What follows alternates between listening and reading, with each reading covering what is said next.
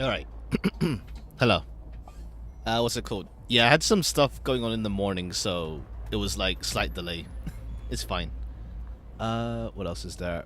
But yeah, I think we're like really close to finishing this game. What's it called?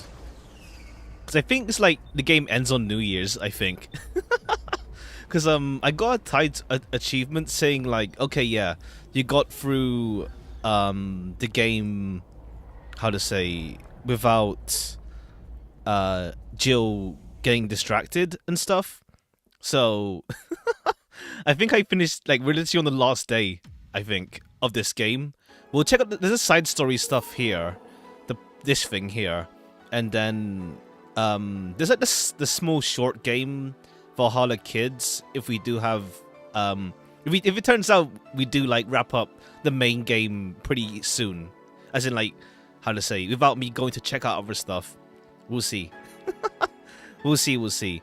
I don't really drink often. Like I drink socially sometimes, but like drinks are expensive. Honestly, not gonna lie, like I'm interested in like the different flavors and stuff, but yeah, drinks are expensive. So good afternoon, hey there, welcome. Hope you're doing well. Drinking was bad for your health. It's fine in moderation. Not like drink like your guts out every day. Yeah, alright. Anything else? Cool. Let's get right to it. I think we're literally on the last day. Like, we even get like, where are we? Day 16, 18, 19. The new trailer? I've seen some of it, yeah. As in, like, what? Was there another one lately or something? Or do you mean the one that was released already?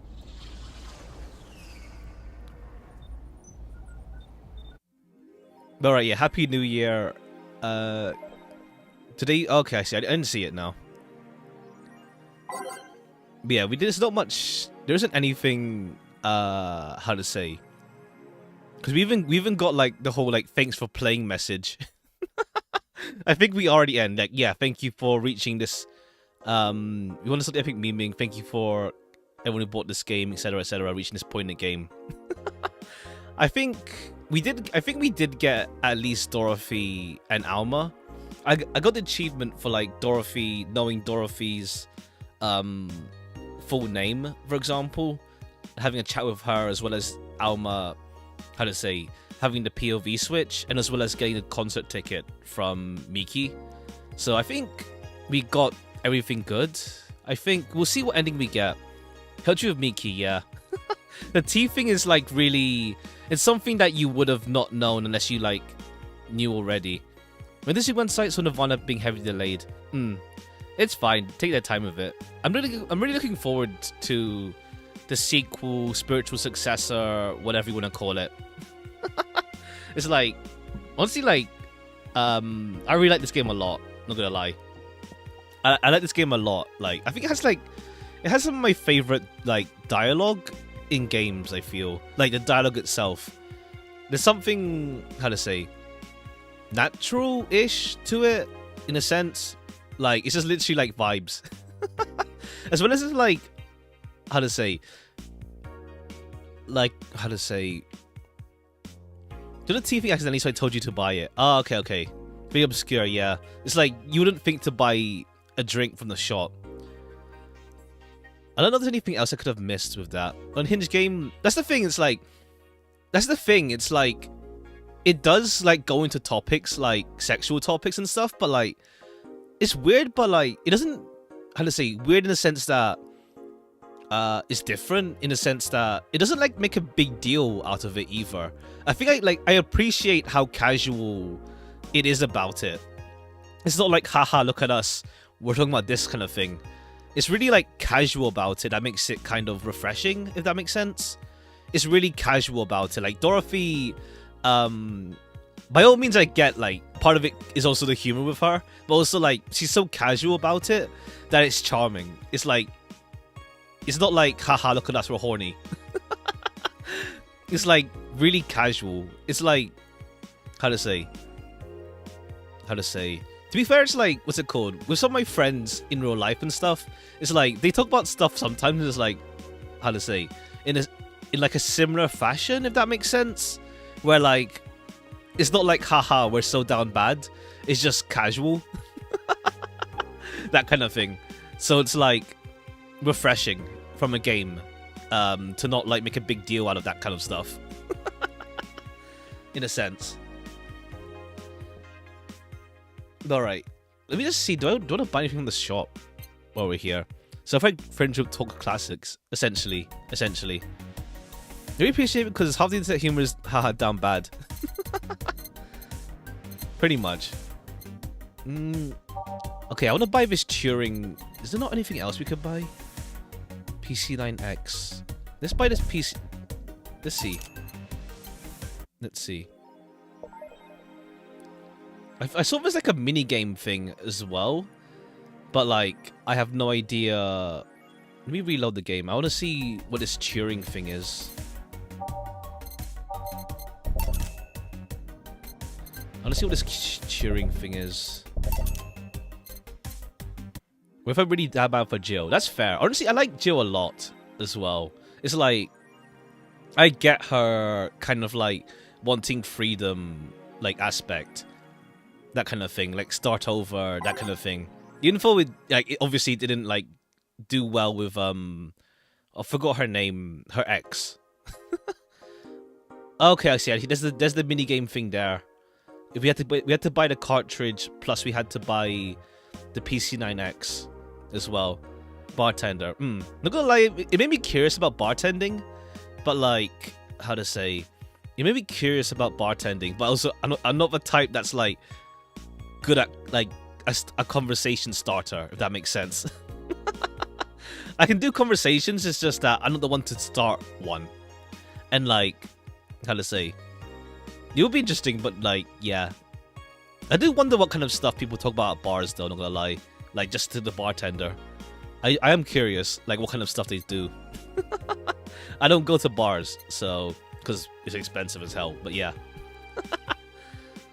We'll check out this minigame thing after we reload, actually.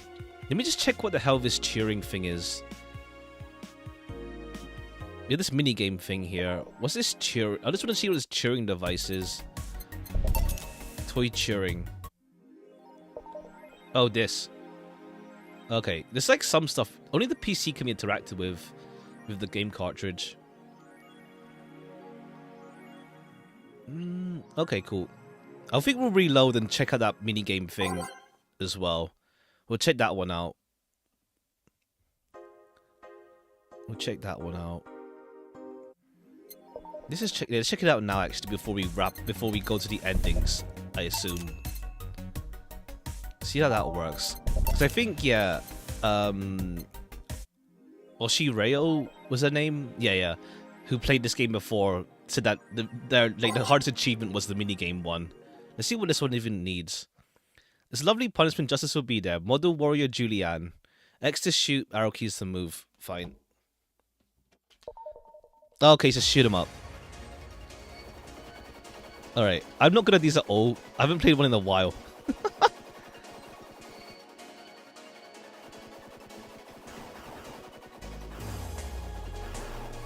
Alright, let's do at least one attempt or two. We'll see. I guess you have to like get a full clear of this. Okay, I can't see. Okay, some of my point space we do have to defeat everything on screen. There's no need, it feels. Well, just lower the bullets on screen. Well, not gonna lie, like I do want to play maybe Toho sometime on stream, maybe. But like it's but it's something like that's really hard to commentate with while playing.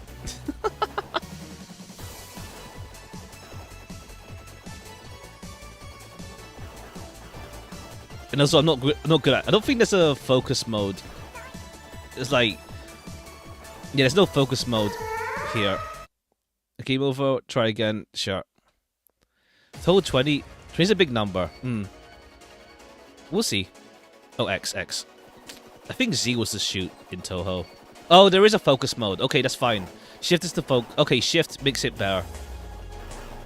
Okay, yeah, because I feel like I'm moving too fast, like this. So okay, there is a focus mode to like control your movements better. All right, we'll see. I'm not good at shmups though. Shoot, and there's no healing. I think at least it's not like one hit you're dead kind of shmup. Well, then again, it's still a life system, so it's the same thing. Shoot.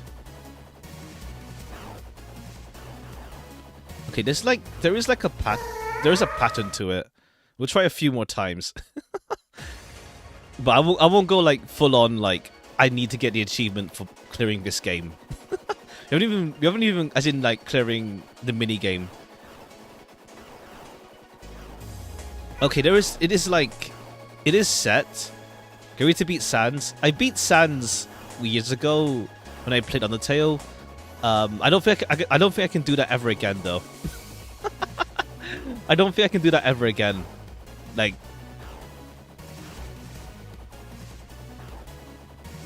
you have to get luck. I think I have to get lucky with like him not doing his worst attacks constantly. Shoot, I got 2 bullets at once. All right, try again.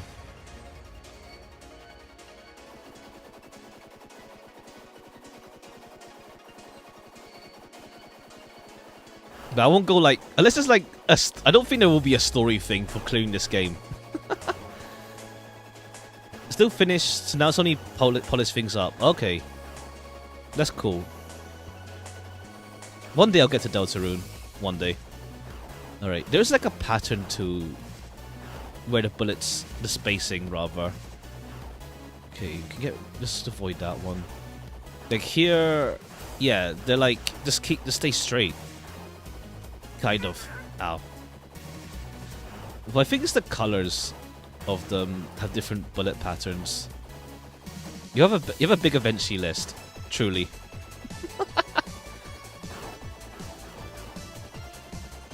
Yeah, my backlog's huge. Shoot. There's a couple of things I'm planning for October. Well, like 1 or 2, at least. For sure. Well, we start with episode Aegis tomorrow. Shit. We'll try. I don't know. We didn't even get to the boss fight. There probably is gonna be a boss at the end of this. I think that's probably it. Like, you get through this normally, and then there's a boss fight, and that's it. Kano 7. That's October. Yeah, true.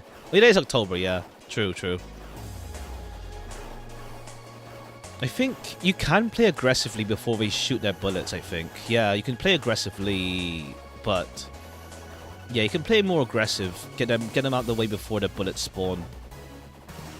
Just... Well then, yeah, if they shoot it out, you're screwed. Didn't get Ego or Ryoshi's ID, damn. Hopefully, yeah, next time around. Well, you obviously, not even hopefully, you know for sure. Okay, we need to get aggressive, I think. We need to be aggressive on these. Better play more aggressively than just like hang back and dodge everything. So what idea of anything? Was he more like a... Shoot. Get this out of the way. She replaced W Ryoshu for my charge team at least.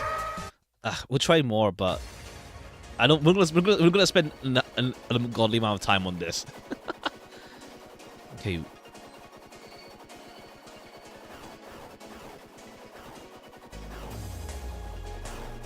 I mean, that's power creep essentially. that's power creep. Well, then again, like, see, it takes a lot longer to like get charged though, outside of gifts. So it's not really ideal. I don't know.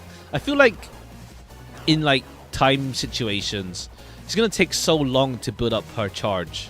So she's pretty gift reliant at the moment, unless she can like get charge another way. We'll try like 1 or 2 more times. Yeah, no, I'm not good at shmups. Most direct power creep so far. I mean, there is well, obviously there's Potential Man and Wild Hunt, so there's that. want like is just so much better at syncing a negative IDs and being a negative coin ID versus potential man. So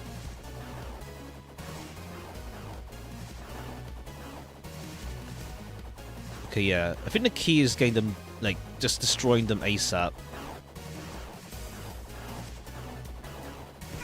Ah, shoot. There is no bullet like upgrade, so you can't. Okay, that's fine. They all spawn in the same place anyway. Okay, then that double barrage. It's a tad annoying. It only shoots forward though. Okay, but we hung back too much now. Get the offense. If we reach the boss, we'll see. I might try to actually. Oh no, this is like it's one of those because there's no margin for error. Well, there is a margin for error, but you know what I mean. Shoot, we're hung back too much now. Okay, I don't know. That's the key. With Shmup, it's like you just focus on yourself. Don't focus on where the enemy is. Just focus on yourself. That's the thing. Just focus on. I just moved into that. That's the thing, right? Just focus on yourself and not the enemy. I still have faction synergy, yeah. And it's like obviously the what's it called? The LC IDs don't really have synergy at all with each other. They just exist together, but they don't synergize at all. They just exist.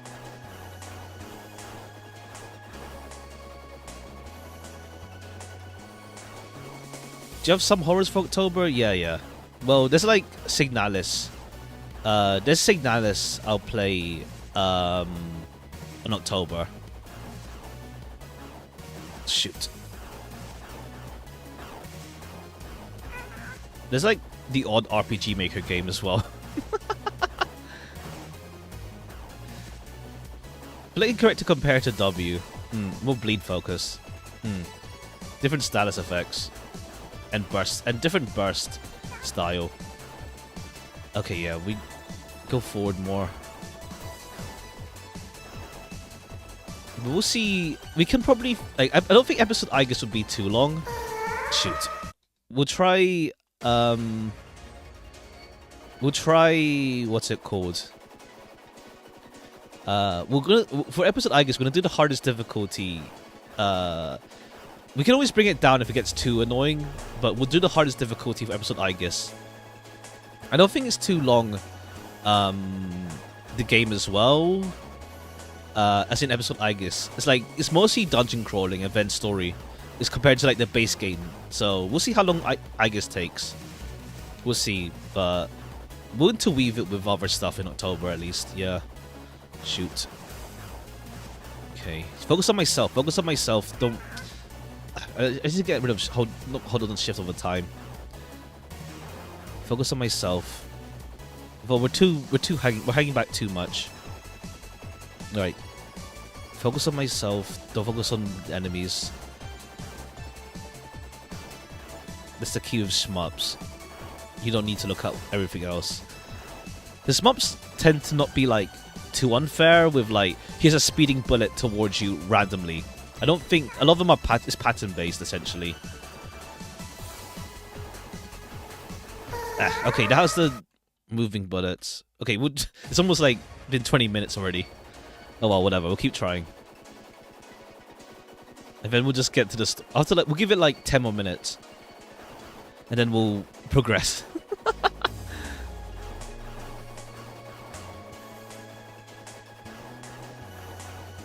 Okay, come on.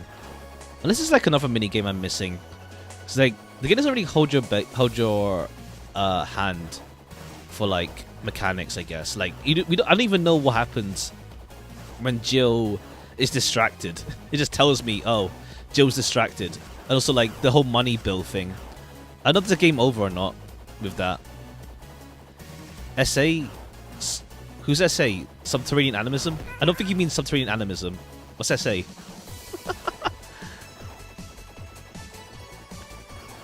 Oh, subterranean animism. I don't remember. Like how to say. I know subterranean animism is one of the hardest ones, though. Yeah, It's one of the harder ones. Like, probably, like, if I do play, probably, like, 10 Desires. That one's pretty, like, lenient, I think. Ah, I see, I see.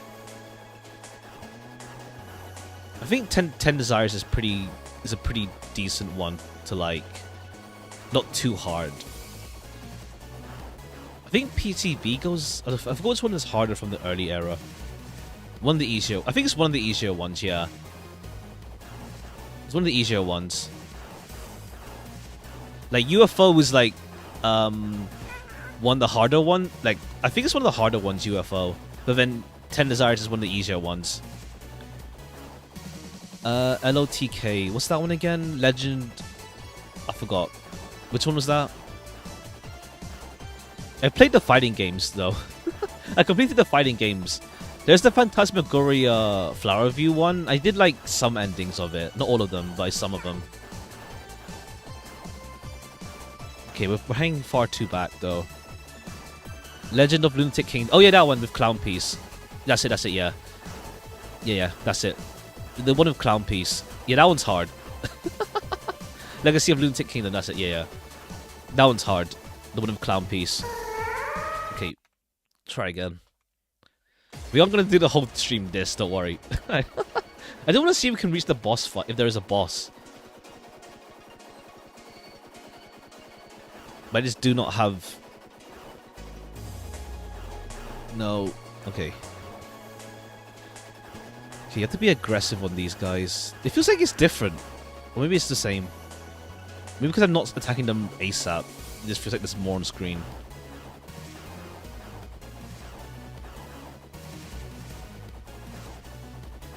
Okay, if we can hang in the middle, don't get dragged back. Oh no, now we got dragged back. Yeah, oh well.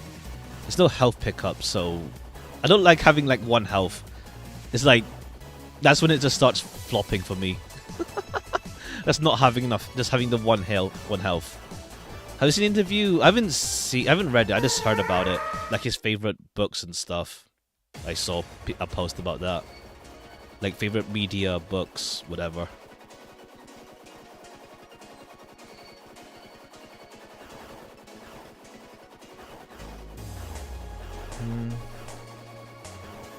Okay.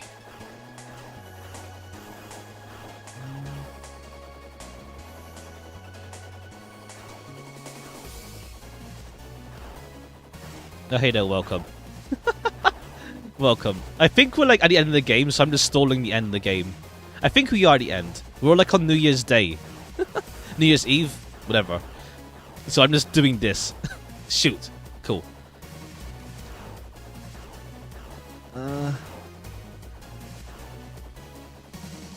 Honestly, based is such a weird word. Like, people say base for like the worst stuff possible and also the best. Like, either cool things or the worst possible things. Like, base is such a weird word in, like, internet slang.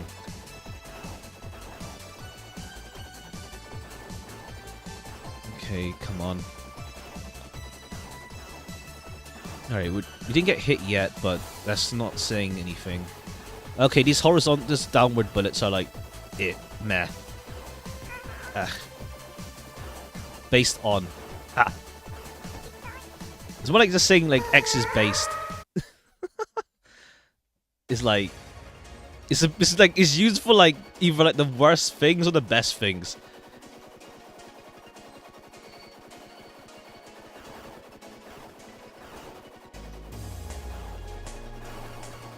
Okay, come on. All right. Come on. Okay, I don't think. Yeah, I won't go achievement. I won't go like full on achievement hunting. I don't see myself clearing this shmup. Okay, come on. That's the horizontal. It's the vertical bullets that screw me over. On that. Okay. I'm hanging too far back though. We can just destroy them before they spawn in. Okay, now there's like, yeah, there's too many now to like deal with. Okay, this is a, okay, yeah, when it's a wrap up, you have to like zoom in to the right just so that you can get a preemptive strike on them. Okay, I think it's the white ones. Yeah, those ones are the ones with horizontal bullets. Vertical, whatever.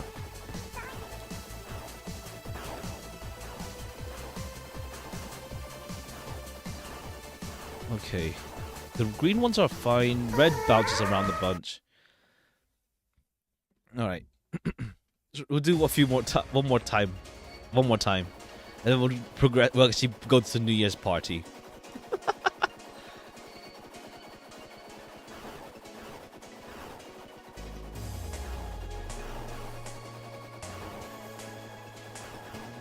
I think there is like a slight graze hitbox.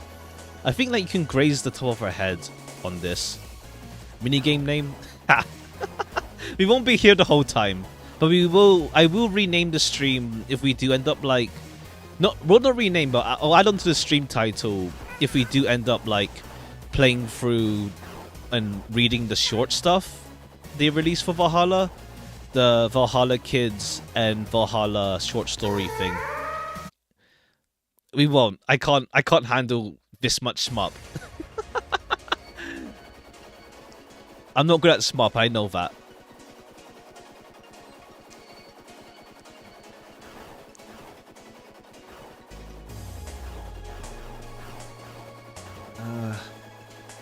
We don't even have a bomb mechanic either, so Fake Toho fan. I'm not good at the games. Like, I'm not good at the shoot 'em up games. Like, I played for the fighting games fine. But I haven't played Urban Legend in Limbo. I haven't played that.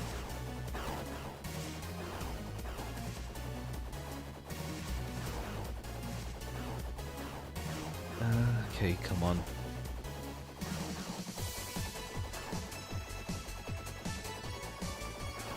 Okay, stay. As long as we stay. Okay, it's the horizontal ones that throw me off. The vertical ones. The ones from, yeah, the white eye ones. The green ones are normal. Okay, yeah, 3 white eyes. Okay, now it's a whole bunch of them. And it just throws me off.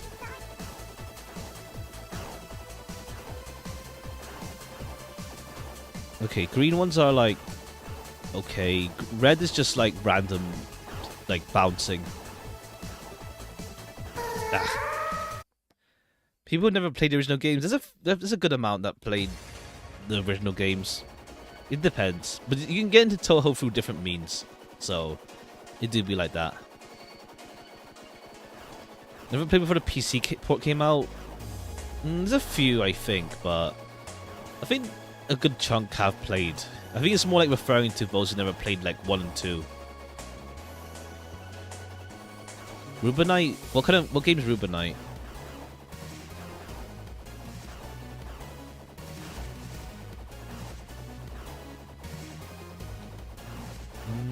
Okay, these guys are the annoying ones. Referring to P5 fans? I guess. Like, I don't know if they watch people play it.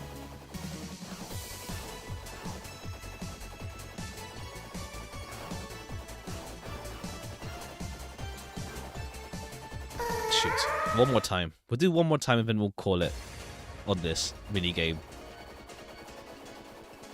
Kind of send to code the land in kind of combat. I see.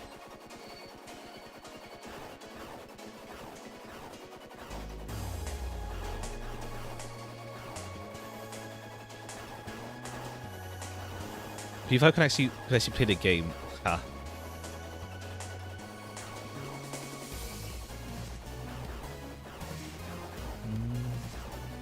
Okay.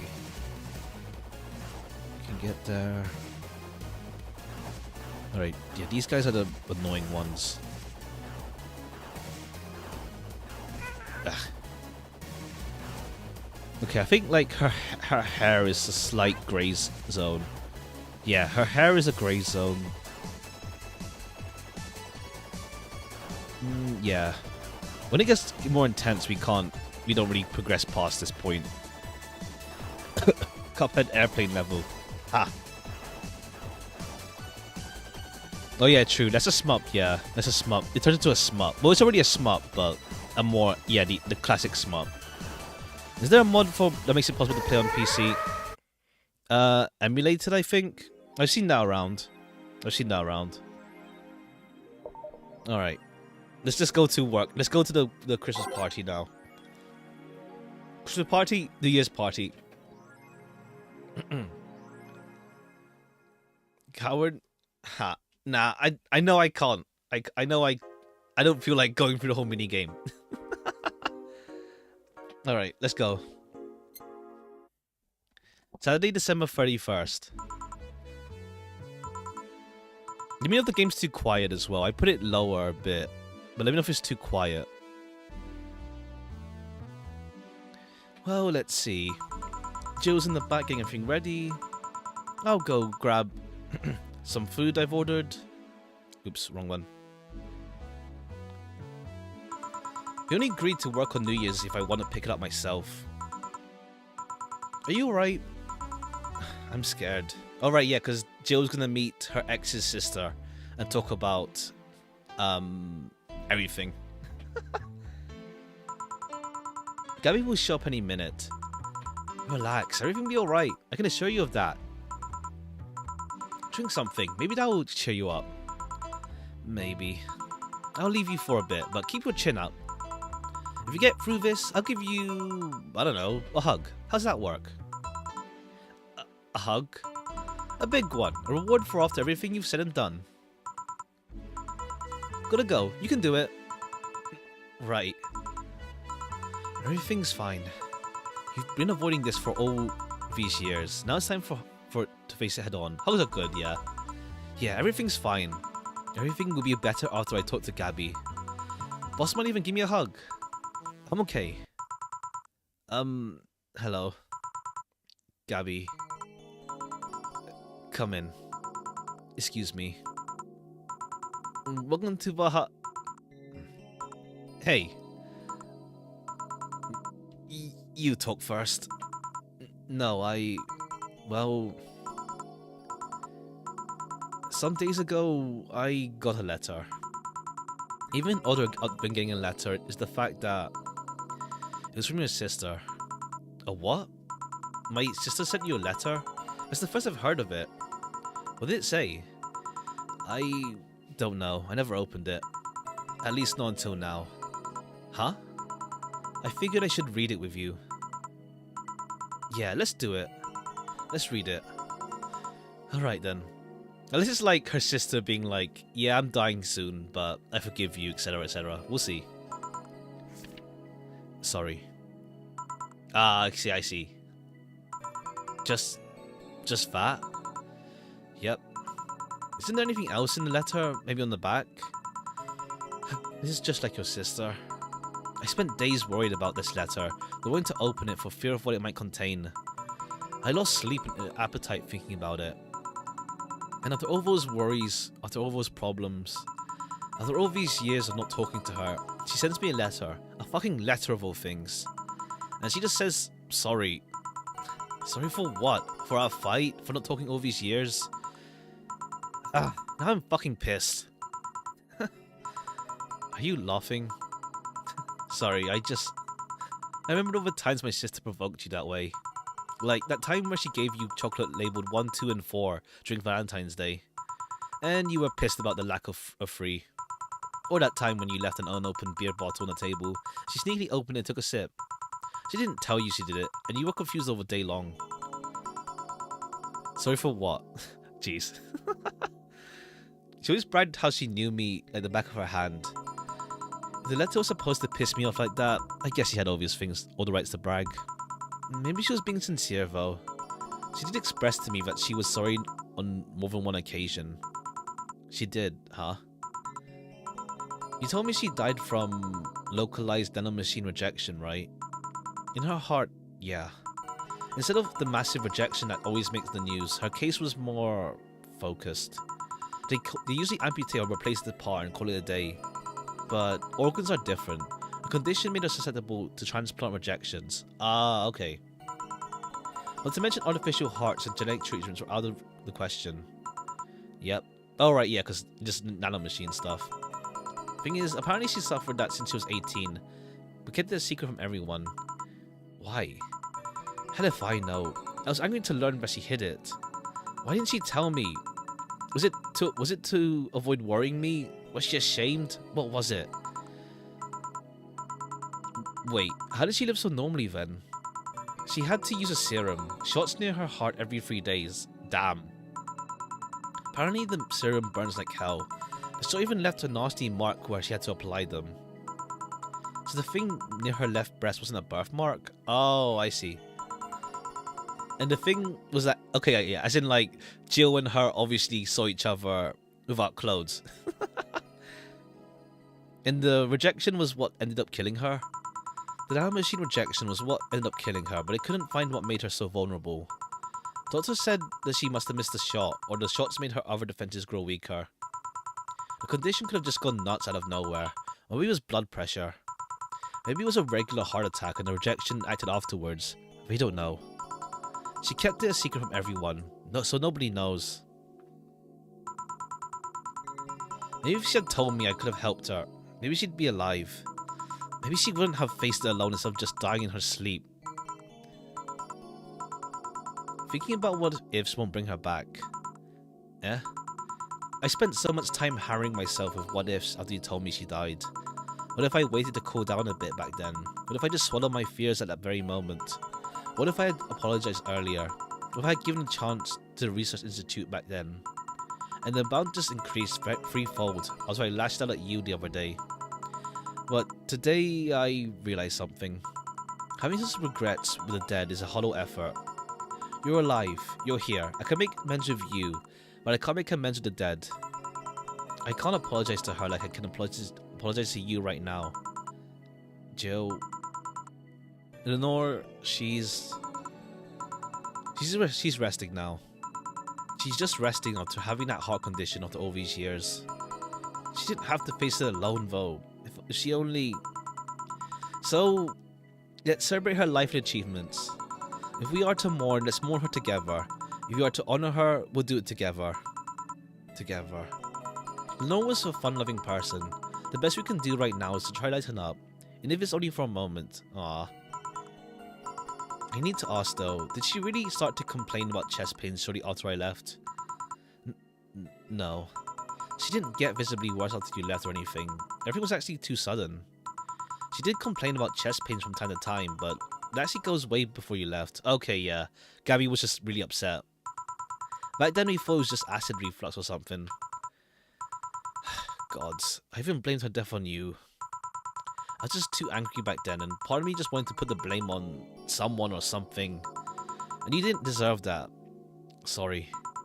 Hey, I'm sorry too, you know. We both have things to apologize for. Don't think too much about it. I should have been more mature and not shout at you either, so... Let's just go over underwater the bridge, shall we? Are you sure? Of course I am. So, how did you find me exactly? Well, have you heard of a message board called Danger You? Oh, that's you. Okay, the person who's saying they're gonna come visit. Oh, I see. I have, yeah. Well, truth is that I visit it from time to time.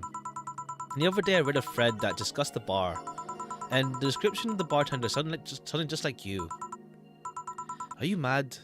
Okay, yeah. No, not mad, more like dumbfounded. Hey, Jill, can you tell me what the problem was back then? What sparked that fight? What'd you have with my sister? Well, back then I didn't know what to do with myself after I graduated college. I went in and pretty much hated my last couple of years.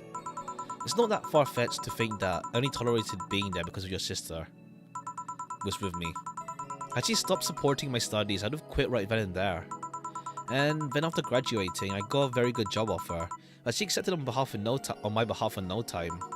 She kept saying it was the best for me and my future, but I was livid. Why did she have to do that? I hated it. I didn't even know if I wanted to go there, but she still insisted so much. Like, she was forcing that burden on me. And then Mai became our future, and she started talking about marriage. You were going to get married? I don't think we ever took it seriously. Is this something she kept mentioning? Okay, yeah, she's losing control of her life by that point. Not like we didn't think about that down the line, but she mostly teased me with it. But the thought suddenly scared the shit out of me. I loved her, but I don't think I was ready for such a commitment, especially considering what she did. Okay, yeah, makes sense. You were losing control of your life. I didn't know what I wanted to do, but I wasn't gonna let her decide such a big thing for me. I mean, she could be really pushy from time to time. Like I said, I pretty much passed college thanks to her being with me. And that was partly because she was so pushy. Even if she had the best intentions, she could be abrasive from time to time. That kind of thing, yeah. And it rained down on me at that moment. She took it upon herself to make that choice for me. What would have stopped her once we got married? Okay, yeah. What if she suddenly decided to craft my life to her needs after marriage? I knew her. She would do it thinking it was the best for me. What about my freedom? My say on the matter? So that's where you stopped loving Lenore. No. I never stopped loving her, which is why it hurt so much. But you have to understand, I didn't want to wake up 40 years old and working a job I hate. Yeah, I get that. It's out of routine, getting used to it. I wanted a break from everything, for a while to put my thoughts in order. Regroup myself, think carefully about what to do next. I can understand. I sometimes felt the same if I'm not in college. So that's what led to you two fighting, huh? You know, the word fight makes it sound like we exchanged blows or something. It's all silly when I think back to it. Tragically silly. Maybe I was the one who started the fight, getting all defensive about not wanting to take the offer. Perhaps I didn't overreact to her. If I didn't overreact to her arguments about wasting the sweet opportunity, maybe she wouldn't have lashed out at me this bad. It could have been avoided if I had just kept a cool head and talked about that with her. My sister said something like that. Okay, so she's aware of her sins. Eh? I told you, she mentioned on more than one occasion how sorry she was about the whole thing, right? I should have listened to her to the end, but instead I kept pushing her. I should have kept a cool head instead of letting my jealousy take the best of me.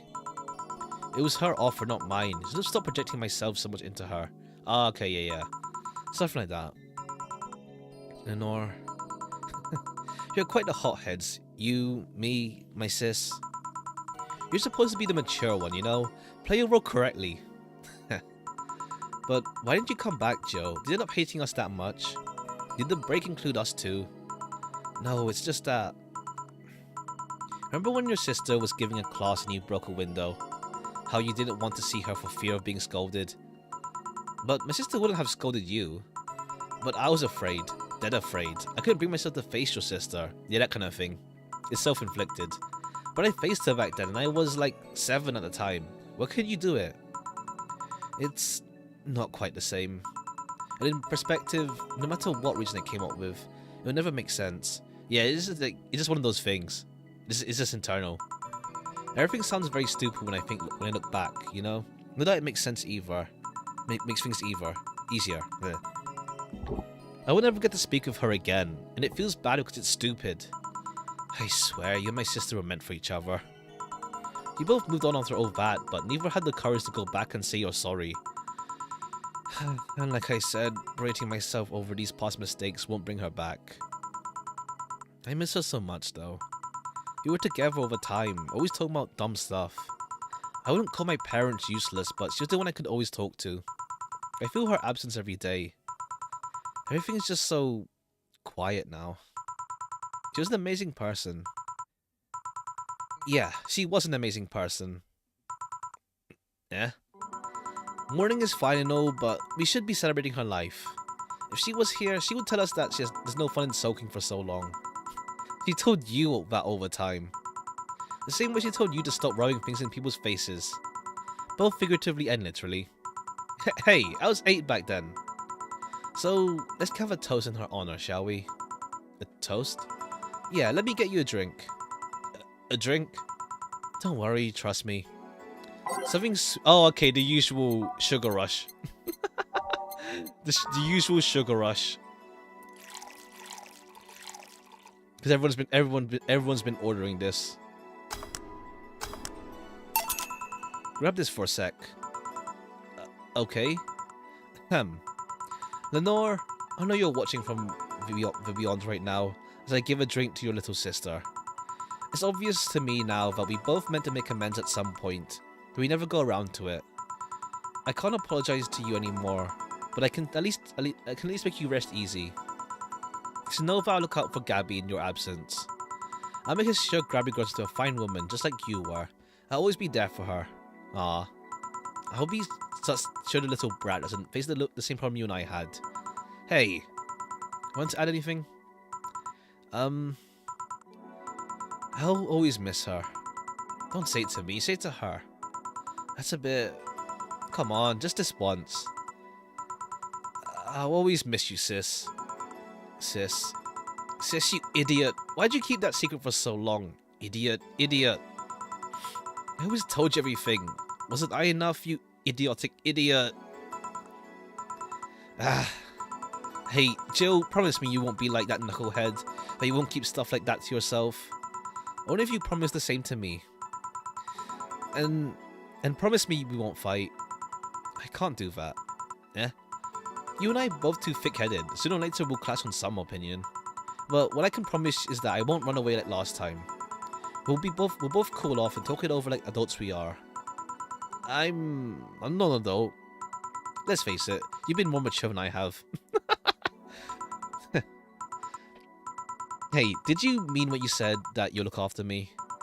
I'll always be here for you, Gabby. I mean, I'm not Lenore, but I wouldn't dare leave my little sister alone. Jill. Hey, wasn't this a toast? Right. For Lenore, faithful sister and girlfriend. Cheers. Cheers. So, about this drink, can I drink it? Do you like it? Take a sip. It's not bad. Why not drink it then? Why not drink it then? You're an adult. We might as well break the alcohol taboo here and now. There's no karmatrine. It's chill. There's no karmatrine. Right. Now I think back to it, didn't your sister give you beer once as a prank? Oh yeah, that. It was April Fool's. I should have known better when she offered me apple soda. I put bubblegum on the soles of her shoes in retaliation. She looked funny and her jaw hurt for the rest of her day. And my jaw hurt. Yeah, but did you know you got my drink that time? Huh? She gave me a beer and it turned out to be apple soda. Oh. Did you get back at her? Well, I did hide over dildos in the house that night. I wanted to find out she knew how to use a cucumber. God. Okay, Anna's also coming around sooner or later. And as a follow-up, she used that same cucumber in the salad days later. Now, that's a bit nasty. I mean, it's washed, but still. She said, so do you like eating me for lunch? Okay, fair play. It was just to Jill. Jill, I'll tell you in your order. Oh, never at all. Hey, Gabby, do your parents know you're here? They think I'm at Clary's, actually? Who? Oh, she's my best friend at school. And this Clary knows you're using her as an excuse, right? Of course. How would she cover for me otherwise? True. Will you go to her house afterwards? To be honest, I didn't think that far. Maybe I will. I do live in another district, but Clary doesn't live close by, so... Well, it can't be helped. I live nearby and the streets aren't exactly safe at night. Why not stay with me tonight? Are you sure? I don't live in a mansion, but it seems comfy enough, at least to spend the night. Sure, I'd love to stay with you. Great. Hey, does your dad still have that bakery? His bread was really good. Okay, yeah, why? Okay, no, it's back now. Unless Anna was gonna show up temporarily.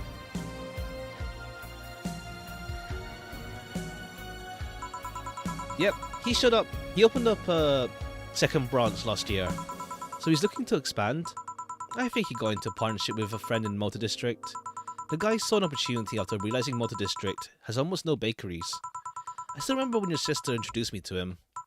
He started shouting, I knew it. I fucking knew you were a lesbian. Mark 1 for daddy. Fair play. He's accepting as well. He's just happy he's right. I think he had this bet with an acquaintance of his ever since my sis was 12. Dad said sis was into girls. The acquaintance didn't believe him. He bet a beer on whether he was right or not. And that beer bottle is still in the fridge. It's even labelled Sweet Victory. Aww. Your mom and Lenore never made up, did they? Oh. I guess that one wasn't as simple as said too many things argument. Mom was always obsessed with high society. In her circle of friends, a lesbian daughter was a no-no. Oh, okay, yeah, okay. There's still that issue, even in like how many years in the future this is. Damn. I'm still on Sis's side for that one though. Mom didn't reject her because she herself was homophobic. She did because her friends were. Damn. To Mom, the opinion of her circle of friends was worth more than her own daughter. Yeah. How did she react to her death? Dunno. Mom and Dad broke up years ago. 2 years ago. They did? They never got married, so there was no proper divorce. I haven't seen her since August, I think. Did you two fight too? No, she just hasn't showed up. You must have felt alone, huh? I've been there. A bit, but I'm not alone anymore, thanks to you. Huh? I thought there was gonna be a party here. Alma, over here. Party? A small New Year's celebration. Wanna stay for it? I don't want a kid to burden. Don't worry, you won't. You only get cola for the night, though. No alcohol. It'll give us time to catch up even more. I could use you some friends. Are you in? If you don't mind me. Great. Hey, Alma, come here. There's someone I want to introduce you to. Okay, cool. And now we get the ending sequence.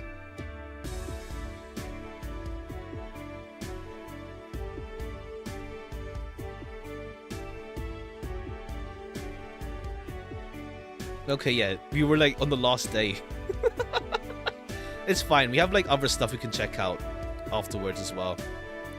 Oh, that's it. Because I follow the writer on Twitter. I follow the writer on Twitter a while ago.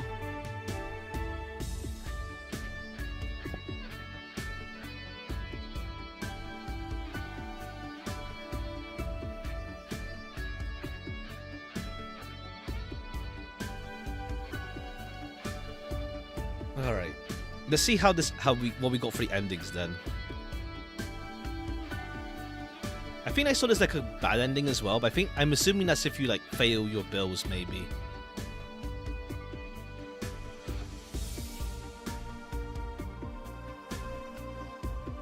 Oh yeah, we can't. We'll watch through this, and then I think we get stuff partway through. I'm imagining.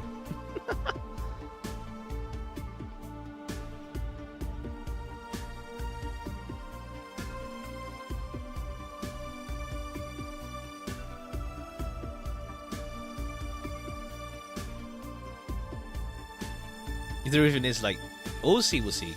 I think there's like probably stuff I missed in this playthrough. You right here. You right there, thanks. Okay, yes, it's not like a massive credits list either. It is like an indie game. Mom, Dad, family and friends, thank you for the support. This is for you. Ah. We have this short that Valhalla Kids game to go through as well. Made in Game Maker Studio by Yo Games. Prologue version made in Rempi.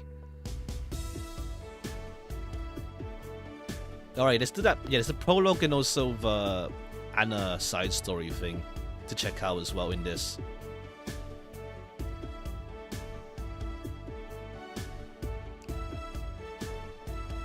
Probably won't be like a long stream anyway, but still a fair bit to like still check out.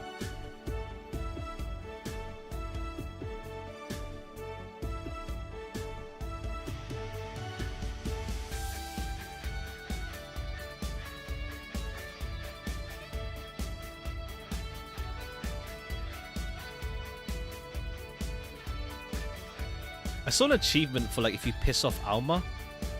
Did you have fun? Yeah, I'd say so.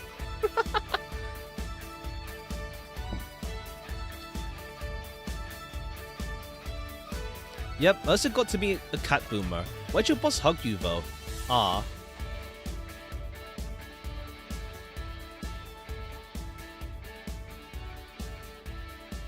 She's that kind of person. Not asleep. You're dozing off back there.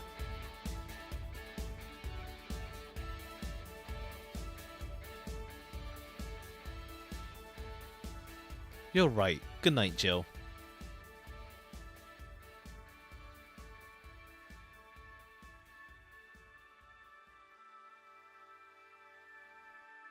We'll play some more tomorrow. Good night.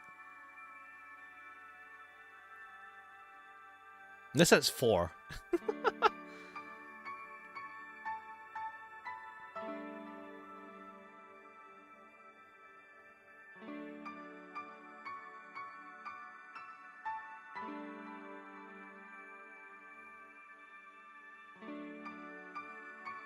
Do you even know if the bar gets saved or not? Or is it like open-ended ending as well? Or this is like a post-ending sequence after this. Let's see.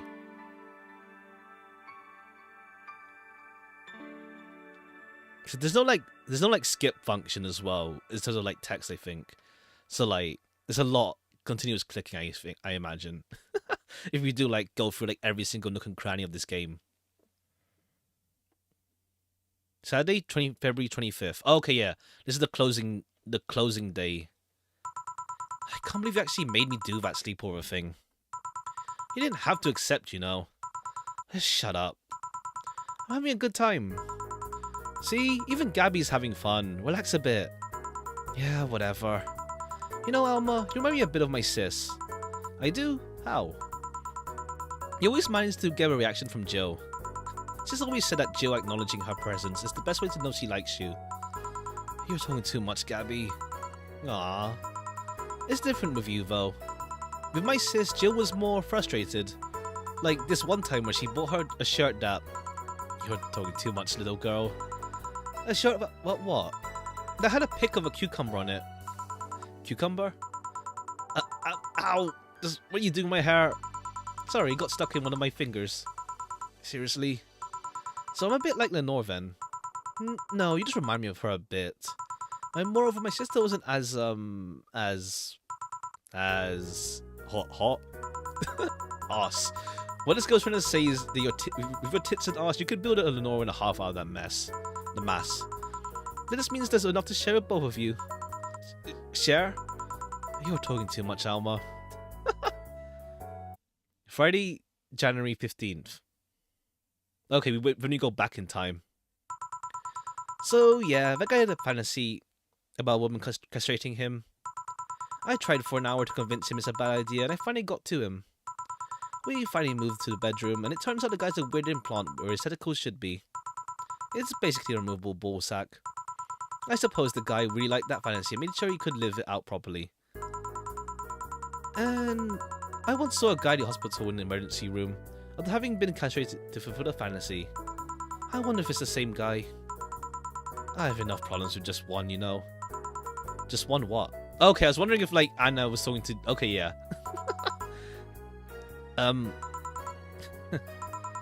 We're just listening to one of your anecdotes. You told me about the Neo Tijuana thing, and now this. Don't you have a more subdued story? Come on, Joe, you're an adult. You can take that much.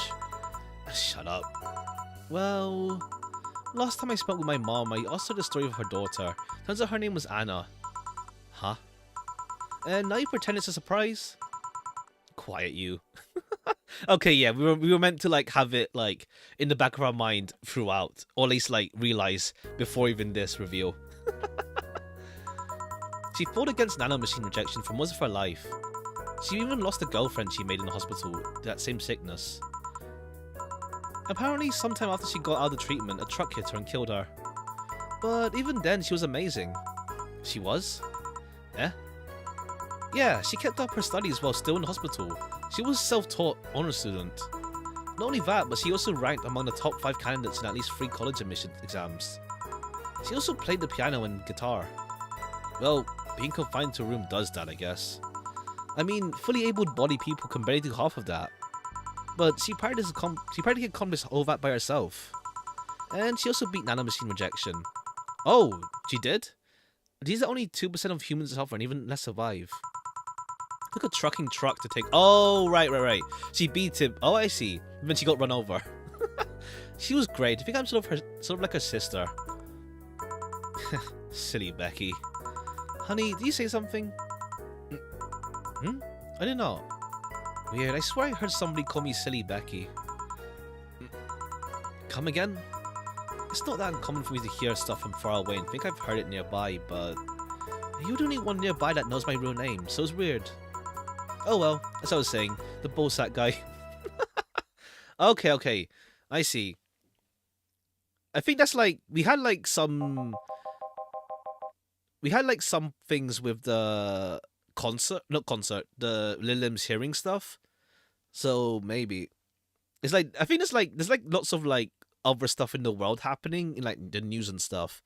But I think it's like I think it's meant to be like a thing where like you know the world goes on in your own life and like there's other things going on. It doesn't have to matter to you exactly, but it still happens. That kind of thing. I guess it's where we part ways, huh? Sadly, I'm bound to this city. Can only falsify my identity effectively around here. I really want to thank you, Chief, for the second chance you gave me. If we ever cross paths again, It's a law in 5 minutes. Yeah, we had the credit sequence and then we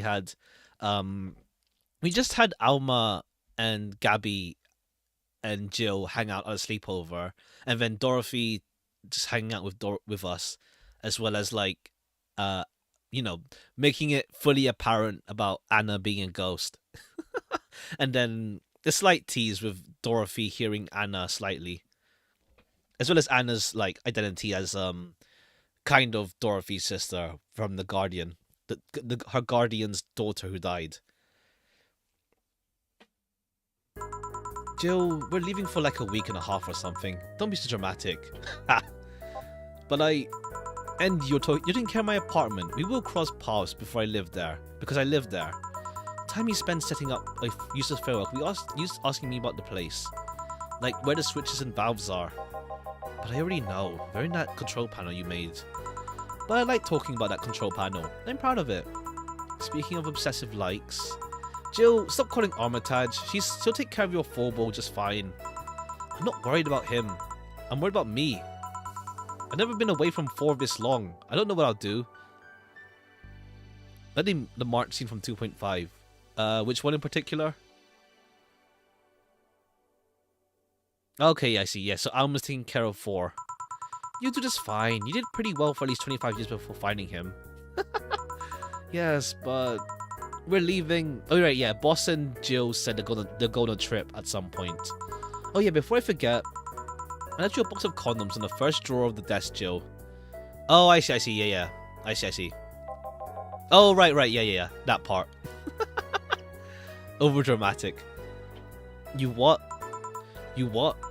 Hey, if he wants to bring his new girlfriend or whatever there, I want him to be ready. Oh, but just one condition. If you're gonna fuck like rabbits, stay away from my room. I had too many pics of my moto there, and I don't want their eyes soiled. Imo who? Little sister. But just say little sister. Yeah, whatever. First stop, Panama.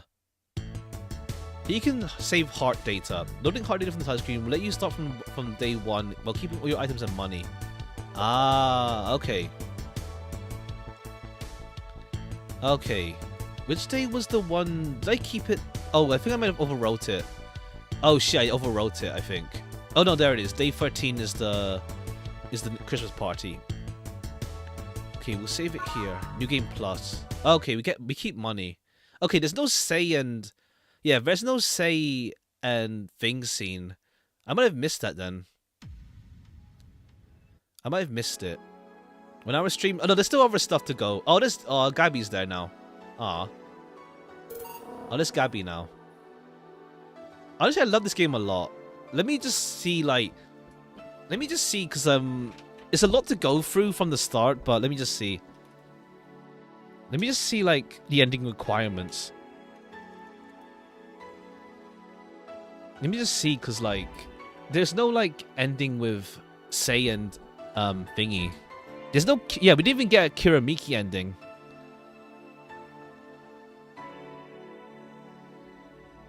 Good ending, pay the bill on time. Kiramiki ending. Do not get say drunk on day 1. Do serve... Oh, okay, yeah, there's a bunch of stuff. Non-alcoholic sweet drinks both for orders.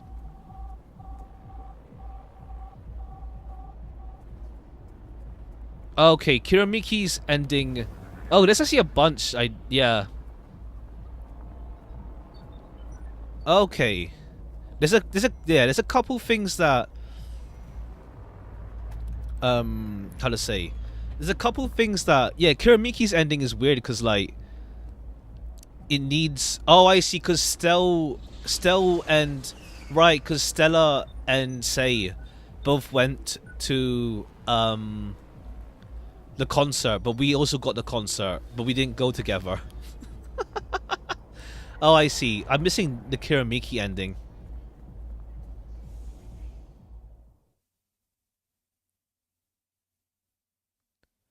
Okay, we're missing that. Yeah, we got the concert ticket, but we're missing the extra bit. The bad ending, if we get evicted, is yeah. The bad ending for getting evicted is if we just don't pay the bill on the last day, and then we just get. I see. Someone said that Nirvana got delayed by 4 years already. I mean, I think they want to work on other stuff as well. I think as well. They don't want to be like, you know, tied down to one game, I guess. Okay, the Virgilio. Okay, there's a Virgilio ending, but we never. Oh, I see. Virgilio ending is like rough, I guess. It's hard to go. It's hard to do. Server spicy. Okay. Serve Stella's 2 drink currently day 3, day 7. Some. Okay. Virgilio, I'm curious like what the hell goes on there. But do not get Say drunk on day 1. Wait, did we see Say on day 1? I guess we did. Do not serve any non-alcoholic. Do serve any non-alcoholic sweet drink for both her orders on day 8. Buy tea for Kiramiki when she asks for something. Tea like on day 2 and 17. Okay, it's just like I think I messed up with the alcoholic drink part with Say. I think we might have given her a bit of alcohol. Riddler ending. Okay, yeah, Virgilio's one is linked to Say. Okay, yeah. There's that plot point. With Virgilio recognizing Thingamabob. Well, Say and yeah, there's a bit of a yeah.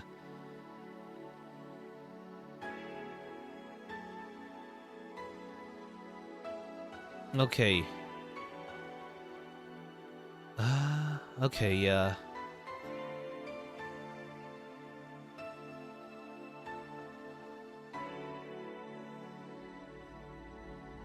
And say else for a drink. Okay. Yeah, okay. Virgilio gets an ending as well then, okay.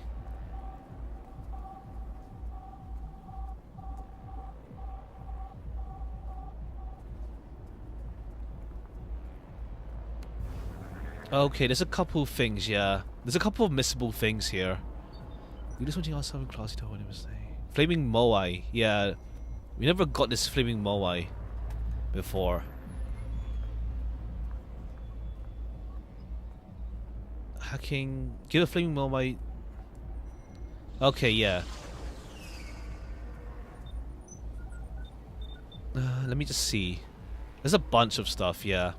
Top 3 characters, Dorothy, Jill, and... Dorothy, Jill, and... I like Say. Say is like a really like simple type, but I like her. I like Say. I think Say. Like my top 3 I think would be Dorothy, Jill, and Say. I like all of them honestly. Like, even Virgilio.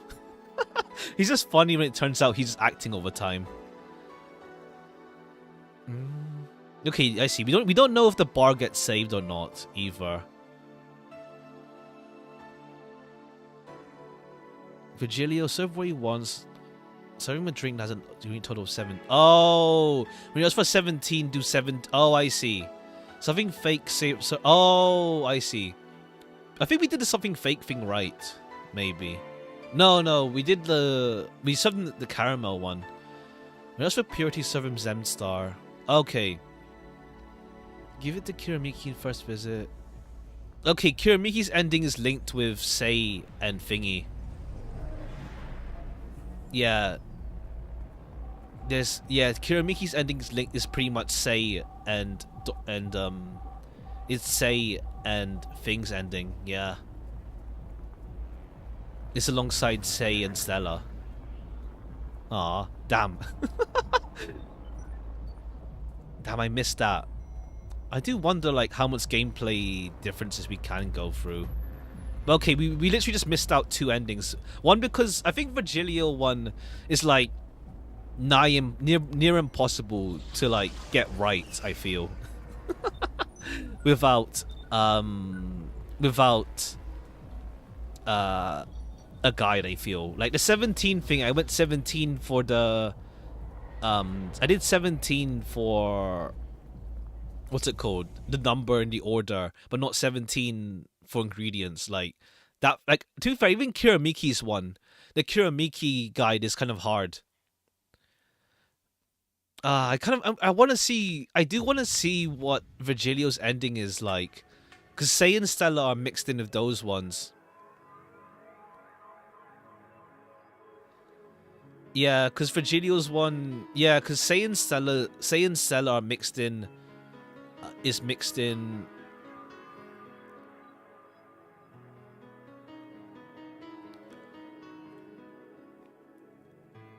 Yeah, Sei and Stella are mixed in with Virgilio stuff as well as Kiramiki. Damn. I guess like it makes sense as well because like Kiramiki and Thingy are like Stella and Sei are literally they're already like hooked up together by this point. Okay, we almost got it perfect. We almost got it. Alma Gabby ending? Oh, okay, there's like... Oh no, that's not... You don't even need the flaming Moai thing. There's like... The flaming Moai is a total... Like a completely like different thing I forgot. Okay. Is there... I wonder, like, because like the whole making someone drunk stuff. Getting them drunk made them say different things.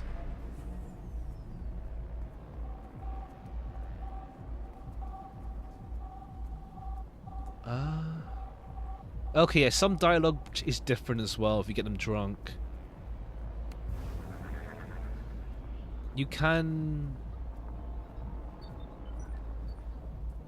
Okay.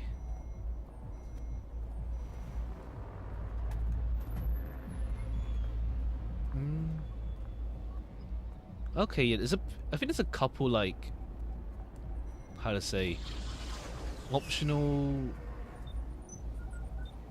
17, so we call a regular drink.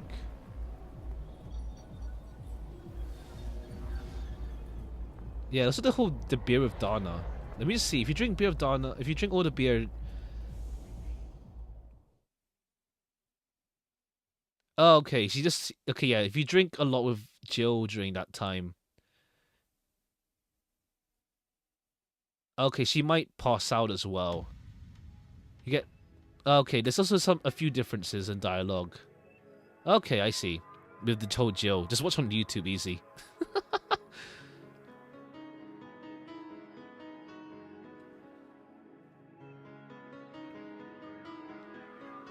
Okay, there's a bunch, yeah. There's a whole bunch. A few intricate stuff, yeah.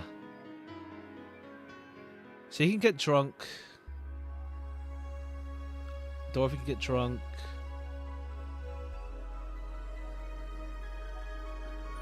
Okay, some sprite changes as well.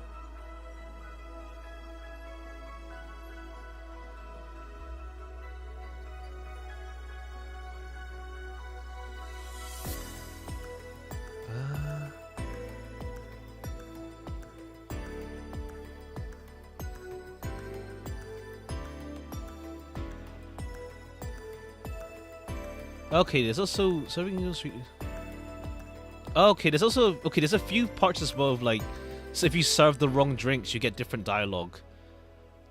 There's a bunch of intricacies with the drink stuff, but I don't think we can like. Let's say if we like if we load from New Game Plus, it's like it's too long to like reload. I feel, as in like, psst, hey over here, boo. Now did I show him on the TV? Gags get old if you repeat them too much. Okay, there's a few extra bits here I see if we do New Game Plus. Let's just see what Anna says. But no matter, thank you for playing again. Don't worry, you won't be punished for choices made in past playthroughs. This is a fresh new beginning. We ain't like that kind of game. Almost fresh at least. Jill will have all the money she had at the end of her last time. She'll keep everything she bought or unlocked to. That means she can potentially be a billionaire but remain the same poor bartender. Yeah, well, suspension of disbelief exists for a reason, right? Oh, but debts will still show up, so be careful. Did you get all the endings yet? Here's a couple tips. Leaving Joe homeless or not is the first step towards at least one of them. Okay, yeah. The bad ending if you have homeless Joe. Yeah. There's two of them that rely on being a top bartender to the buff sweetheart and the cut-eared beauty. Oh, okay, right. Yeah, Say and Stella need yeah, their endings are tied with Kiramiki and Virgilio. Of course, those two, one needs to be placed in the pompous of those two, one needs to be placed in the pompous buffoon. Yeah, okay, yeah. It's like, yeah, I don't know if Anna's things change depending on what endings we got, or if it's just literally just like. To be fair, I think Anna's the ending with Virgilio and Kiramiki are the hardest ones. The other one needs you to serve the busty droid what she wants. The other busty girl with a blonde one, you should get her as long as you're not an asshole. Yeah, that's easy. That's piss easy. And Becky should be easy as long as you remember what she says. 6 different endings. Can you get them all? Sorry for all the chatter. Let's pretend this never happened. Game start.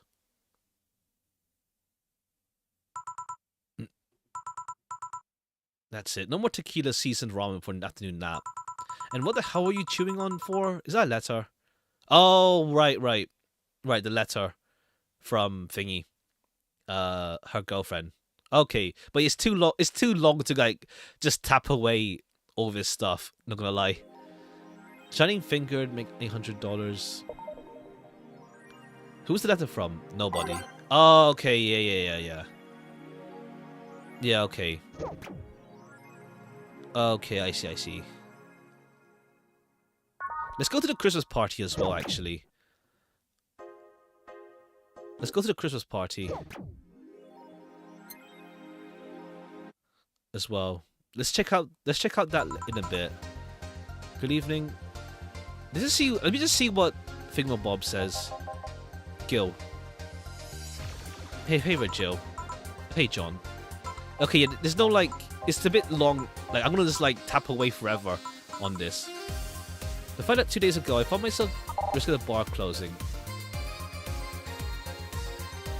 Talking to myself, that's Anna, right. So not even my life being shaken up, I'm apparently going crazy. Newsring 4 left me complete empty wallet, beer cans. Okay, yeah. Anna, I guess just haunts us. She just does.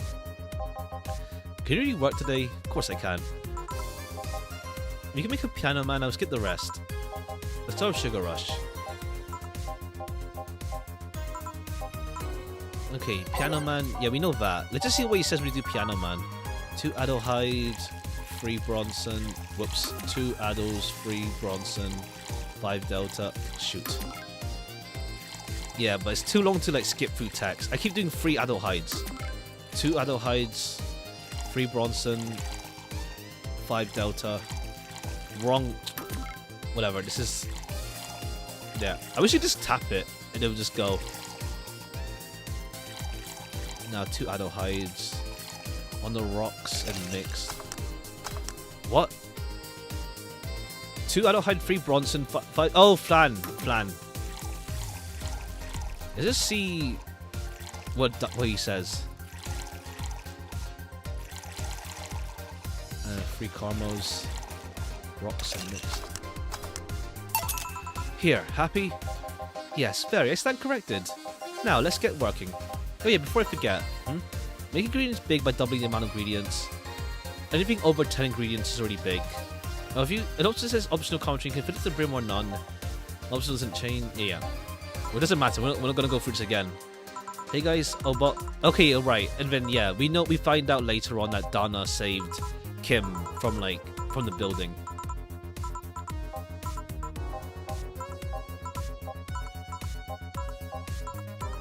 Okay, yeah, it's way too long to like skip through everything. I'm gonna just like tap my hands off. Oh shoot, okay, yeah. There's a bunch of tracks as well. Whatever. We're not gonna go through again though. It's way too long. Mysteries and change lives. Give me a beer. Let's just see what he does if we give him a big beer right away. Because we know his taste already. Let me just see what happens.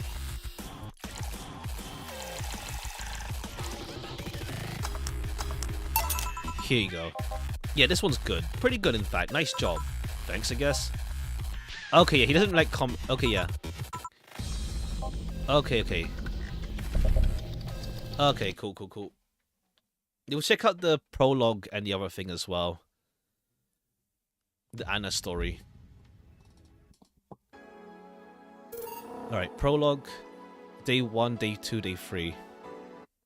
Alright, this one will probably take a fair bit as well. Good evening. Well, at least one of my employees showed up. Huh? What about Jill? He mumbled something about holes and pests and asked for a couple of days off. Business as usual then. Not quite. How so? I mean, us, not Jill. Business will be a tad different for the weekend. We got booked. Oh, I see. The dog party. There's a new one. Who made the booking? They Safar Toy Company. They make toys for dogs. It's their anniversary or something like that. We usually don't reserve the bar. Why do it this time? The clients are adorable. Excuse me? You'll see. Anything special I should know? They'll give you a ticket to trade in for any drink they want. Just do your usual thing. Fair enough. I'll be in my office. Call if you need me. Sure. Well then. Okay. This is arse though. I need to like find my playlist again. I know I used Snowfall as a starter. Gotta find ones again that are nice. The Streamer Chan one's fine. Yeah, Umitoto's good.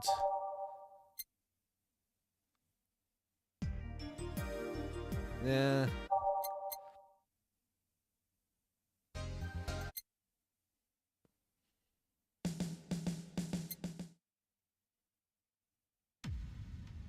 Let's see. Sure. Where's the love song again?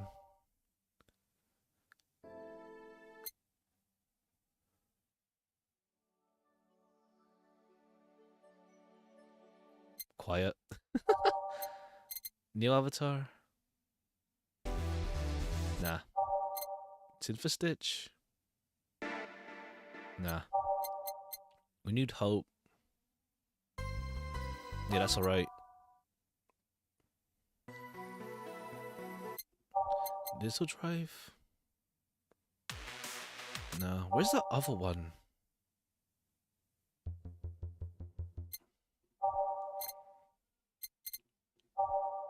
Where's the other one I used?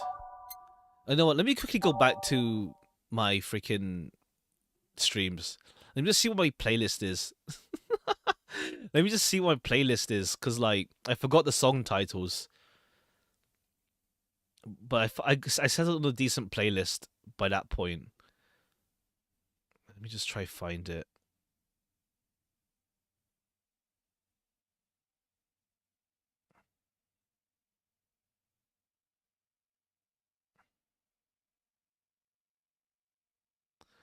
Okay, yeah, hold on. It's like, it's at the start. It's at the start anyway. Just before the day starts. Let me try. Okay, there it is. Snowfall Showtime. 1 second. Yeah, Snowfall. Ari Snowfall Umitoto. With Renewed Hope. Yeah, that's there. Neon District. Neon District is there. Out of Orbit. Out of Orbit. Your love is a drug. That's it. Where is your love is a drug? Or maybe it's not here because we're in the past.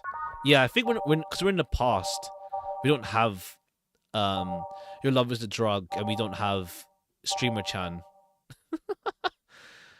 because we're in the past. Okay, meet the staff at least. Alternate assignment. Nah. Where the hell is the other stuff? You know, I'll just put neon. Drive Me Wild, Showtime. Oh, we don't have Showtime yet. Sure, that's fine. Drive Me. Where do I go from here? Can be okay. Am I just blind? Where is it? With Renewed Hope. Underground Club. See, never sleep. Harder City. Flawless Trail. Underground Club, I think. Yeah. Showtime. Yeah, that's alright. Where? Yeah, I think some of them is stuff we unlocked in the main game. Gaze that invited. Yeah, okay. There's a couple we're just missing. There's a couple we're just missing. Sure. Let me increase the volume slightly on my side. Let me know if it's too quiet as well.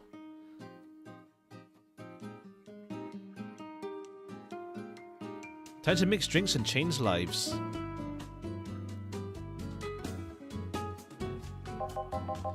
Lord Pumpurump. Excuse me, I have a grizzy temple. Hello. A dog. A talking dog. Are you with the Safar Toy Company? Yeah, did I arrive too early? No. The clients are adorable. Son of a bitch. A grizzly temple, right? Coming right up. My dog wants a grizzly temple. Free Adelhide. Free Bronson. Free Delta. 1 Carmo. And blend it up.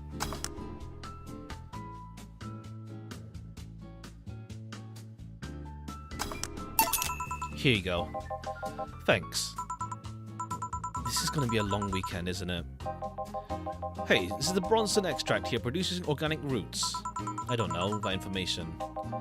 Anyone I can talk to about that? Here, right now, no. But you should have that information on hand. Every BTC certified bar is no different from the fast food chain. Oops, wrong game. We get the same supplies as everyone else. Ask BTC officials if you want to know. But you should. But we don't. But saying that we should over and over. Saying that we should over and over is going to change reality. Give me something with lots of Bronson extract then. Okay. Lots of Bronson extract is. Okay, Bronson extract. 2 Bronson, 2 Bronson, 1 Bronson. 1 Bronson, 3 Bronson, 5 Bronson. Gut Punch. Okay, 6 Mars Blast then. Well, we can give him a big Gut Punch, actually. Yeah, that's 4. Okay, yeah, we can give him 10 Bronson.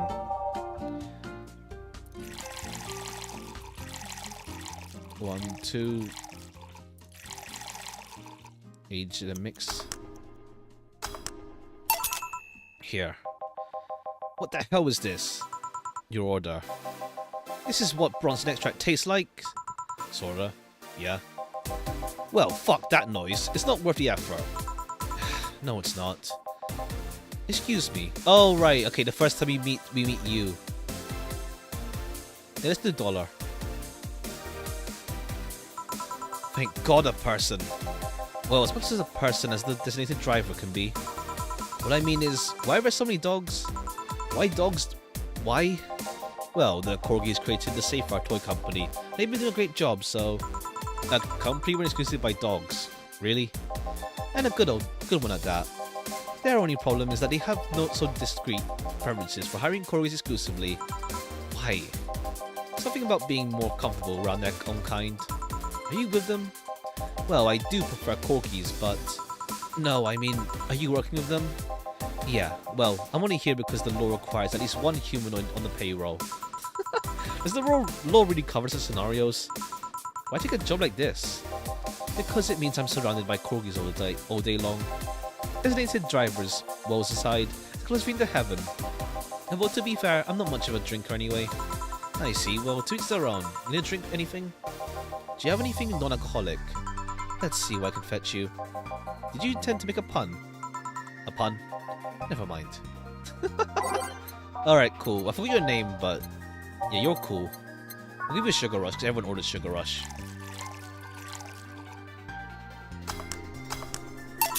Here. Thanks. You sure this isn't alcoholic? Pretty sure.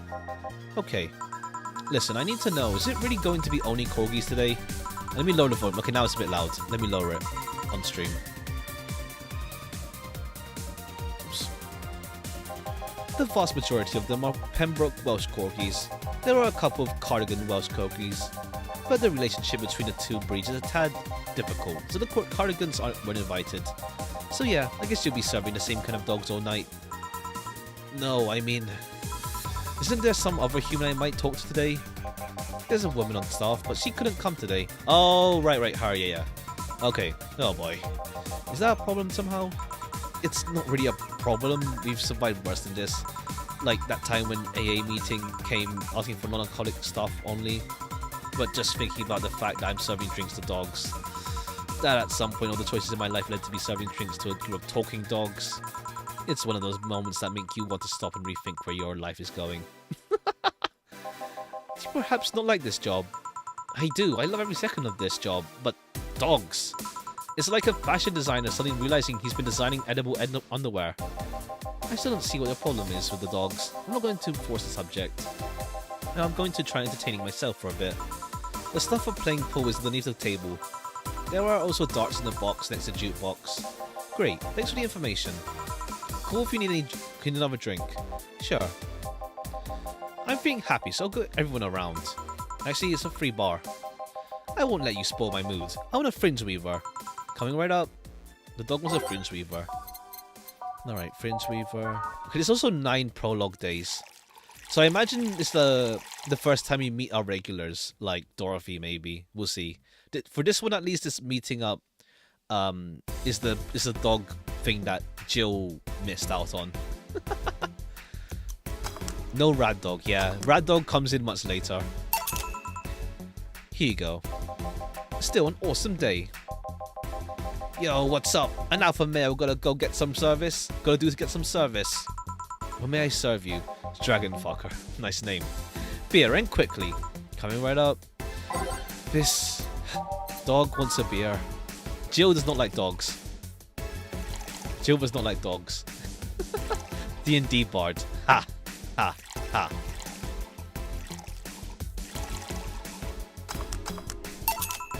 Here you are. Damn, you're a slow piece of shit.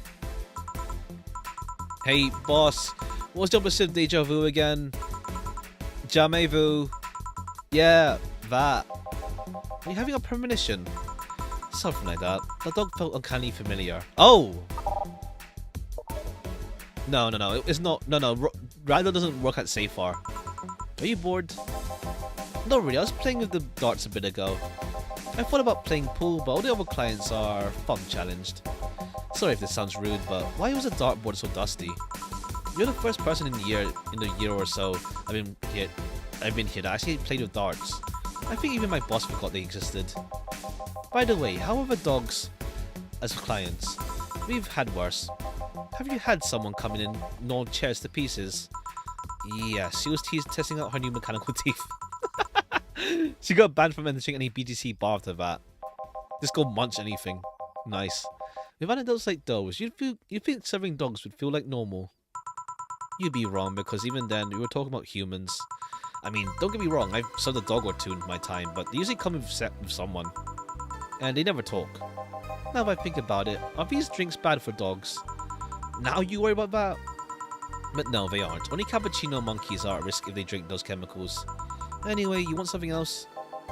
Surprise me, but keep it non-alcoholic. Sure. Non-alcoholic surprise, whatever that means. Ha! Non-alcoholic surprise. Okay, he doesn't like strong drinks though.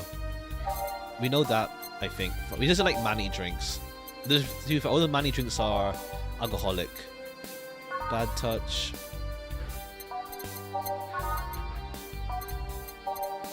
Cobalt Weaver. 9 Carmetrine, Mercury Blast. Brantini, still alcoholic. Okay, I think we'll give you a Sunshine Cloud. Rocks and blended.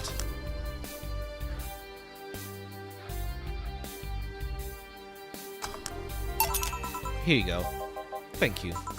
This might sound weird to us, but they talk through their collars, right? That's right. How do we work? It's not too hard, really. They're just translators.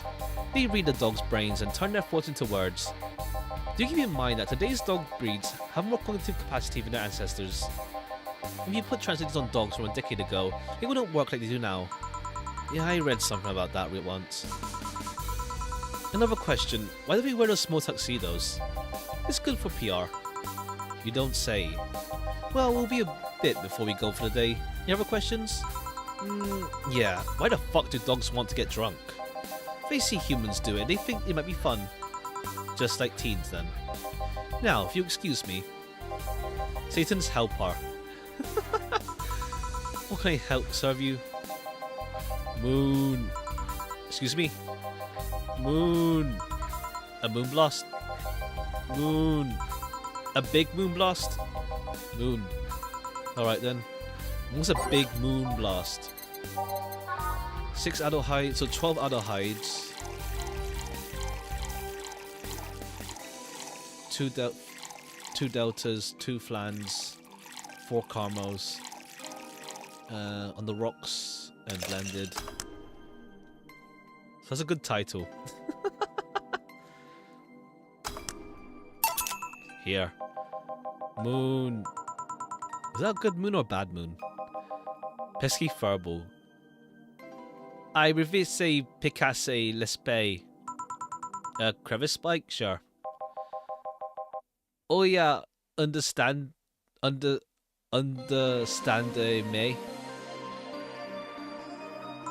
I was a kid too. It was a crevice spike. Okay, 2 deltas, 4 flan. Optional. Let's give you a bit. All blended.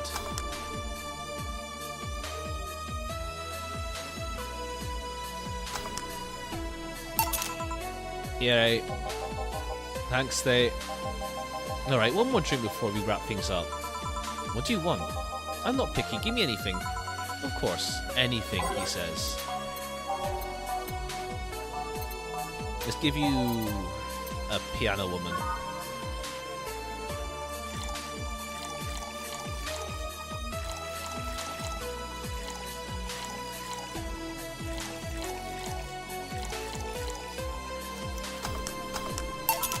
Here you are. Thanks. So, what exactly do you do? Sorry, it was rude to ask. I guess I'm what people call an office boy. My duties usually involve looking for things, answering a few calls, that sort of stuff. But this being a dog-run company, there are a lot more responsibilities. Like getting stuff off the shelves and opening windows. At least I pay well. I see. And how did you end up in that position? Where'd you get that offer? My neighbor is the owner of one of the dogs. He told me they needed thumbs. Figures. They're celebrating the company's anniversary, right? Yeah, 5 years ago, 3 corgis became dissatisfied with the quality of existing dog toys. Ah, okay, that makes sense. So they founded this company. They get the money from their owners, if I remember correctly. I can see that happening somehow. SAC is the second biggest dog toy company in the world. Fun fact, they started as Safeguard Toy Development. Isn't that unfortunate? Hello! The bar's favourite sweetheart has arrived. Why are you quiet? I'm waiting for the audience's cheers to stop. This isn't a sitcom. Okay, Dorothy was a regular for a while, even before this. Ah, honey, how innocent. Excuse me, you are... I'm the lovely Dorothy Hayes. That your sir... Wait, you're Lilim. Not at your service then.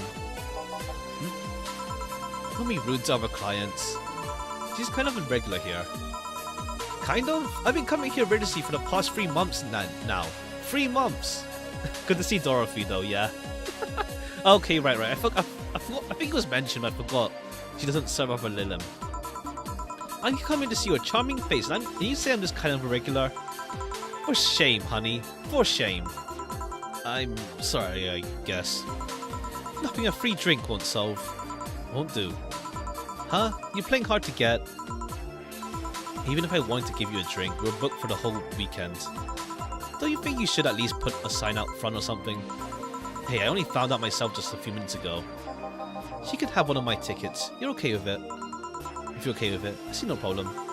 Oh, you're so sweet. If you were at least 40% organic... Oh, yeah, right, yeah. It's the organic clause for her. Yeah, I remember now. I'll give you a discount. Discount? You don't need to know. So, who booked you? This guy? The Safar Toy Company. What do they do? They create dog toys. Oh, lovely. It's also run by dogs. Oh, don't joke like that. You think I'd kid about something like that? You mean that if I turn around and I see dogs? Oh, right, yeah. Dorothy's bad at dogs. Right. Yeah, didn't you see them when you came in? I just entered without looking anywhere. I was at the bar. You look troubled. I'm not too much of a dog person. I even charge extra. My client was in doggy style. Fair. Fair. Donkey. You don't need to know. I'm gonna take this ticket and trade it in next Monday. I'm leaving right now. The ticket would have expired by then though. Clueless. She isn't the kind of girl that will hold you to your promise regardless. Is it that obvious? Well, I have to gather the cabs outside. Keep it up, bartender. Good night. Yeah, you too. Good night. Come again. Alright, sirs. The night's over. You have kennels you need to return to. All done? Yeah.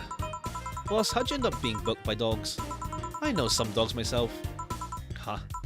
And you told me we're booked with the whole weekend, right? That's right. Please bear with it. We're all doing our part, after all. Yeah. Well, I gotta go for the day. Bye. Take care. Saturday, December 10th. Good evening. Day 2 of serving dogs. Are you ready? No. Cheer up. No. That attitude won't make things easier for yourself. Serving dogs won't ease things either. Have you heard anything from Jill? Nope, but he should be having fun wherever he is. Also, did you know we had darts? Yeah, I did. Why didn't you tell me? Because that's the kind of stuff you should just assume. A target board usually comes with a set of darts. Do you like darts, boss? Not particularly, but now I owe an apology to someone. Anyway, call me if you need anything. Not sure, I don't remember darts being mentioned in the main game. Sure. Well then. Metal arm is cool. It's cool. Tend to make streaks and change lives. I can't imagine getting like a metal arm myself though. I like having feeling in my hands. I like having feeling. Oh hey, can I have a big beer please? Thank God a human. Sure, come right up. Let's give her a big beer. How do we know her name already?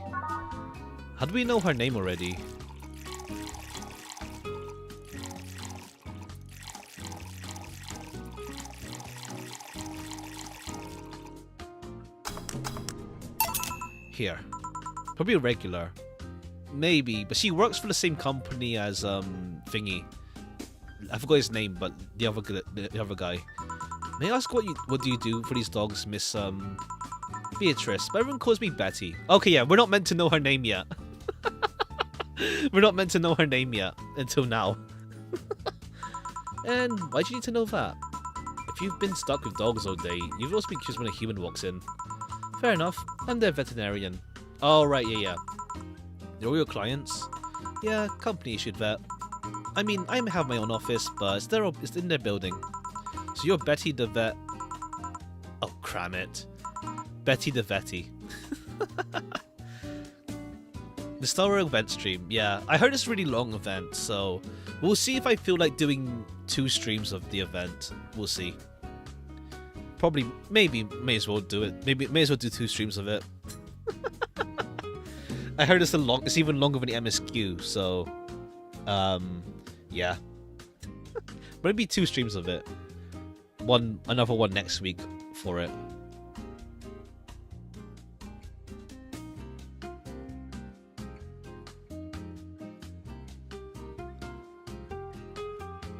If it's like a slog, I don't know. We'll see. We'll see how it feels. We'll see. We'll see then. We'll see. We'll see how it feels. I know there's like some funny scenes. I haven't seen them in detail, but I know people like some scenes in it. We'll see how it feels on stream. Because like the museum event, definitely not. That would have been boring, frankly. Ethereum Wars, well, Ethereum Wars was okay, but it's like it was just more like chill. It was okay. Are Beatrice and Beatrice, Beatrice, different names on the same one, pronounced in different ways? I think the same names. They have to be. It's just pronounced different. And just different pronunciation, essentially. I feel. Sorry, not in the mood for puns right now. I'll keep in mind. Anything else I might need to avoid bringing up around you besides puns? Beatrice. That's it. Enhancements, but that's hard to shove into the conversation in the first place. Noted. What do you have against enhancements anyway? They're unnatural. They go against the very idea of human evolution. But there's a certain wall that humans can't cross without enhancements. It's not like having something in place will automatically make you an expert in things. I heard Giovanni was cool. He was alright, yeah, he was cool. As in, like, when he showed up. I think Ethereum Wars was a lot of like in between the dialogue, kind of. We'll see. We'll see how the event feels when I stream it on Saturday. Yeah, Saturday. Yeah. Friday will be Aegis, and Sunday is Limbus. That's it. If anything, getting enhancement sets you back until you get used to it. Yeah, but it just makes things too easy on paper. Anyone with Mario can replace their body parts and call it a day. But you have a point. Skill doesn't ship with enhancements, at least not yet. Sorry for the outburst. I have my story of enhancements. Oh, I don't mind. It's way more entertaining than serving drinks to talking dogs. Sorry. We'll see. It's still vague, but at least it's good to see that it's continuing that plot point. Speaking of which, that's my job right now. Do you want a drink? I'm fine for now. Call me if you need anything. Sure. Worm Frigger. Hey, have you seen a red dot? I've seen many things in my life, but a red dot, not today, no. Do you have any red drinks? Red drinks? Yeah, the drink that might know something. It's not done yet? Nah. Gears and Golden Swarm Sauce, not yet, nah. Not yet. Not yet. Red drink. Oh! Bleeding Jane is red.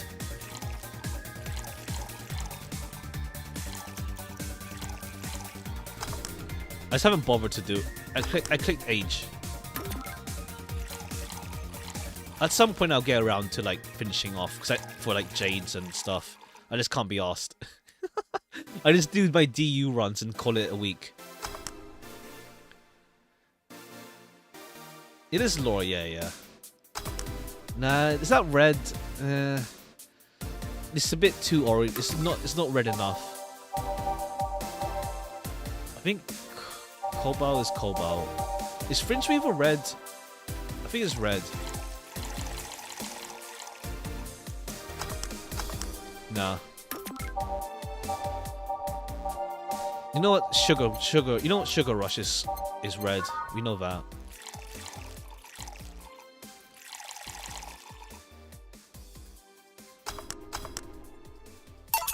Here.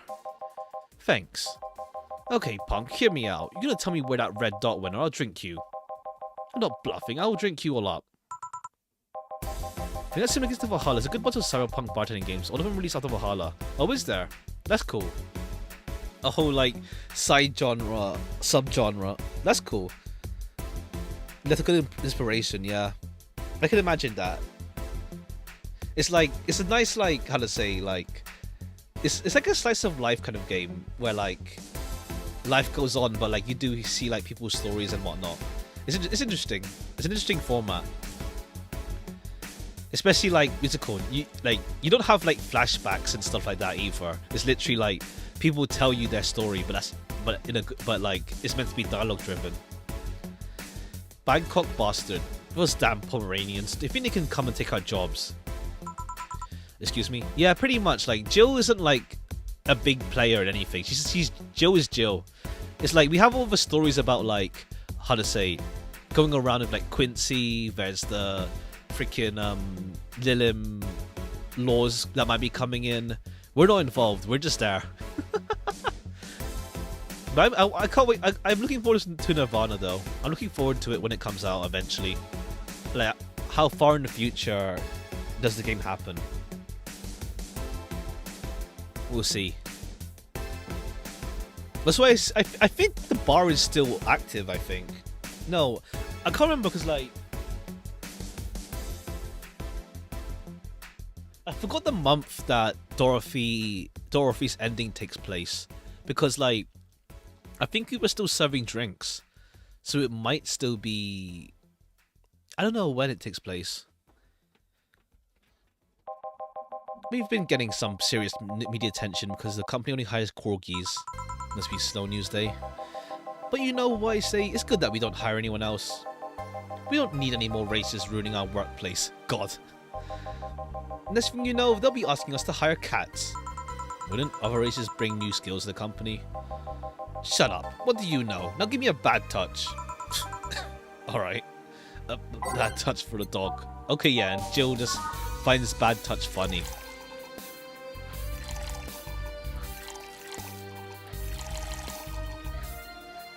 I think it's gonna be called Aru. Oh, is that the? Yeah, that's the one, the horror game. Is it horror? The shooting, the third-person action game with shooter-ish. It's like inspired by Parasite Eve or something.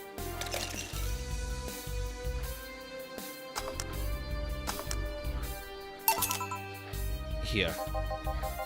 Let's be joking. There is a game they got coming soon though, yeah. Racist dogs. Egyptian Afterlife. Oh, right. Oh, right, I get it, yeah. Because like Valhalla, etc. Yeah, Nirvana. What racist dogs? What are the odds?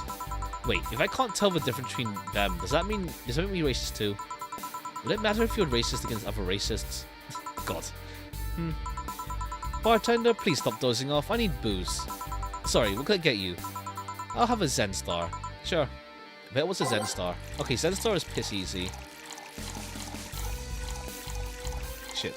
And okay, I don't remember what if it's on the rocks or not. I forgot. Okay, it's on the rocks, yeah.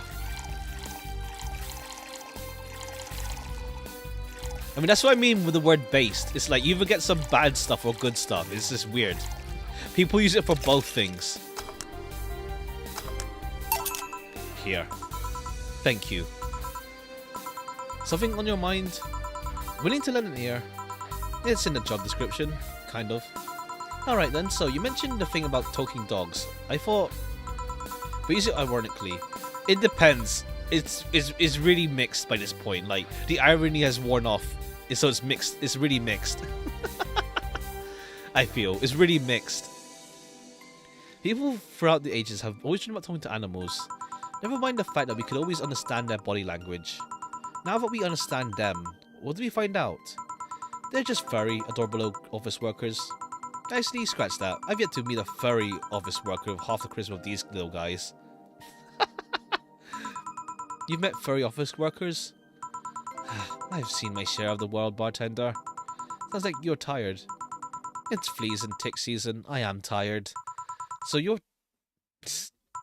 Don't you dare. Well, this whole free bar thing is nice though, I guess. It would be nicer if we could actually have time to get properly ready. What do you mean? I mean, if you're saying it unironically, I mean it depends. Like, you know, I mean, like people using based for good stuff as well. That's the thing. People saying based for good stuff, and not just like that kind of thing. People using it for like actual good stuff as well. So like, if you hear someone's based, but then you don't know what kind of base they mean until you actually see what they mean. That's what I mean. I found out about the booking yesterday as I was getting ready. Did the client ask for something special? Was there something I needed to know about them? For bad stuff, it's most ironic. I see. My boss didn't specify anything. All she said to me was pretend it's like any other day. That was a screw up on our end. Sorry. They were desperately looking for a place to celebrate. I was actually surprised to find out they got a place. Why all of a sudden plans? Did they forget the anniversary or something? We found a place, but the Cardigans were the ones who hired it. Then some stupid argument arose, and that Cardigans decided they didn't want to have any Pembrokes at that party. I swear to God, these dogs are like annoying little suburban kids. What are these Cardigans keep hearing about? Oh, just another kind of corgi, except different fur colours and a slightly different attitude. All this is so silly. I've seen dogs play with cats, dogs play with dogs. Other dogs. And dogs mating with dogs twice their size. Well, that's what happens when you have dogs mimicking their owners. God. I mean, that's the reason they are in a bar in the first place. But I guess that media focus on the Pembrokes didn't help. Well, if you'll excuse me, I have dogs too. Yeah. Oh, yeah, do your job. Don't mind me. Hey, buddy. Hello. Who's a good boy? Who's a good boy? You? I am? Well, thanks, buddy. What can I serve you? Well, a big sunshine cloud would be nice. Coming right up. A big sunshine cloud.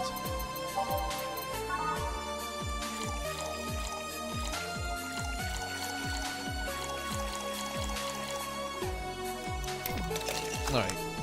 Let's go blend it up. Here.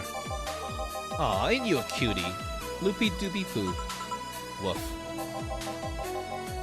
Cold rage. You know what I hate, man? What do you hate, dog? Cabbages, man. They are like lettuces that decide to go to the gym. I've been thinking they're a big deal because their leaves are harder. Guess what? I don't like them. Calm down, dog. Do you want anything? For cabbages to not exist. I meant to drink. Oh, I'll have a big grizzly temple. I can do that. Big grizzly temple, that's a promo drink. 6 adult hides.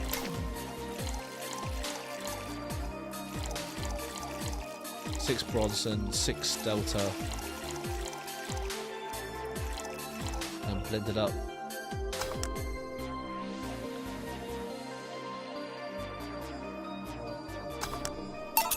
Here you go. Chill out for a bit, dog. Thanks, man. Bartender. Do you have anything sweet? We're talking about drinks, right? Are you hitting on me? If that's how you want to see it, let me see what I can get you. And make it big. Do you like them big, Miss Bay? It's not the size, but how you sell it. Gourmet food exists for that sole reason. Wise words. A big sweet drink. Let's do Piano Woman. Nah, sorry. Brantini. 12. Yeah, we'll do Brantini.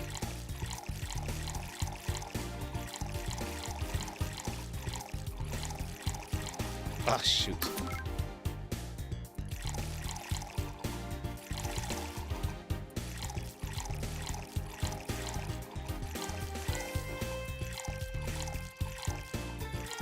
And then 2 caramels. Aged and mixed up. Here. Thanks. You know, I'm curious. What's the weirdest client you've ever gotten? I wouldn't be able to tell you. There's many kinds of weird. Pick the first one that comes to mind. There was this one guy that spent 30 minutes arguing with himself before ordering. That's not weird. Now that weird. He came in wearing a Velociraptor mask and wouldn't stop screaming. He left humming Moonlight Sonata afterwards. Oh, yeah, that's weird. At least he left a nice tip. Speaking of anecdotes, can I ask you what's your story with enhancements? Why'd interest? Because it seems like a personal thing. It doesn't sound like it's a question of ethics. And honestly, I'm really bored. Sure, I could entertain you a bit. Back when I was a college freshman, some friends of mine decided to get their hands enhanced. It was around the time we all started practicing surgery. They just wanted to bypass all the practice needed. Ah, okay. And so they hired this shady character who would supposedly hook them up. I only talked one of them out of it. The others went off with the guy and got their hands chopped off. Jeez. This is one of those stories that ends badly, I'm guessing. Yeah, 4 girls underwent shady surgical procedure. 2 lost their hands, 1 was left an arthritic mess. The last one died on the operation table. So yeah, I'm not too fond of enhancements.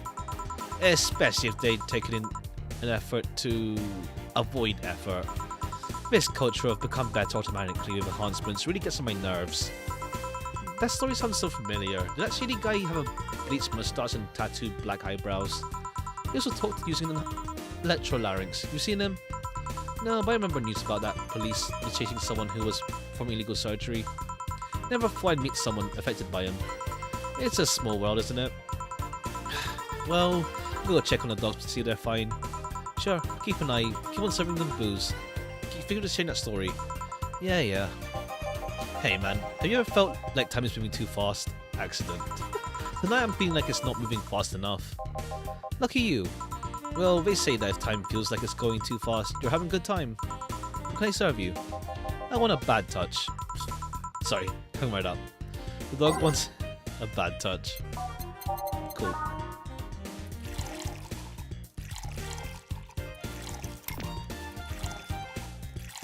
Oops, I put 8.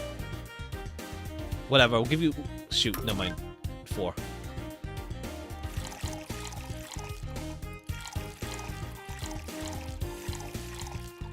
On the rocks and mixed. Here you go. Have a good time out there. Maybe you're right. Thanks. Dog 5. Bartender? 1 Brantini, please. Sure. I need a Brantini. 6 aloe hides. 3 deltas. 1 caramel. Aged dead mixed. Here. Excuse me, the beer mat's dirty. Sorry, I'll change it.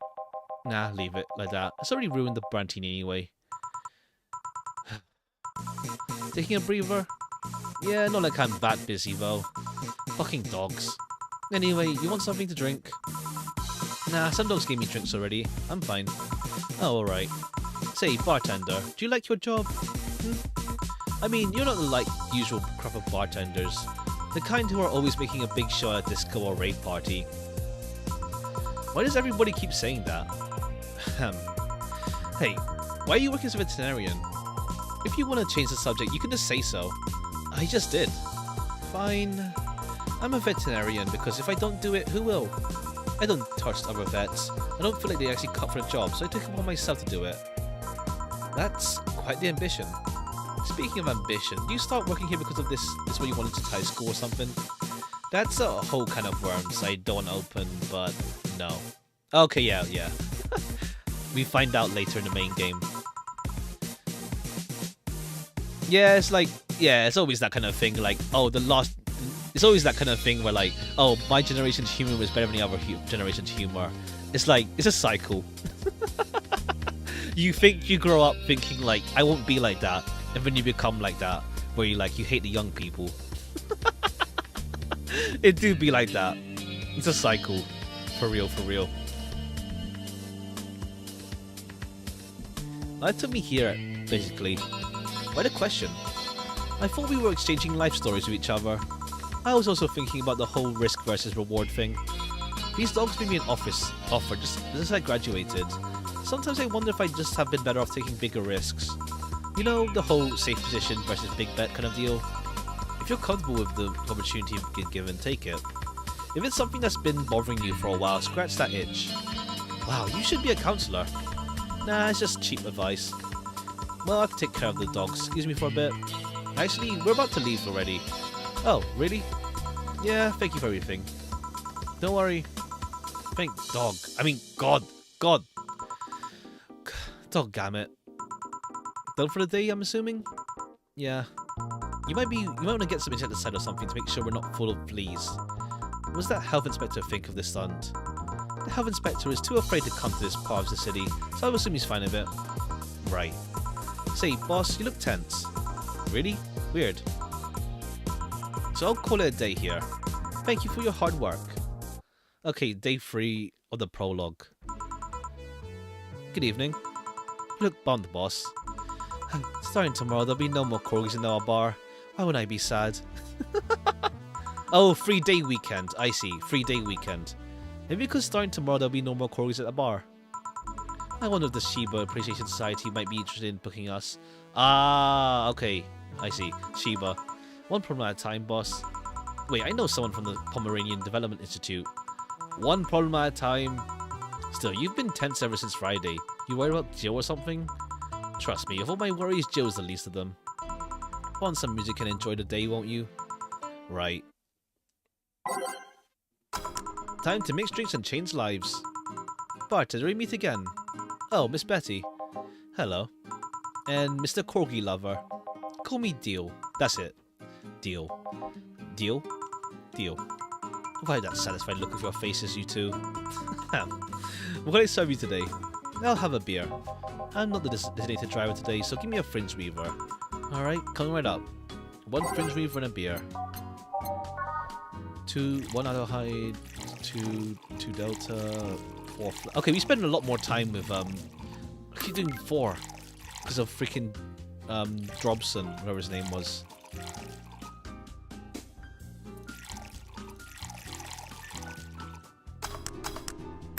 Okay, and fringe weaver.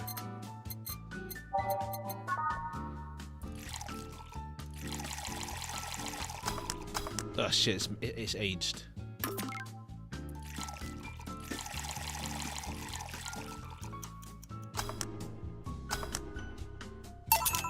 Here. Thanks. Thank you. You seem distracted. Has serving so many dogs finally gotten to you? No, well, yeah, but it's not that. My boss has been acting weird since Friday. Weird how? Romantic weird, drug addict weird, let's hope nobody finds the body in the fridge weird. For starters, there's the fact that she once told me we were being booked moments before we opened. Plus, she seemed completely distracted or lost in her thoughts. Like you. Worse. Oh. She's not being herself, and that makes me wonder if something's going on. Like what? Do you run a human trafficking ring or something in the basement? No, we don't have a license for that. Oh well, thinking about it too much is not part of my job. Can I ask you something about your job? Sure. I've always been curious. What does the BTC need in their bartenders? What do you need to study? We train you from scratch, so you don't need to study anything beforehand. What is the training involved? It's a lot of etiquette and regulation work. Most of our time, though, is usually spent in simulations. Simulations? Different scenarios involving different chemical hazards, that sort of thing. They want you to be able to respond to every possible situation that might come up involving ingredients. I mean, the chances for failure are really slim, but it's better to not take those chances.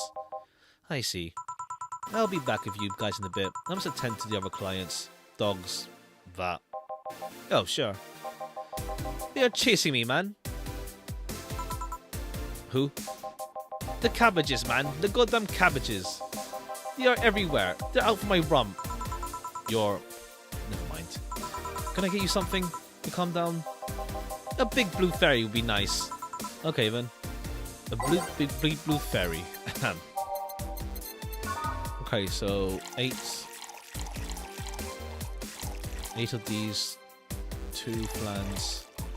We'll put in 6 caramels. These are mixed.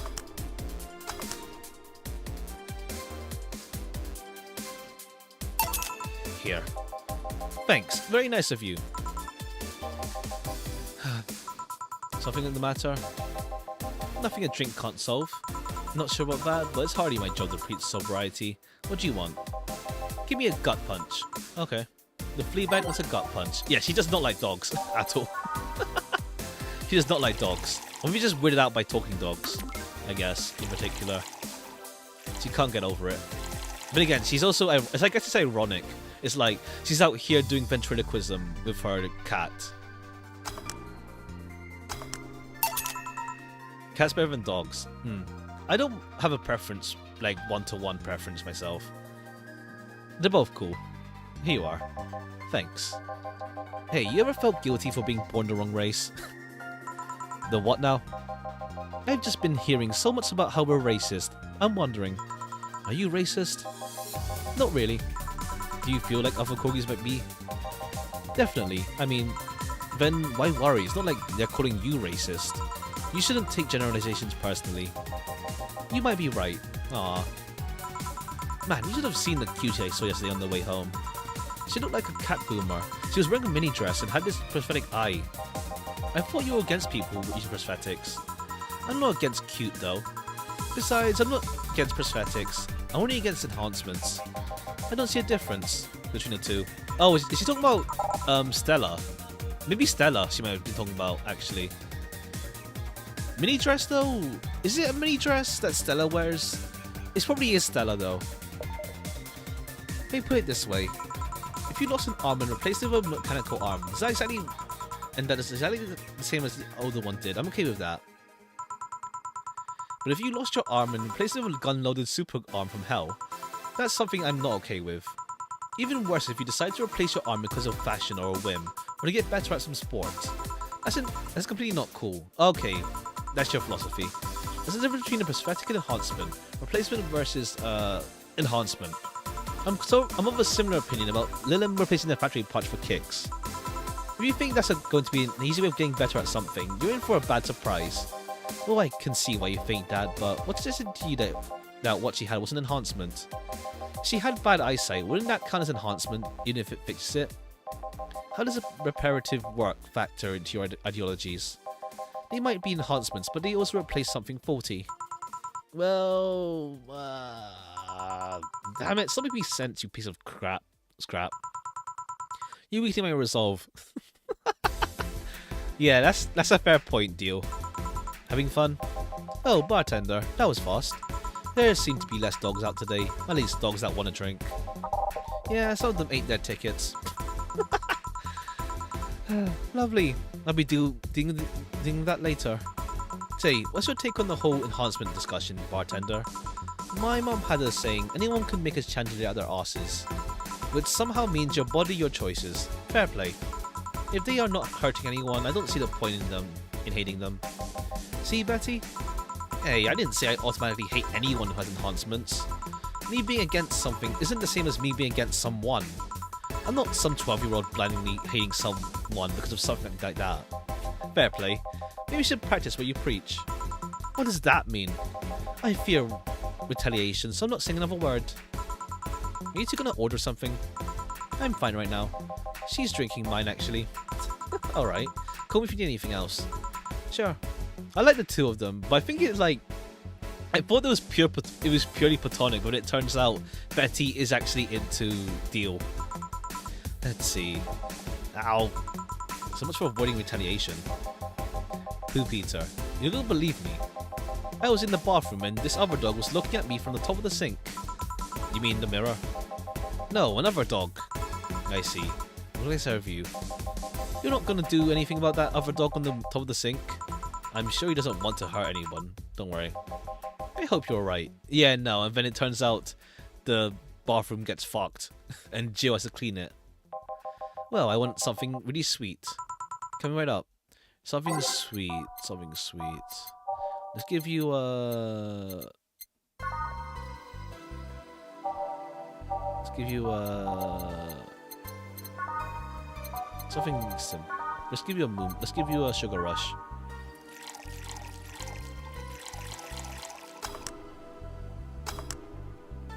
Oh, I see. That's cool. That's cool. I haven't actually seen if like, is Ishi's ego season locked, or is it not season,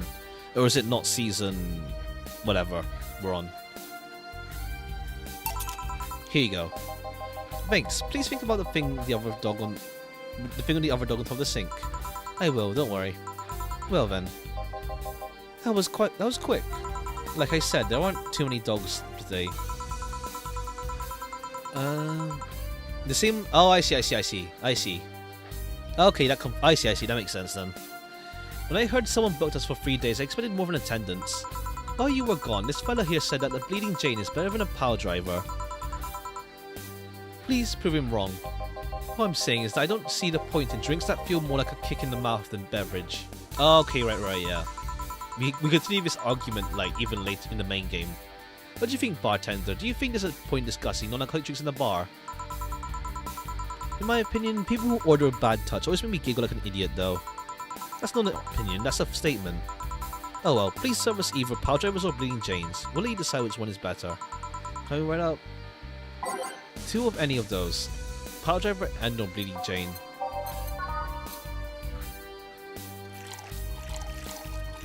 We'll serve both.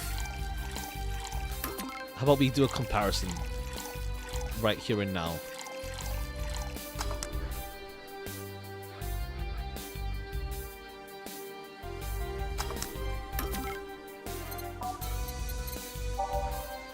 He goes a regular one. Oh, okay, that's funny because like yeah, the other ones are like from the past. That's cool. And it's funny because like it's clearly like a Wuthering Heights ego as well. No fighting this way, right? Wow, you're quite the softie.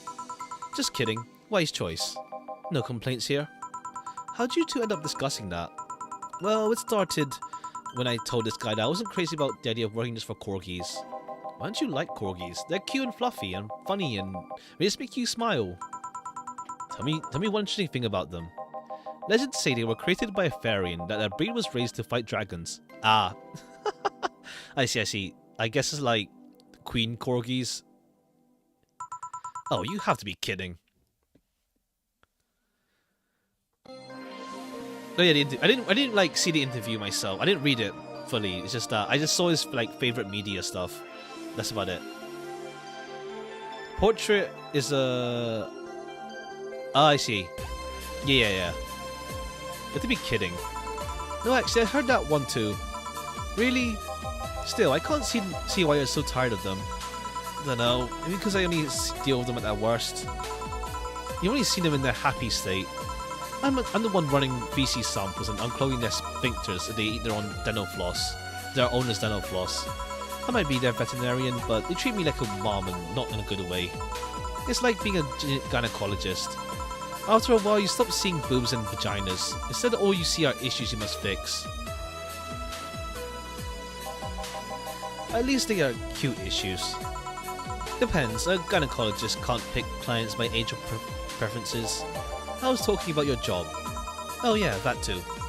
Still, I don't think it's so much that I'm tired of them as I'm tired of you being obsessed with them. I'm not obsessed, I'm passionate. You sleep with a corgi plushie and have a wall dedicated to photo shoot taken out company.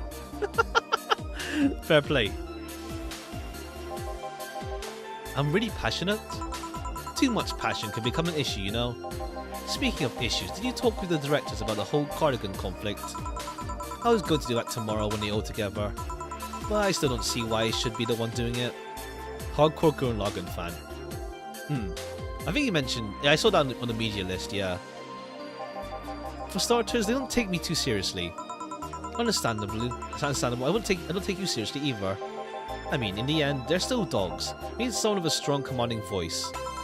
Are you saying I have a naggy voice? No, not your voice, just your demeanor. So I have a naggy demeanor. I'm assuming you two are talking about the whole race conflict. Yeah, this is hurting them more than they think. The company might actually collapse at this rate. Which is terrible, because a couple of these dogs' families are dependent on their paychecks. Does that count as unethical and unusual treatment of animals? It's a bit of a legal grey area. The dogs are doing it willingly, after all. And even if they aren't doing it willingly, the dogs aren't actually being mistreated or exploited. In fact, the company's pretty relaxed. Speaking of relaxed, how's Jurgen doing? He's doing fine. Still complaining about his back, still unwilling to take his medicine. He says he's not that weak. Who's this Jurgen guy? My guardian. Oh, right, the whole okay, yeah. The guardian thing with Lilims. I passed the test years ago, but I couldn't leave him. That's actually commonplace, isn't it? Lilim being unable to leave their guardians because they feel too much like their family. Now, to be fair, people get attached to many things, so even get obsessed with inanimate objects. My grandpa loved his car more than any of his sons. The ones who will the one whose will left all his every possessions to his car, right? Yeah, that one. How'd you become Lilim's guardian? You fill a form on the Artificial Intelligence Council. Then they do a background check. If they deem you useful, they'll give you authorization. You're given a week's notice before they give you all the data about Lilim you'll be taken care of. You have to watch over it until it can pass. It can pass 3 different personality tests. Lilim wants to stay with you after that. That's your problem. So it's like adoption and the lottery all rolled into one. They do that to diversify the possible outcomes. 2 limbs can be of the same model, but they'll grow differently depending on their god. Oh, okay, I see. That's cool. Yeah. Makes them develop different personalities. That's cool. What if something happens to the Guardian? A new Guardian can appeal to the Council, saying they're more fit to the position than the original. This happens when a Guardian has become unavailable in some way, or because they can back up claims of neglect or maltreatment. You spit out all that information like it's hard-coded in you. I worked in that department for some time before coming to STC. Almost a reflex. Are you interested in becoming a Guardian, bartender? I don't know, I'm just a nerd when it comes to AIs in general. The money they can give you for it is not that great though. I see. Well, time to check on the dogs. Listen here, punk. Sorry, I didn't mean to call you a punk. It's just... I was chasing my tail and now I'm too hyper to control myself. Sorry. Just give me anything. Alright. Anything? I don't know if it's safe to give him something sweet. Yeah, don't give him anything sweet. Let's just give him Zenstar.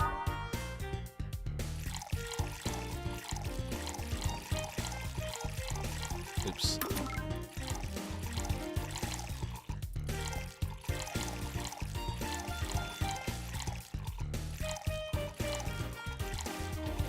And Adelheid on the rocks and mixed. Dog is crazy, I don't even remember it. Incredible seasonal eagle in the seasons. I mean, we did have Ryoshi already as a season ego, so we'll see. I mean, it was from last season, but it's still a seasonal one.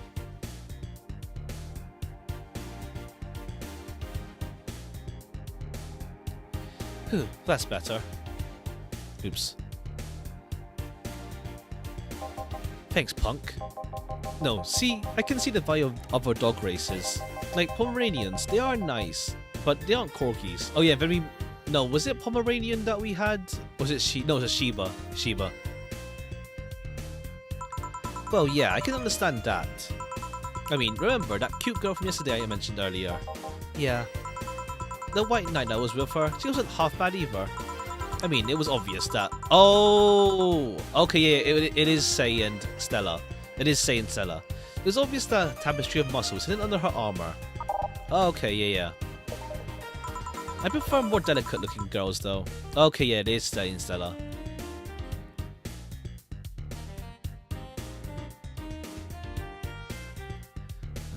Hold on one sec. You can appreciate how something looks, but it doesn't mean it's necessarily your thing. True. Shiba and Corgis are the same game sprite. Oh, are they? I didn't notice. And you, bartender? Me... what? Which dog race do you prefer? That's not the question I was expecting. I'm not much of a dog person, actually. Do you have any pets? A cat named 4, yeah. This is just a stray I rescued. Do you like rescuing girls too? I'm sorry to be making a witty retort right now, but I'm just gonna say and go ahead and say no. Weird, I've always thought that the rescue fantasy was universal. Why call it 4? 4 is a Lilim I met some time ago that... Never mind. Oh, right. She mentioned this but never really elaborate on it. Pretty lame name if you ask me. Better than calling it Ass Hat. I bet when you and 4 play is quite a sight, huh? He is so lively, sometimes I fear 4 shadows my presence entirely. You guys want to lose consciousness that much? You need to calm down with the whole pun-hating stuff, Betty. But to move away from this whole foreground. What's this rescue fantasy you mentioned before? You know, the one where wayward, dangerous souls redeem themselves for the power of love. Oh yeah, the whole like, I can fix her, I can fix him deal. The bad boy turns away your life from crime. The drug addict girl who lived on the streets and turned tricks into So you found a good man worth changing for. This corny romance cliches 101. Well, you're the one with the shelf full of old lady romance novels. I'll trust you on this. Hey, Fabio the 13th is a national treasure. You don't even like guys. Why do you read over novels? It may let you put yourself in the place of the main character quite easily. Even if you said main character is a muscular man, I see no problem. Just, what is your self-image? If I can ask something else, what is it? Why do you hate puns so much? Many people cringe at puns, you know. Yeah, but you react like you have a vendetta against them. They made me feel stupid. What? When I was a kid, everyone in my house had a penchant for making puns at the drop of a hat. I was the only one who couldn't get them. Years later, I finally got them, and they weren't that funny. And they made me feel stupid.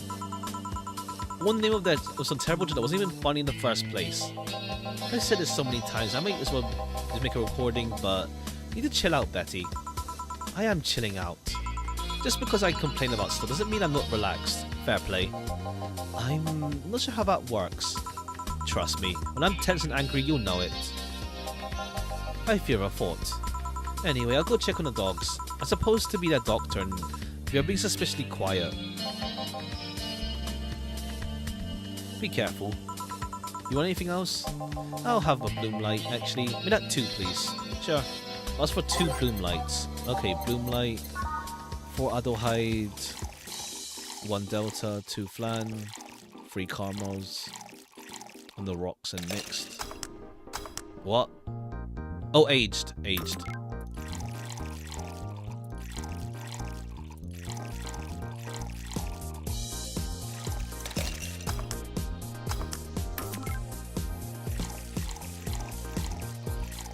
Oops, I put 2.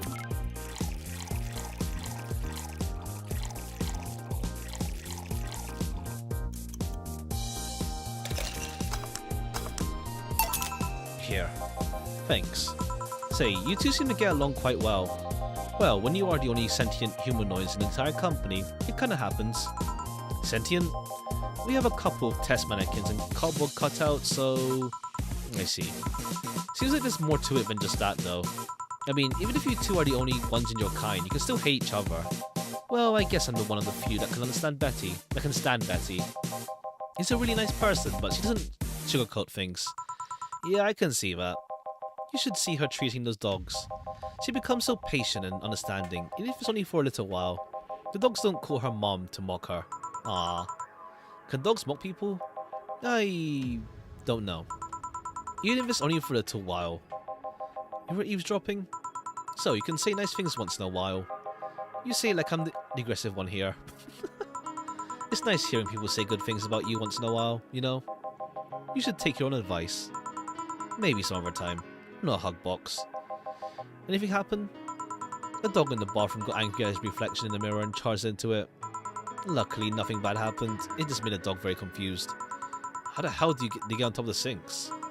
They are surprisingly agile, even with those stubby little legs. Oh yeah, I ordered you this. Ah, thanks. By the way, Betty, how's Veronica? She... Oh right, yeah, one of her interests broke up. What? Well, things were not going... Right, they mentioned Veronica, plus the other ones from that song reference. Last time. We're not going so well, so we got too used to one another. Everything was starting to become routine. We decided to break up before things got better. And why didn't you tell me that before? Why? Did you want your turn at the Betty-mobile? I don't know. I guess I just didn't want to trouble you. And after a while, it stopped feeling like it was something relevant to say. Please don't do that again. Try trusting me. Yeah, you're right. You know what bothers me? The fact that asking after someone's health always feels like you're walking on a floor full of glass shards. There's always this chance that the other person is not okay or even dead. And what's always a legitimately fun moment could go sour. Yeah, you're right. The fact that asking after someone's health... Oh, I see. Ironically, yeah, with you and, Lenore. Sorry for not trusting you, you piece of scrap. Don't worry, I understand why you did it. Hey, now that I think about it, you sure hang out with us a lot, bartender. Well, dogs can only be so interesting, and besides, there haven't been many dogs today. Is my presence unwanted? Not at all, especially since you're the one bringing the booze. You're like those cab drivers to like to chat all the way, but you smell better than most of them. Thank you. Funny thing is that we are unofficially associated with a local taxi line. They're the ones that send drunkards to their homes. You seem to really like talking to your clients. I guess the best part of your job or something. It kinda is. I used to sit around in the crowded places like malls or bars and think to myself, each and every person here has a story. Ah, it's a humbling experience. Everyone has dreams, fears and loved ones. If you dig deep enough, you'll realize that the gap between the two random people isn't as big as you think it is. In fact, it's quite small. And in this job, you get to hear all kinds of stories. Some people just blurt it out though, some do it while drunk. To know that no matter how similar they might seem at first glance, no two people are alike. It's fascinating. You could be a powerful information broker without knowledge. Nah, not interested. I like to see myself more as a friendly ear of and someone you need to be wary of. Ah, I guess there's still decent folk out there. I'm not decent. You're critically obsessed with dogs. I'll go check if there's any other dogs that want something. Sure, go ahead. Quick, a beer. Okay. Something quickly is also in a hurry.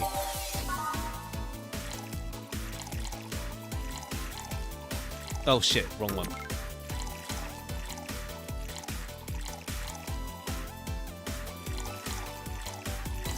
All mixed. Here. Thanks. Now boom. Why'd you break the glass? I made breakfast. You get it? Because you made the drink fast and I broke it and... Go. Tough crowd. Suddenly I understand the hateful puns. Hey, batch render. Yeah? Your job is a funny name. You don't say. How is she already drunk? She drank way less than she did last night. Yeah, but she drank a bottle before coming here. Why? I wish I knew. An example of her alcohol tolerance though. Bartender, I want to make a toast to my good friend and robot here. Probably the only person, robot, thing that can stand my yapping for more than half an hour. Without him, my job would be 5 times more boring and life 2 times more meaningless. Cheers. You're not holding a drink. Then give me one, Ben Trader. Isn't that your job? I need a beer. A big one. Alright. So what's a big beer?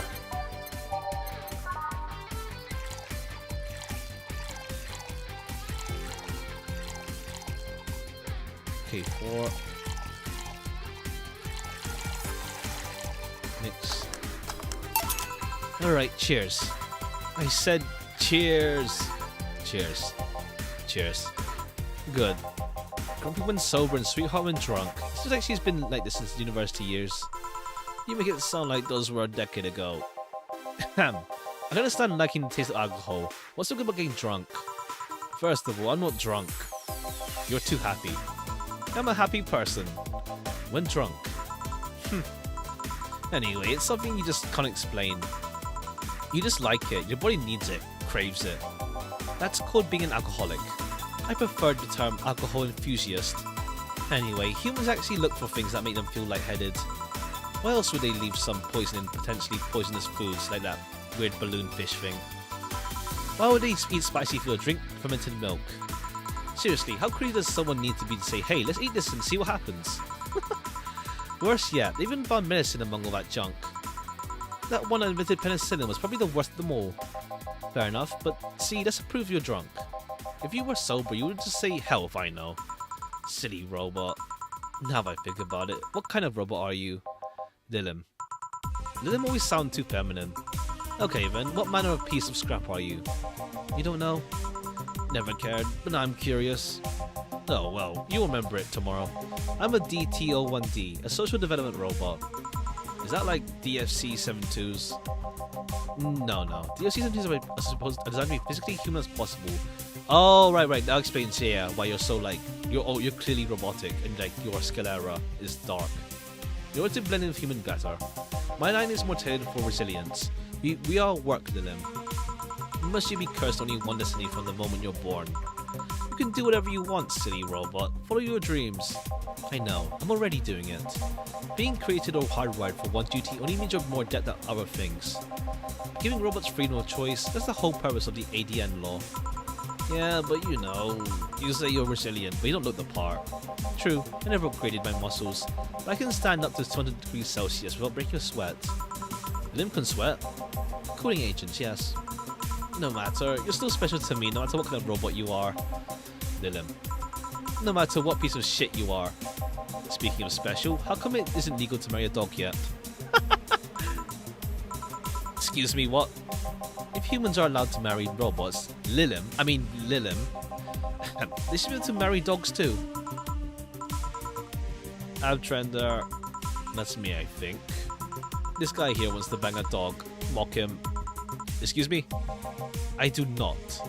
I was just saying that if humans are allowed to marry Lilim, why shouldn't they be able to marry animals? Because first of all, they're not humanoids. What about monkeys then? And now you want to bang a monkey? I do not. And second of all, dogs just like many other animals, can't give you consent. But look at these dogs. Sure, they have the cognitive ability of a 7-year-old, but they can talk, drink booze, and argue. So now you want to... Jeez. We have a regular here who would be delighted to hear that. Stop it. Remember, Lilim human marriages were only sanctioned after Lilim achieved full sentience. And even then, they used marriage as a way to avoid the collective source. Besides, dogs don't really love us that way. Trying to apply human ideas like marriage to a dog is like trying to feed vegetables to a carnivore. You get me? Says the ex-vegetarian. Why are you only smart when you're drunk? Okay, yeah, cool. So, yeah, dogs are not as cognitive in this. They can talk, but, like, yeah, their level of cognition isn't, like, as high yet. I'm not drunk. But anyways, if you want to screw a dog or a chip, go ahead. Just don't bring marriage or infants into the whole deal. But if you even start thinking about doing the horizontal mambo with a 7-year-old, please seek some mental help. I don't want to bang dogs or monkeys. Jeez. Well, thank God. I mean, why did you suddenly start talking about dog-human marriage? It's just, I was thinking about all these dogs in tuxedos and I started picturing, completely roasted, essentially, picturing a dog in a bridal dress. I mean, just try and picture that. And I'm the drunk one. Wait, I'm not drunk. Why would I say that? Then again, when you get drunk, you only get dizzy. Do you have a limit, as in a limit, how much you can drink before passing out? No, I just get disorientated. To the point I'm effectively useless, but I never pass out. If I passed out, I wouldn't have to deal with all the shit that follows. If I always have to wait at least 24 hours before the effects pass, one has to wonder why they gave us these human flaws to Lilims. I read something about that. They said that by giving Lilims the same kind of weaknesses humans have, they develop the same way humans do. That's fair, yeah.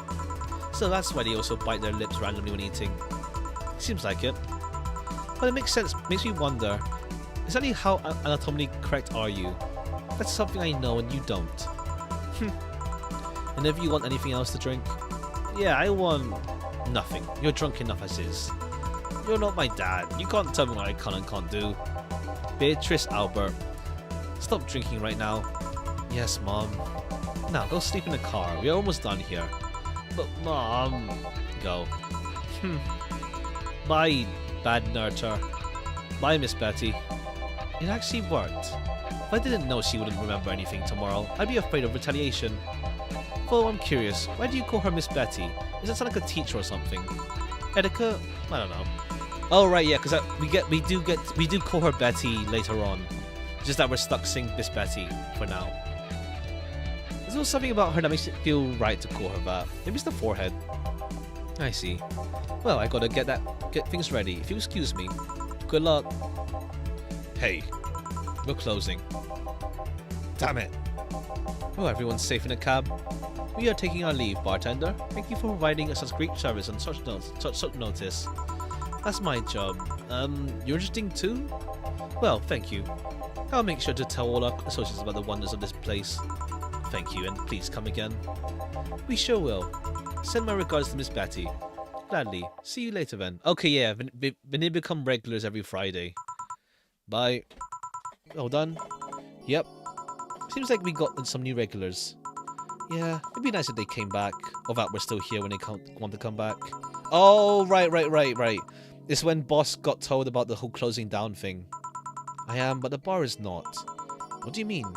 Well, I guess you have the right to know. The BTC sent me a message on Friday. Valhalla hasn't been bringing in much income the past months. This means that we are at risk of being wiped off the map. Okay, yeah. Okay, that leads into yeah. Okay, that's cool. It's not even open. It's not open if it's like it's still open whether the bar closed or not as well. Okay, now we have this demo. Okay, the demo version of the game.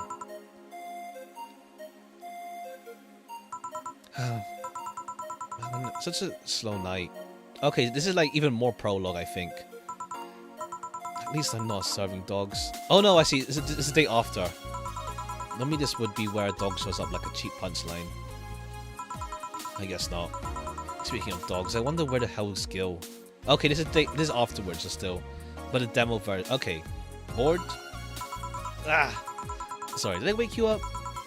I wasn't sleeping. My eyes were open. You went to college, right? You know having your eyes open means nothing. Don't worry, I don't blame you. It's been a really long time since we've had such a slow night. In fact, I think the last time we had a night this slow was before you started working here. Really? Yeah, it happened when Robert was still working here. Who? My first employee. The poor idiot bought a levitation potion and threw himself off a building. Oh. As it turned out, the potion actually worked. Come again? He started rising in the air and couldn't stop. They later found his body speared across the nose of a commercial flight that was on its way to Kanjavania. Alright, that place, yeah. Anyway, so did you really dismiss that so easily? Nah, she does have issues about it. It's just her way of coping with it. We didn't have a single client that night. Not even a lost soul asking for directions. When suddenly a kid shows up. He was obviously underage, but I was bored, so I decided to let him order something. I gave him one commentary and free drink. I mean, you know I was letting him order, I wasn't giving alcohol to an underage boy. And then, when the time came for him to pay his tab, he doesn't have enough money. He then yanked his shirt over his head, started screaming as a ghost, and tried to escape. So I kicked him out. I kicked him so hard that he flew out the bar, told him ghosts shouldn't feel pain. Boss, did you really kick an underage kid? Of course not. I just gave him a warning and made him wash a couple dishes. The fact that you even thought for a moment I would kick a young innocent child hurts me to no end, you know? Anyway, just keep it up. Someone will show up sooner or later. I sure hope so. Hold on. Come to think of it, aren't Jill's checks made out to Robert? No. Okay, yeah, and then we learn about it later on in the main game. Well, at least that story killed a couple of minutes. I think I don't know, put the glosses here or something. Huh? They had a fedora-shaped gloss. Anybody here? Ah, sorry, be right. Ow. Are you okay? I'm fine, yeah. Oh, okay. This is Jill's first meeting with Anna. Welcome to Valhalla. What can I get you? Something wrong? Are you sure you're old enough to drink? Well, seeing how I'm old enough to eat solid food, I'm gonna guess that drinking will be a problem. You know, that's not what I meant. Yeah, I'm old enough to drink. I turned 21 not long ago, actually. Still, don't believe me? What do you need me to give you? I must be sleep deprived or something. What's this deja vu feeling, though? It's fine, don't worry. What can I get you? I feel like having a sugar rush. Sure. Okay. Okay, so this is her first time seeing Anna. Here. Thanks. Yep, this is the stuff. You know, I could have been lying for my teeth. I could be an underage liar. I could have sold an alcoholic drink to an underage kid. How would that make you feel? Meh. Meh? I don't believe in the myth that kids don't drink alcohol. I met 16-year-olds that drink a lot more than I do. Limiting the alcohol they can get is necessary, but if you make it look like a forbidden pleasure, well, you only make them crave it more. Hell, I bet if I gave kids alcohol, they'd start swearing off it earlier. So, you're fine with giving drinks to underage kids? No, but if that were to happen, I wouldn't get my panties in a bunch. Wouldn't you get punished for doing that? You'd have to admit publicly that you ordered alcohol first. That would bring you a different array of problems. Oh. Did you come here looking for to get me into trouble? No, I just wanted a reaction out of you. But you're taking it all too calmly. Why? I don't know. Your face makes me want to tease you. I suddenly feel like I'm back in high school. Alright, let's get this out of the way. Please show me your ID. Sure. Anna Graham. Oh, okay, cool. We learned about her. Okay, yeah, this is how... yeah, okay, yeah, cool. This is how we know about her... how what's it called? Jill knows her last name. And then she asked Dorothy, what's the daughter's first name? But she doesn't know it. But she does remember Graham. Seems everything's in order, Miss Anna. Graham? Anna Graham. Where have I heard that name before? Maybe it's just okay. Maybe it's just on the news or something that she got run over by a truck. Go ahead. Just try to make a joke I haven't heard yet. I'll politely refuse.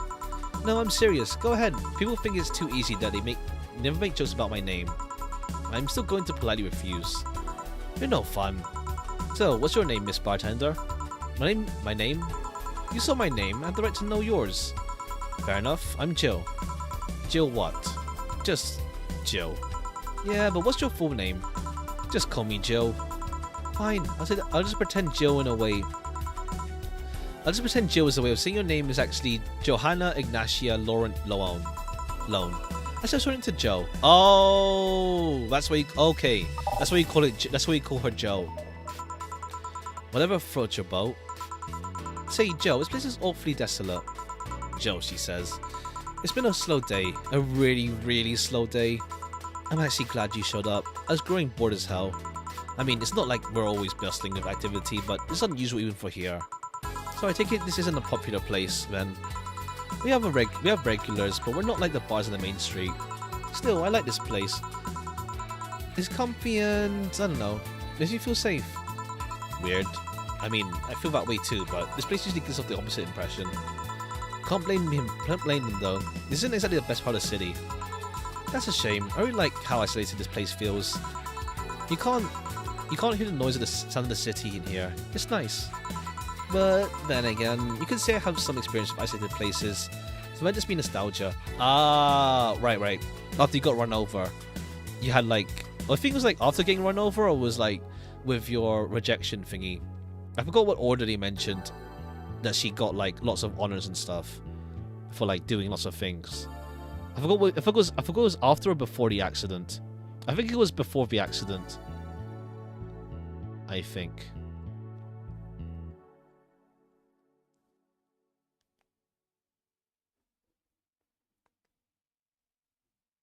1 second. Nostalgia, huh? Speaking of coming in here, now if I think about it, you didn't ask for my ID when I first came in. Why did you do it if you were so suspicious? Well, firstly, I was bored. Figures. And second, I felt like you were of legal age. How? We've had a lot of kids come in here thinking they could get away with ordering a drink, but they're too nervous or jumpy. I don't usually give drinks to kids like that. We don't know what they're dealing with. What if you're not like that, but you're still underage? If they at least look like they're above legal age, I would be able to live with myself, I guess. I won't give them anything if I know they're still kids, but hey, I'm bound to be fooled by sometime. So I'm guessing I wasn't jumpy. Yep, I see. Hey Joe, now that you know I can drink legally, can I get another one? What do you want? Give me something sweet. Sweet? Sure. Give her a sweet. Let's give her a piano woman.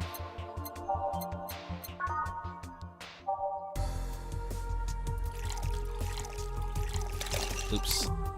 Eased and mixed.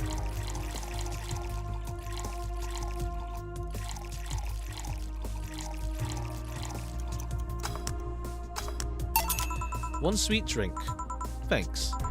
You know, if all drinks were like this, I'd be afraid of turning into an alcoholic. Please don't joke about that. How can you say that? You're a bartender. A bartender doesn't want her clients to become alcoholics. Just like how personal trainers don't want their trainees to turn into steroid junkies. Oh yeah, I guess you're right. Still, this one's really nice. Hey Joe, do you drink? I suppose, yeah. It'd be weird if we're bartenders to drink, you know? I don't know, I've met dentists with bad teeth. Bartenders who don't drink totally would make sense. That's silly. It'd be like a vegan chef running a barbecue restaurant. You think? Yeah, I mean, it's not a matter of whether you eat or drink whatever. You can either drink whatever it is you're making. It's more like, why do it if you don't like it? Huh. Yeah, I guess that's true. Okay, yeah, more of the whole, like, do things because you want to do them thing from Jill. A dentist might have bad teeth, but you can actually still like working in dentistry. Why bother bartending if you don't like alcohol? See? Something wrong? I just noticed you haven't said my name yet. I haven't. What? Aside from when you read my idea out loud, you haven't said my name. Meanwhile, I've called you like a gazillion times now. The wrong name though. Well, I haven't had the need to say your name. Come on, humor me. Say my name. Why? Say my name. Say my name. Say my name. Anna. One more time. Anna. Yes, now one more time. Maybe this time, Nana. Okay, there's like some text thing going on with her. It happened again. Are there any glosses? And there's this feeling again. Did I see someone glitch out in the past? Oh, come on. Why does she want me to say her name? I like hearing people call me by my name. It feels personal and fuzzy. Yeah, but asking people to say your name like that is a bit quirky? Creepy. I don't know about that. There was this certain someone who would wake me up in the morning saying my name. Your name is important. Once you know someone's name, the gap between that person, you disappear. Okay, I guess your mother. Once you give names to things, you start seeing them as important members of the family. Heisenberg. Yeah. Say my name. Yeah. So, what if it's creepy? It's still nice. Stop calling me Joe and use my name then. Say, Anna, can I ask you something? You call me by name, so sure. About your arm. What about it? Oh yeah, I'm lacking one. Did you say the word creepy remind you of his absence? Actually, I've been wanting to ask about it since you came in. At least speak uncomfortable for a second. I'm trying to get a rise out of you. Sheesh. So, what is it? How did I lose it? If it's not too personal. It isn't. I'm actually proud of the tale. Yeah? Why? You're looking at a proud survivor of nanomachine rejection. Oh, okay, yeah. Really? I thought that was something doctors detected while a fetus is still in the womb. Yes and no. There's actually two types of nanomachine rejection syndrome. The first one is the most common. They usually detect it when you're still a fetus. That's when they turn you into a cat boomer. The other one is sometimes appears in your teenage years. Could be rare, but still possible. Oh, okay, yeah. And then this thing also hints, goes toward Lenore as well. So that nanomachine rejection basically causes your body to attack itself. Tissues start ripping apart, your organs malfunction. I was lucky in the end. All I lost was an arm and a handful of toes. Get it? A handful, because I lost 5. I wonder if artwork actually has Anna without toes. 5 toes. I'm curious if fan art got that detail. Anyway. I have a prosthetic arm, but it's in maintenance right now. I mean, not even a bad way. I'm just curious if artists actually got her toes right in that sense. Just curious, if they got that detail with her toes. Because she's missing 5. So, well, 5 toes is 10 toes. I guess you want to balance it out. You can do no, you can't balance it. So, yeah, you can't balance it. It's yeah, unless 1 foot is missing all the toes. I'm curious. I don't know. I wonder how artists unless it's official art for Anna, and they showed exactly how many she's missing. It's a bit weird to be without it. I still feel like it's there. Just a couple of hours ago, I tried to grab something. I just stood there, thinking that arm was doing something. But anyway, mind getting me another drink? You can keep talking about my stomach after that. Right. What do you want? Let's try something classy. It's weird being in a bar and not asking for a fancy drink. Alright, something classy. We can do a bad touch then.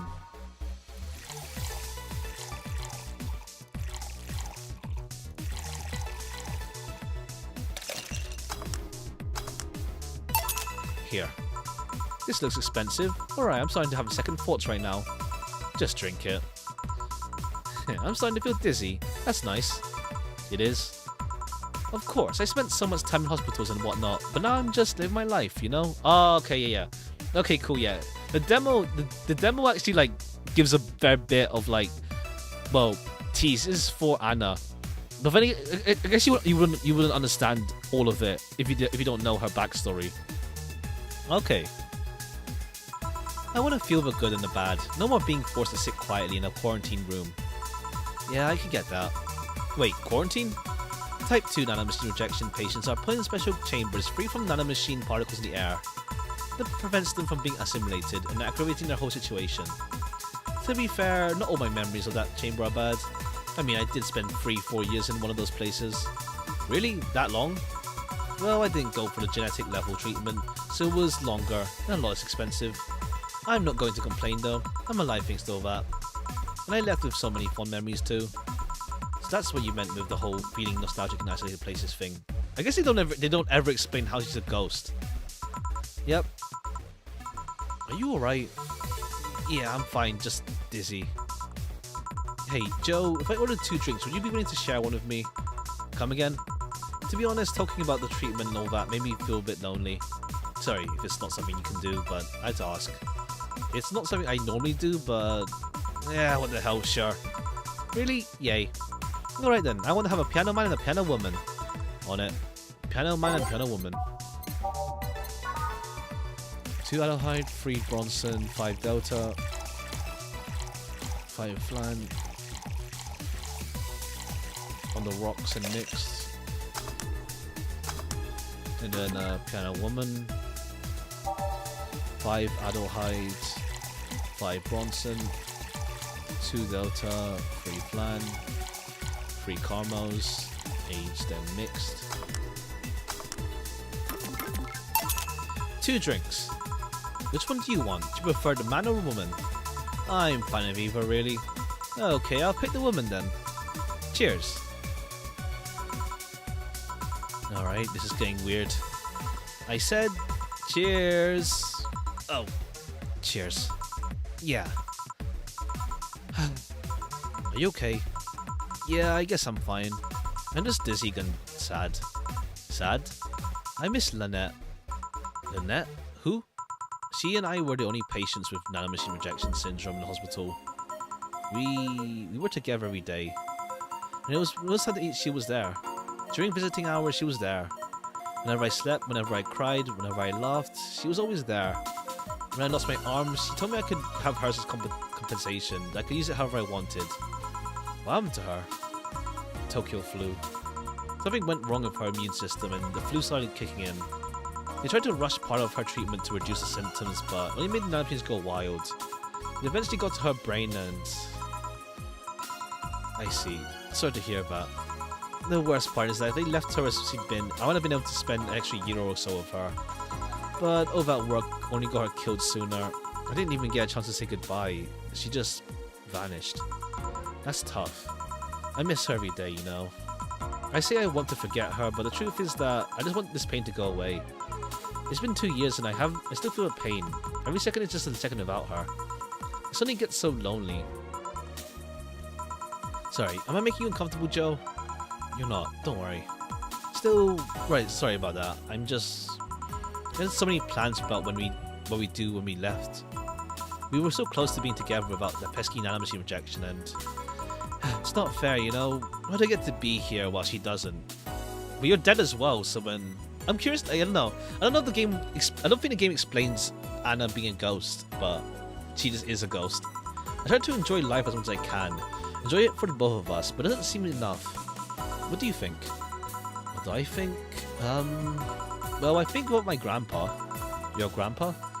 He was a harsh guy, really sincere, but not one to mess with platitudes. It's not like he had a lot of enemies, but many people were cautious around him. But once he died, I never heard a single bad comment about him. Not even from those who used to badmouth him every now and then. Really? Well, the best thing about death is that after you die, all the wrongs you ever committed feel meaningless. Really makes you feel like about how petty some things can be. Yeah. On second thought, that doesn't have much to do with what you said, does it? But what I'm trying to say here is, don't try so hard. Just live, you know? Be grateful you have that chance. I know when you're feeling right now, but you'll get better. Eventually, you'll remember his happy moments. I hope so. Sounds like you and your grandpa were close. He was my best friend. Losing him was quite the blow. Do you have any regrets in regards to him? I guess not.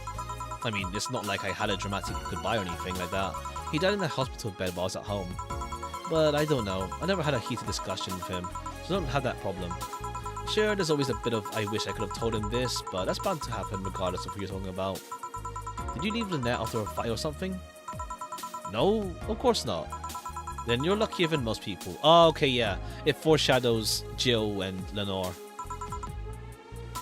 Oh, what I mean is, whenever you feel depressed, remember when she left your life while both of you were on good terms. Whenever you feel down, just try to hold on to that. Yeah, I can try that.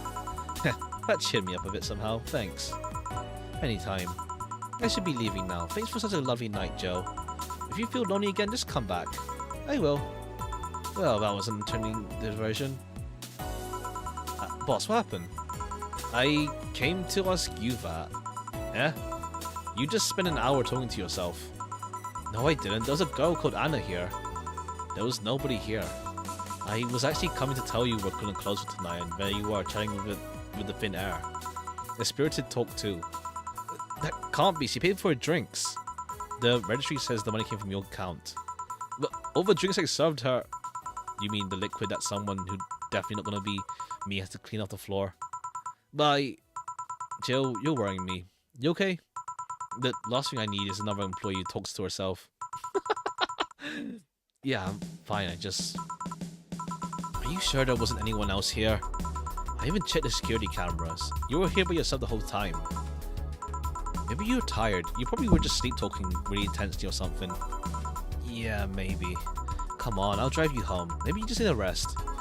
Yeah. What the hell just happened?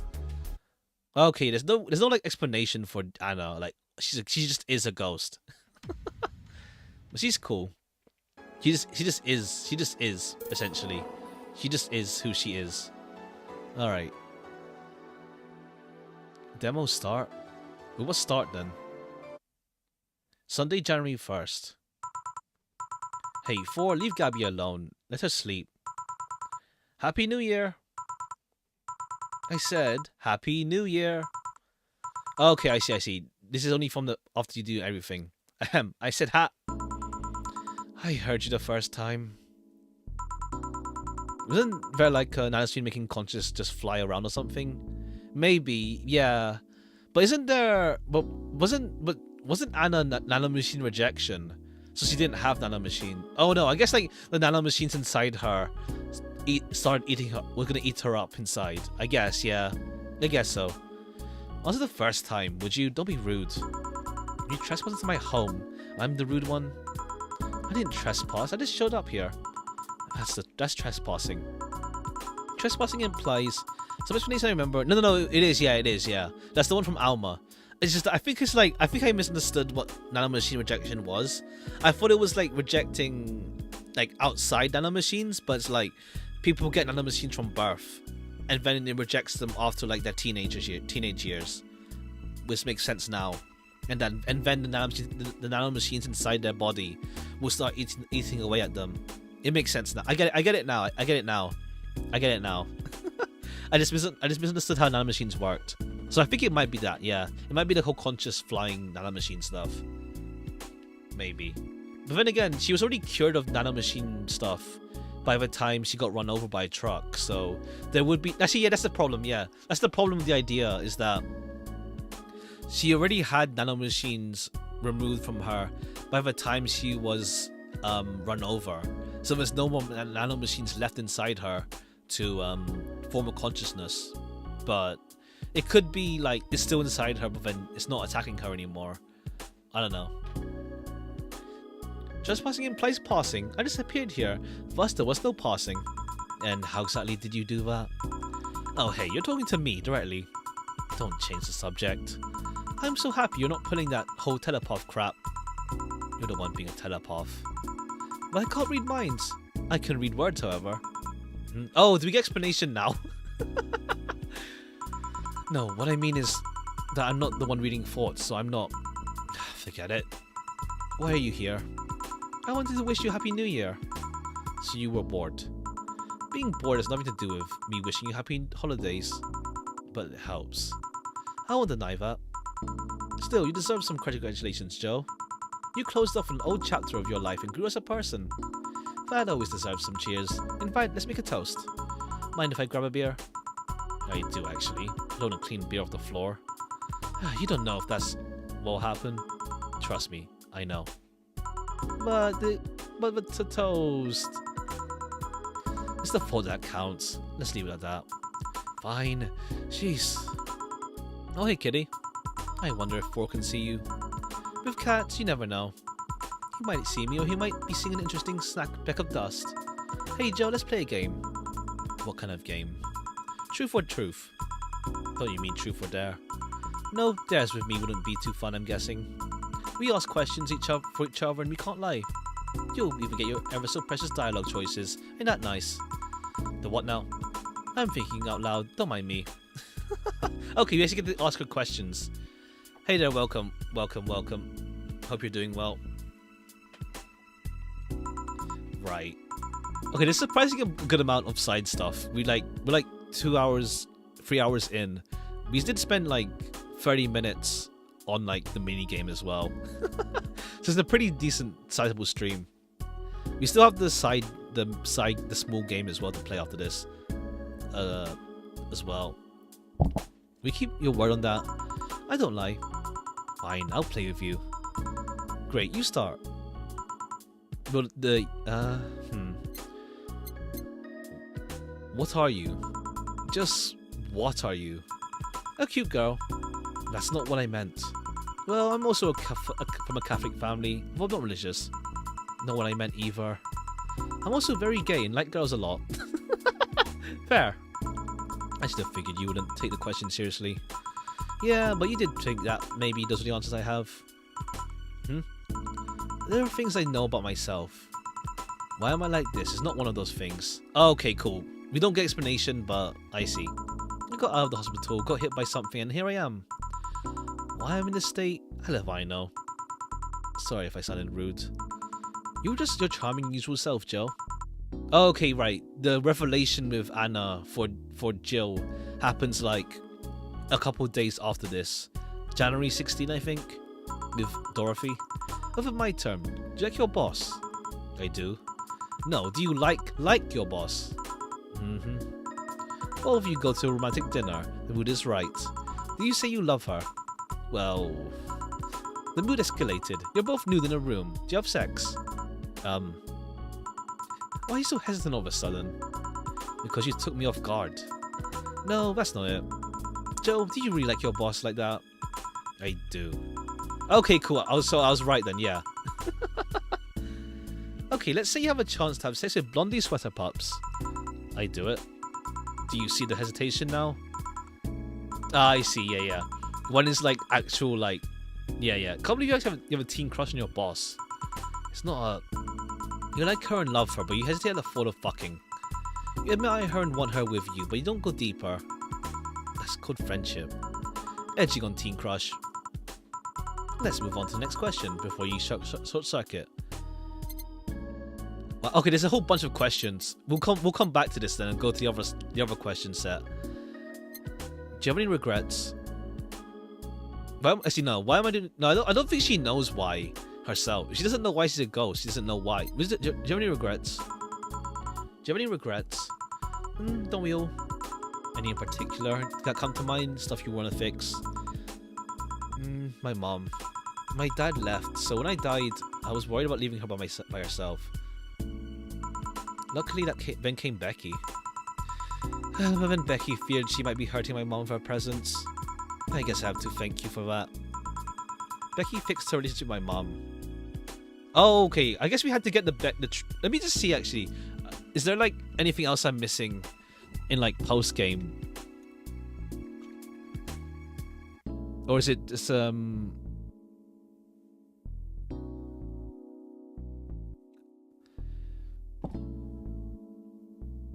After finishing, you have to play New Game Plus for demo. Finish the prologue all 3 nights. Oh, okay. Oh, okay, I see. We unlocked this by doing the pressing new... Okay, thank goodness. Thank goodness I pressed New Game Plus. Then. Okay.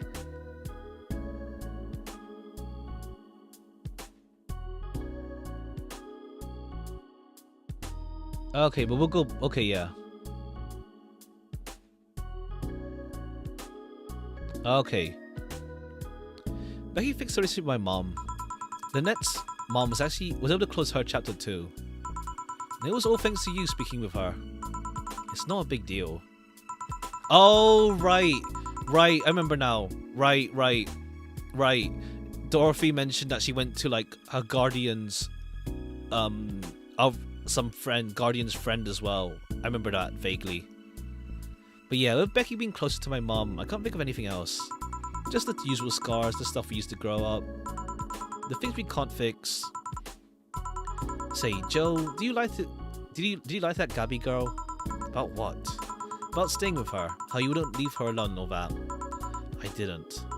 She's asleep. She can't hear me. You can be honest with me. Alright, I'll tell you the truth. Just between us. I didn't lie. Ah. The time I spent with Lenore was also the time I spent with Gabby. Since Lenore was pretty much the one that raised her, she always was there. We'd play, read together, watch TV. I don't know, she felt like a little sister or daughter. But one of the things that hurt me the most when Gabby reappeared was her hate. It's never nice when the one you love suddenly hates you with reason. So yeah, where the hell would I lie about that? It's a relief to hear that. She's cute. She'll grow into a fine lady. Was her sister as cute? Lenore was in a league of her own. Something I must see then. Any other questions? Okay, we'll come back a bunch to like other questions. We'll come back to all of these later. Have any hobbies? Any hobbies? Do not talk about me in the past tense. Do you have any hobbies? Do you have any hobbies? Well, back when I had a solid body, I liked tabletop games. Really? Yeah, like the one where you push someone on it, raise their legs, and that's one video of playing Monopoly. Anything for Athena Avenue? The only thing I remember I liked doing were pranks. No shit. It's so fun to see how people react to them. The setup, the deception, the payoff, it's like art. Right. I did have some limits though. If I know something would make someone cry, it's out of the question. If it puts them in any risk, it's out of the question. And if it causes trouble with too many outsiders, it's out of the question. Sounds sensible. Of course, pranks are no good if only the prankster has fun with them. Then you're just a bully. Any prank you regret doing? In elementary school, I had a bee in a boy's backpack. He was allergic. He's $1. Thank you. Thank you. Thank you. Nice. Thank you.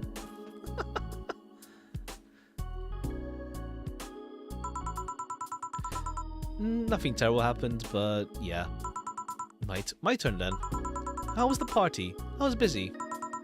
You busy? I can be busy. I mean, I saw you get your big moment and talk about cucumbers. But that was a break from the other stuff I was doing. Is this here another... just running through $1? Yeah, thank you. Thank you. Thanks again. Much appreciated. Is this here another break? Is this a well-earned rest? Good for you.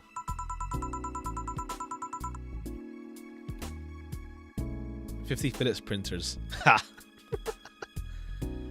Yeah, that's... peso, I think? Yeah, peso. The party was fun, not crazy thing, just a chill time. Food, drinks and friends, and a couple of dogs. Boss almost burned the place down, so for totally legal fireworks. Oh, okay, cool. We get some elaboration on the party. Joe brought his girlfriend, and I still can't believe who she was. Dorothy brought some acquaintances too. Really nice people. A bit gaudy. 50 PHP is $1. Yeah. Alma and I... What? You and Sweater Pups what? Nothing. I just realised how nice it felt to say I have friends. Ah. Holy shit, there's some corny ass line right there. It's true though.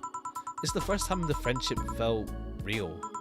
There's people I can trust, people that trust me, people I can get invested into outside my family. But yeah, Say and Stella didn't show up. I think he meant to show up. I don't know. If that's because we didn't get the ending right. I don't know. That's such an awesome feeling. Like I said, that's goddamn cheesy. That said, am I your friend, Joe? Maybe. Give it more time. No, but seriously, you and Trailer Pups did what? Take pics. Boring. Were they nudes? No. Boring. Well then, next question. There's always YouTube for missed stuff. Yeah, I could check maybe. I don't think I'm missing anything made. Like it's literally just the Stella endings with Virgilio and Kiramiki. Well, you're yawning. I sure as hell ain't boring, so it must be because of the hour. I'll let you be for now. Hey Anna, you have a happy new year too. And if you want to bother me, I do get bored in here from time to time. Yeah, that. You call me by my name.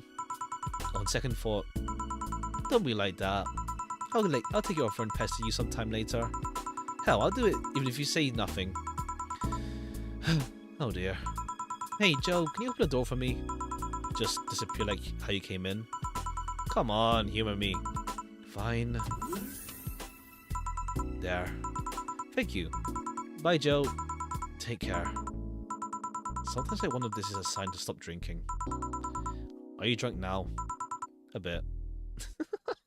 Alright, we'll go back and we'll see the other dialogue options. There's still more to ask.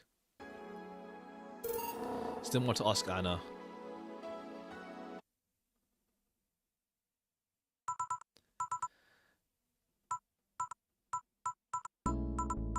You just was my house in the room one. Okay, you have to go through this a couple cycles. Because it's like a free... Alright, I won't do a new game plus of the game fresh.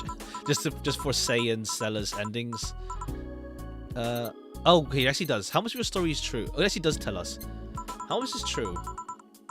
It depends on what you mean by my story. A couple weeks back, when you showed up in the first time in the bar, that whole hospital thing, how much of that is true? How much do you think is true? That's not an answer. I could say all of it, but I could be lying. Truth depends on either facts or trust. And since that question shows a lack of trust, there's only facts left. I believe you have enough facts to form yourself an opinion of what's true. Your lack of trust hurts me, Joe. I really like you. Just ask your question.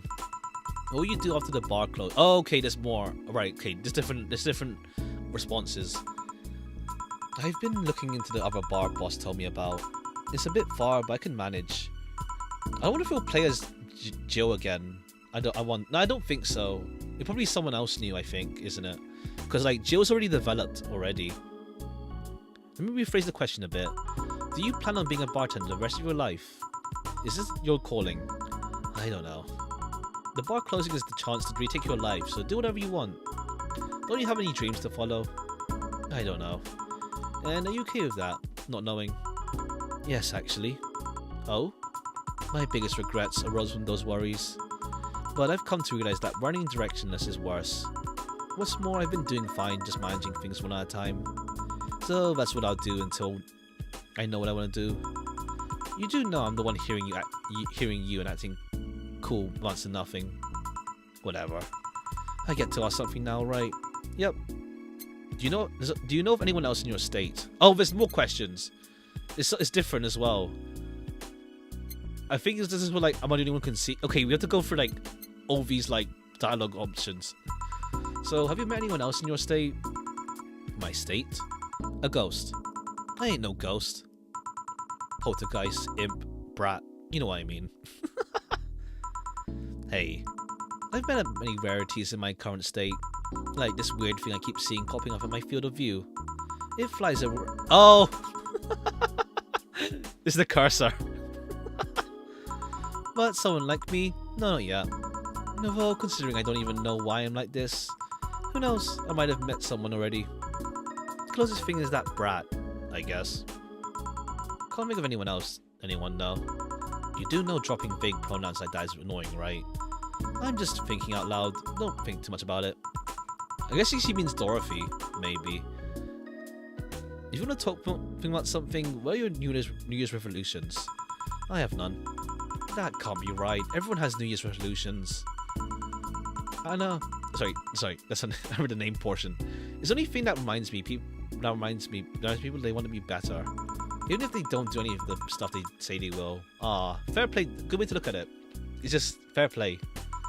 But it's the wish, the intention that counts. Yep, can't think of any. Lose weight? I'm fine. Quit smoking? Hell no. Speak with your parents? I'm good. Make this cat lose weight? This is like a good idea. Good goal. I wholeheartedly disagree. Oh? Crap. Did you just... I did nothing. You just pretended your cat talked. Did not. You did. Quiet. Well, you're yawning. I said yours how ain't boring. Okay, yeah. I'll go now. Happy New Year. Can we by your name? On second thought, don't be like that. I'll take your offer and pester you some more later. Hell, I'll do that even if you say nothing. Oh dear. Okay, yeah, right. Come on, humor me there. Thank you. Bye, Joe. Take care. Are you drunk now? A bit. Okay, there's still more options to like go through with Anna. Does Jill do that puppy talk thing? Yeah, Jill does the ventriloquism with her cat. She mentions it earlier, like how she got inspired. She just saw like a TV show with a guy doing ventriloquism, and it inspired her. But she does it with her cat, and like people do see it sometimes when she was when she brought Thor to work.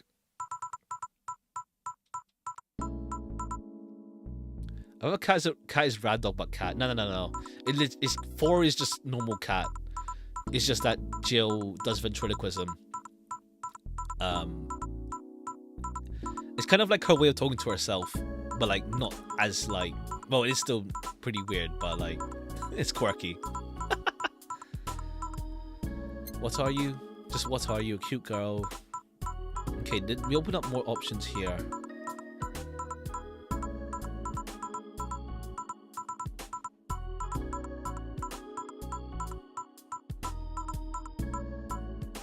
Well, I'm the only one that can see you. Okay, well, I'm the only one that can see you. Don't be so pretentious. You're not the only one that can see me. Ha! You're the only one among the people close to you. Still, why? Beats me. I don't even know why I'm like this. I do have a theory, though. Maybe the ones that can see me are the ones I wish could see me. Ah. How so? Oh, I see. Right, that explains why Dorothy could hear her for a bit. The day I entered the bar, I thought you were cute. Maybe I wanted you to see me so hard you were able to. It was hard to contain my surprise, to be honest. I tried to get some people to see me, but maybe something holds me back. So you make those things happen with your mind? It's still a theory. I don't have any solid basis for these speculations. I mean, Beth could see me, so... Who's Beth? A very nice girl.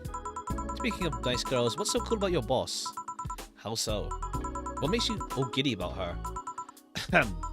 Well, she's so strong, you know?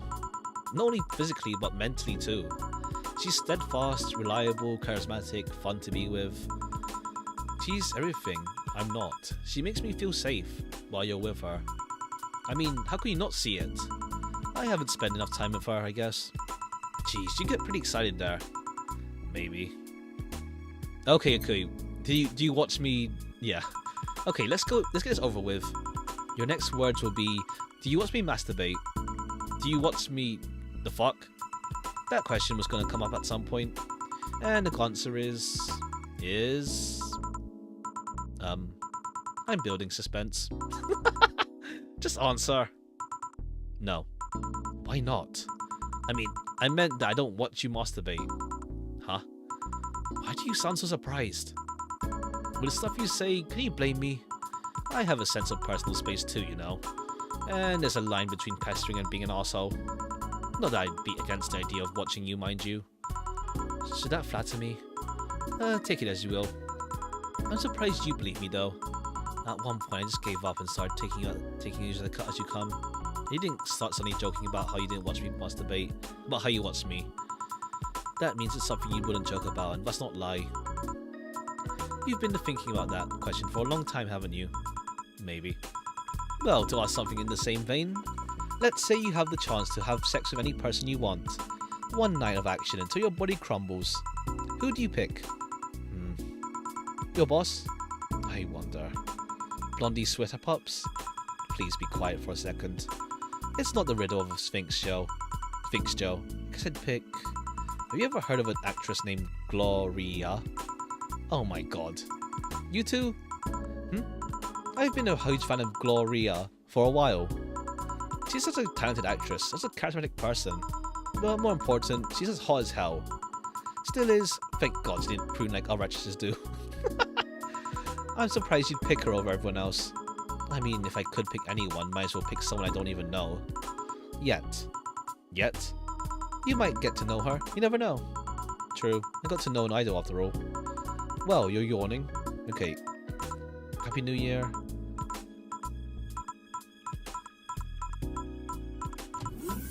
Okay.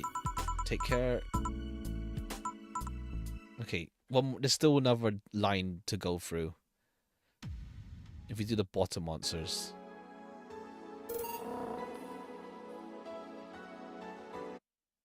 Sunday, January 1st.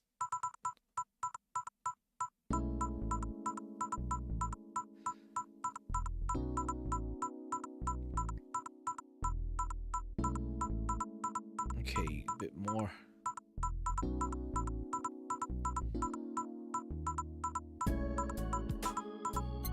Oh shit, wrong one. Shit. No, wrong one. I'm supposed to do a top answer. Shoot. I pressed too fast. I think I should click up here. Is there like... control is... Oh, okay. Control, what do you like? So, what do you like? Girls, girls are icky. It's no wrong answer, but not the one I was looking for. Okay, I think control is actually like if we want to speed through the game. Likes in general. Well, I like pizza with lots of mushrooms. I like stockings that go up to the thigh. I like long hair even though I prefer to have it short. I like small animals, but I like really big ones more. I really like flowery perfumes. I don't like stuffed animals, as weird as it sounds. I like tall girls, or at least those taller than me. I also like the smell of freshly cut grass. I like the sound of a cat's purr. I like to laugh and to make people laugh. And of course I like you, or I wouldn't be here. That's a concise list. Speaking of likes, do you like what you see? Come again. Do you like what you see? If you saw me on the street, would you hail me? I doubt it. That's a lie, you know it. I wouldn't. Liar. I'm hot. Nobody's denying that, but I wouldn't. Why not? For starters, I'm not the one to hit on strangers. Let alone hit on a girl in a fucking sailor uniform. Like you wouldn't fuck a girl in a sailor uniform. Do you mean... I mean that in a way that phrase could be taken as. Let me rephrase this then. Would I be able to make you look at me so hard you wouldn't avert your gaze? Yes. Happy? I am. So much in fact, I'll let you ask something else. Will you keep fucking with me? So how long will you keep fucking with me? I don't know. You haven't even started. You wanna? Can you do anything in your current state? Finding out would be half the fun, wouldn't it? Fucking with me, pestering me, praying out the blue here. Will you keep doing that? I can answer that, but first I need to answer something. You need to answer something. What? Do you hate me, Joe? Isn't this like the third time you've asked this? Then maybe I haven't gotten a clear answer. You made me spill some drinks that were discounted from my paycheck. You still sore about that? I really wanted curry that week, and the stunt left me broke. Oh, right, yeah. She mentioned this before. There's also the fact that your jokes made a fool out of me too many times. Not to mention that your existence is mind-breaking. If you're a hallucination, then I'm getting mad. I'm going mad, and that's no good. If you're not, then that opens up a whole can of worms. If you're a ghost, then science has to rethink where it's going. If you're something else, then what? How? Why? Not to mention, you turn anything into innuendo, and you might be too horny. Go on. But I have no reason to hate you. Your demeanor is no different from many other regulars in the bar. Hell, talking to you is fun, in a really messed up way. I don't feel like your actions come from trying to be mean, and you're cute. So yeah, I don't hate you. Well, to answer your question, yes, I'll keep bugging you. Can you at least keep it here instead of in the bar? Then I wouldn't be doing a good job of bugging you, right? Glad to know you don't hate me. It's fun to be around you, and I get sad if I annoyed you that much. Don't push your luck, though. Well, you're yawning? I sure as hell boring because the hour. We gotta let you go for now. Hey Anna, Happy New Year too. You're not bothering me. I do get bored from time to time. So you're that. Okay. Open the door for me. Come on, here with me. There. Thank you. Bye, Joe. Take care. I wake up 20 times from this.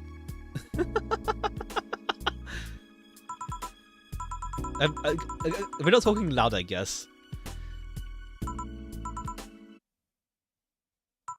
Truth is such a weird thing. It can change. It can change as you learn more and more facts. But what if those facts change? What if the facts get tampered with? Do you trust the source of your facts? Is that trust keeping you blind from the truth? Truth and trust are always tied together. Okay, yeah. And it's with that in mind that I give you this advice.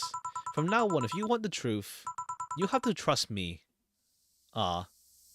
See you at Trey Alicias. Okay, it's a teaser for the sequel, I guess. Okay, I mean, we can trust Anna. I think Anna's chill. We can trust her. But I see, we were going through like all of her truths and stuff. Let me just see, what's Tres Alicias mean? Tres Alicias is a reference to... Oh right, yeah, I forgot, yeah, read-only memories. I remember that. That's like a short game as well. But I think it's set in the same world, I think. But not the same what's it called? Okay. There's hidden files as well, huh? There's some hidden files in... Okay, there's a bit of ARG. There's a bit of an ARG going on with this game as well.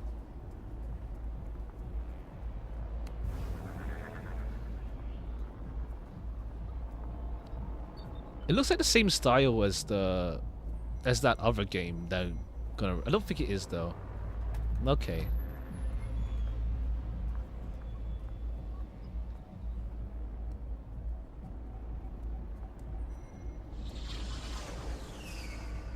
Okay, cool.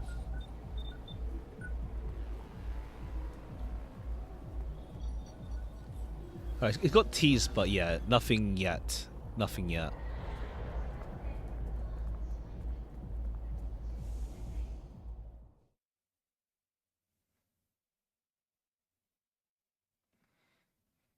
ARG someday. We'll see. Maybe as a self-insert.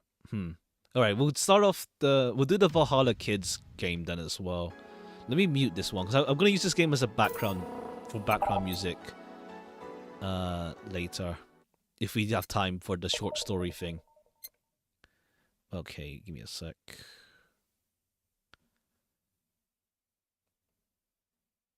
Okay, is this loud? Let me change the title of the stream as well. We'll just add that to the. We have a lot of time, so we'll do this as well. Okay. Let's see, where's the thing? I don't even know when it. I don't know if it's April Fool's or it is like there's like this game's also part of the ARG as well. It's like some ARG thing. Let's see, where's the layout again? Here. Okay, let me just adjust this as well on stream. Oh wait. Oh, it's the wrong one. No, wrong one. Wrong window. Wrong window. It's meant to be this window. Wrong window. This window. That's what. Cool.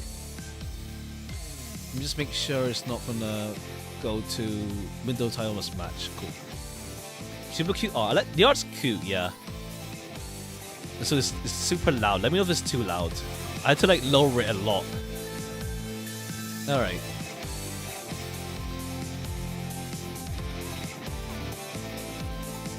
Alright, let's start. It's a cloudy, humid day. Wait, let me save. Make a save here.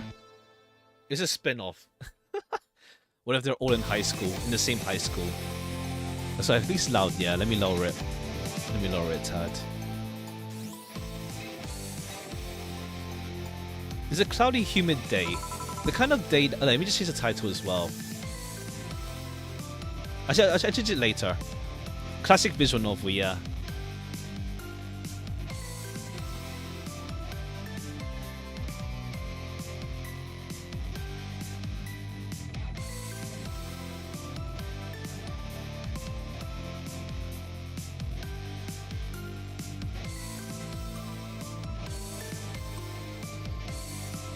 It's it's literally rampy, yeah. It's rampy.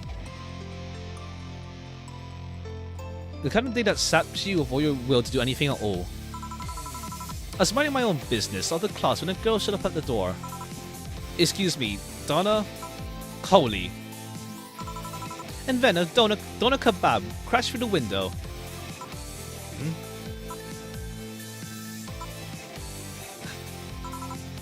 Sorry, you... Ah, Stella. This is a bad time. You saw nothing. What's up? I love the art. The art style here is really cool. I like the art style a lot. You see, it's about Say. Say no more. Who'd have to beat up? That's the thing. We don't know yet.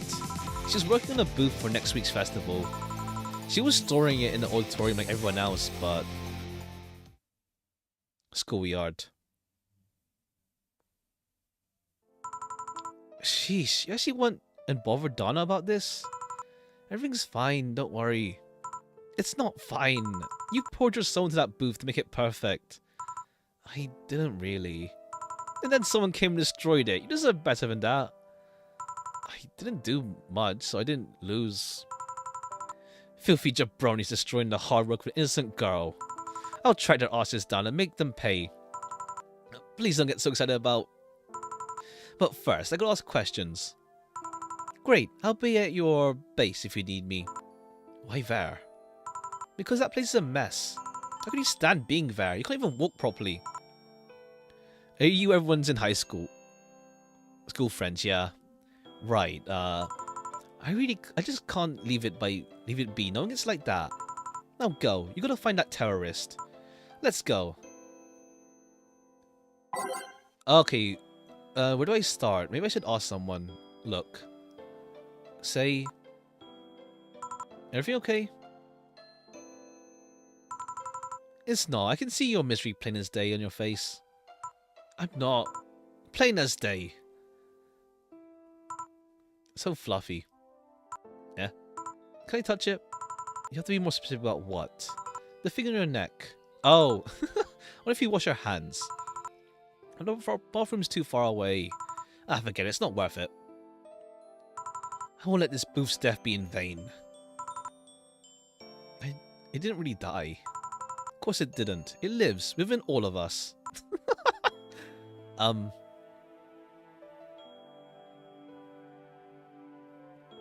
We gotta get to the bottom of this atrocious mess. Where do you actually start looking? The auditorium, of course. That's where the whole thing took place. Sounds good. Thanks for worrying, Donna, but it's not... It is. I just can't let a scumbag like this roam free in my school. Then, be careful, okay? Let's head to the auditorium.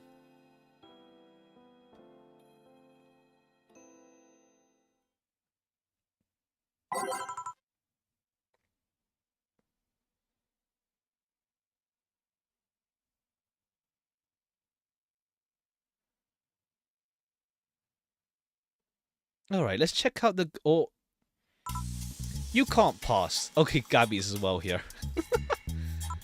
Whoa. Why not? Because I'm the law. And the law says you can't pass. Yeah, but why? Because I'm the law. Oh, it's you, Gabby. Agent Awesome Agent Gabby. And who gave you authority? For... what's that? The power to say I can't pass. The law. Aren't you the law? Yes. When you gave yourself power. I did what? You said you're the law. I am. and the law gave you authority? Yes. And then you gave yourself authority? Say, where's Jill? The entrance, near the blue tree. Thank you. Blue tree?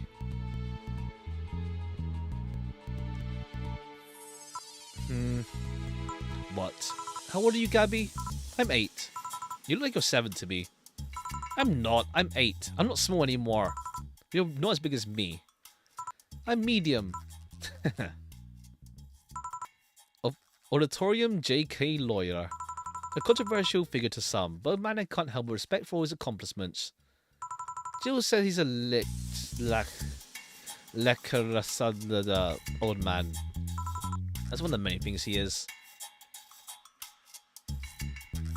What if I give you some candy? You can't bribe me. Crap. Is this what it's been sunk to? A bribing punk? It's a bribe when you tell me something because you think I'll believe it. I think that's fooling. That too, you can't cooling me. Let me save. Okay, let's check out the entrance then. The blue tree by the entrance.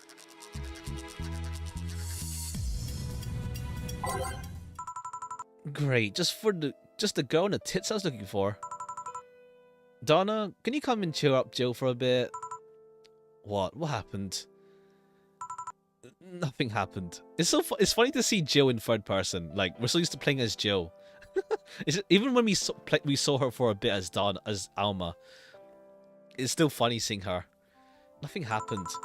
Were you crying? Who the fuck made you cry? Nothing. Who's nothing? Nothing made me cry. I just kinda did. Ah. I know, right? Are you here to patronize me too, boss? Maybe later. Say, can you do something about Gabby? Did that brat sneak into the cafeteria again? I wish. I have a craving for pickles right now. What? What's this about pickles? Last week, Gabby snuck into the cafeteria and put pickles in everything. Oh god, that girl. So, what's she doing this time? She's blocking the auditorium entrance, saying she's the law. Don't worry, it's almost her nap time. She'll be out there in no time. Really? Yeah, she'll probably be gone by the time you get there.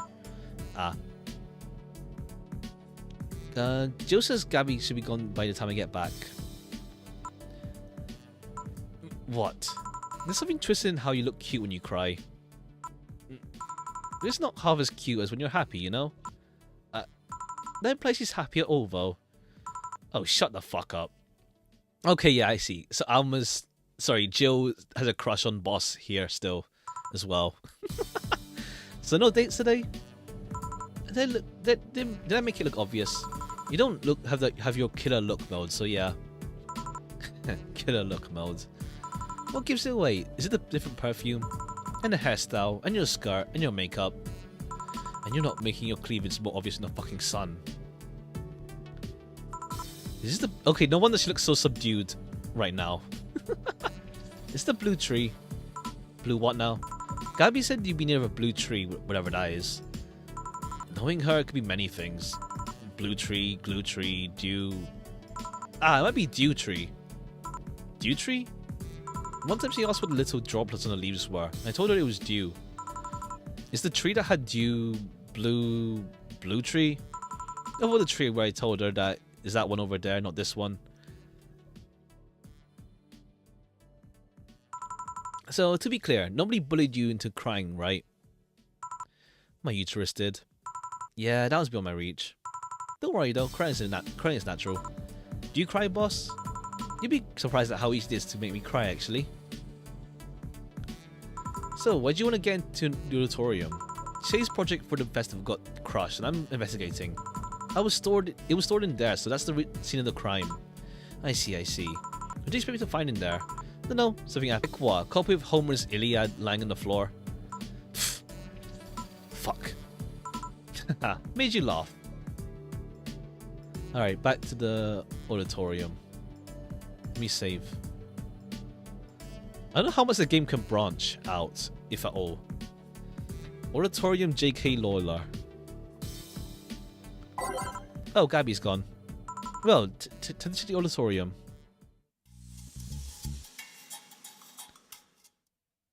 Inside the auditorium.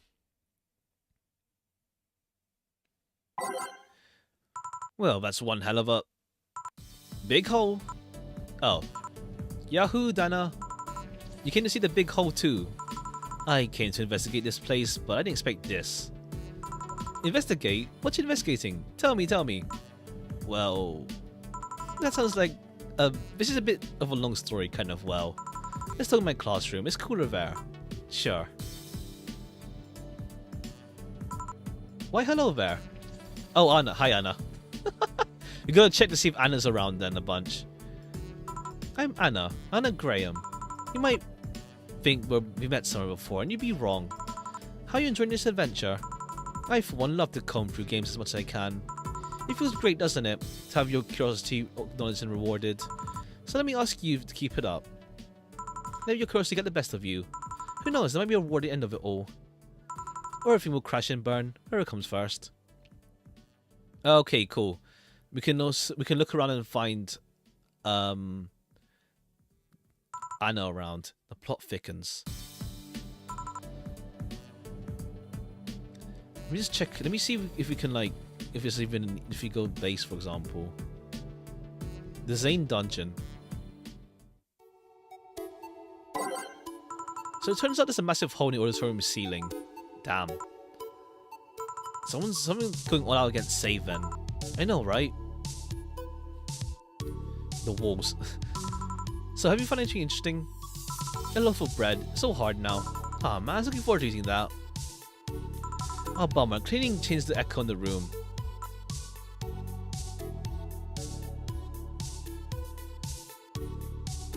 Belt? Oh yeah, what's that thing? It's my championship belt. Thank you very much. Also, one sec.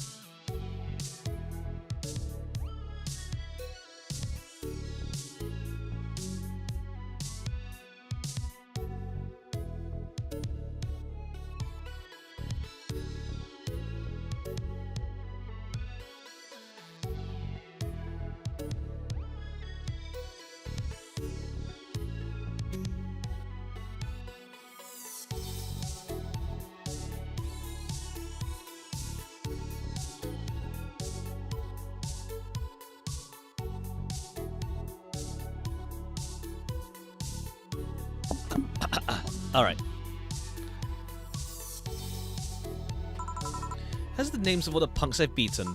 And who's the name on the back? That's my little sister. I want it from her. Ah. You're doing good work, God's work here, Stella. Glad you appreciate it. How can you be so spotless after cleaning this so much? Anyone can clean. Cleaning while staying clean is clean yourself, however, it's a skill. Damn. Okay, yeah, cool. Okay, I guess like the whole Anna hidden stuff is a bit hard to find.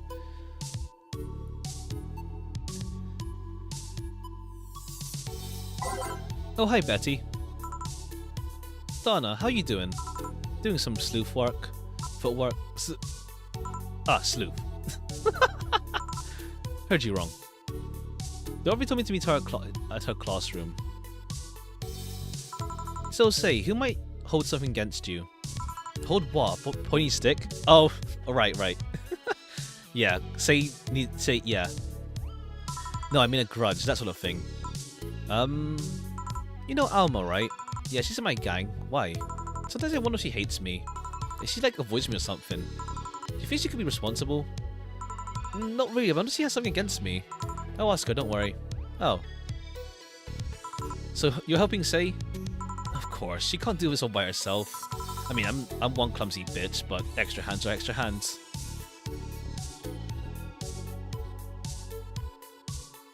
Where's that pencil? The one in your ear? Thank you. She reminds me of Fuka. She reminds me of Fuka. In the uniform. It's suddenly taking shape now. Thank you. You look battered, Betty. I had plenty of an accident coming here. Carrying bags, dripping over my feet. Damn fine mess, let me tell you. Sorry about that. You didn't put your foot out to make me trip, don't worry. Don't apologize. Okay, so... Okay, yeah, Alma's thing here as well.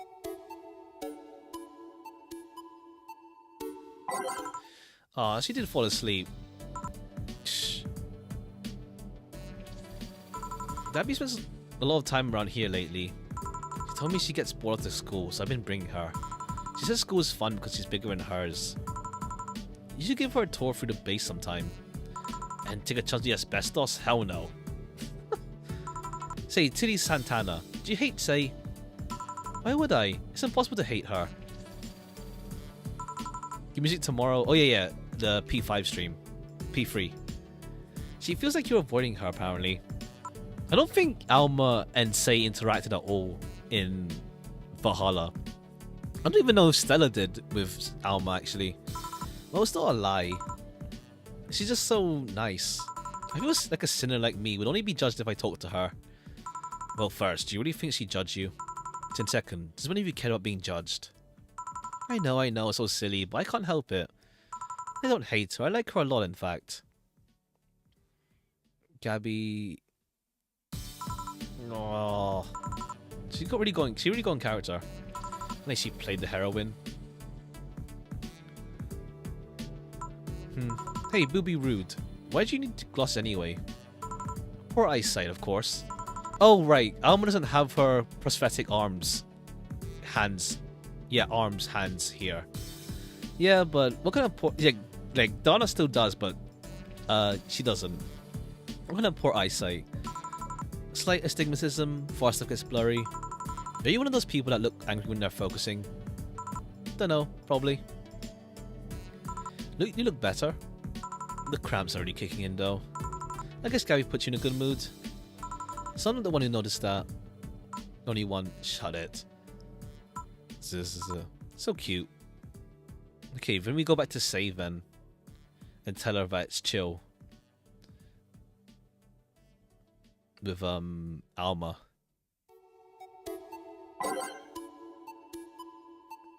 So I told Alma she doesn't hate you.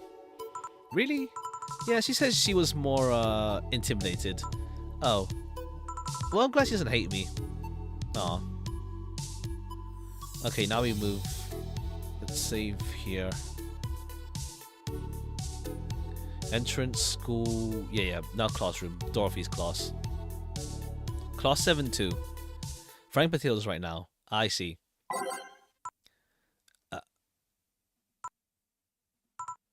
Oh, yeah, that. The weirdest thing happened. The kebab went and crashed through the window. You okay, Donna? Can I keep it? If you don't care where it's been, sure. So tell me, who was with you at the auditorium? You saw someone else? No place to. I bet you were about to indulge in some steamy action before seeing the hall. You've lost me. So you weren't in the auditorium to make out? You were actually investigating? Well, yeah. And here I thought Honey finally hit the jackpot. Okay, yeah, everyone, she's rooting for Boss and Jill. Dorothy, please explain what the hell you're on about. Sex. People go to the auditorium to make out, to each other out. So I thought the hole deterred you from exploring other holes.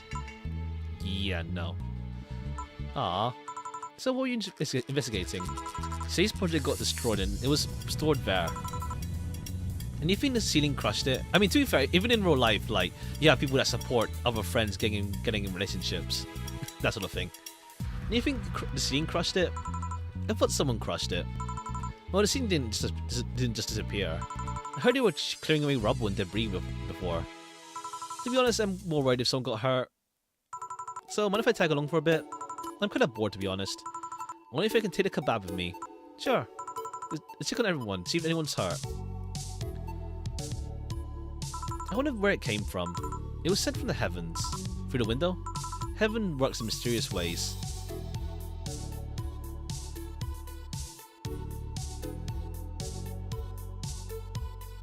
Alright, now we check on everyone again. To make sure no one's hurt.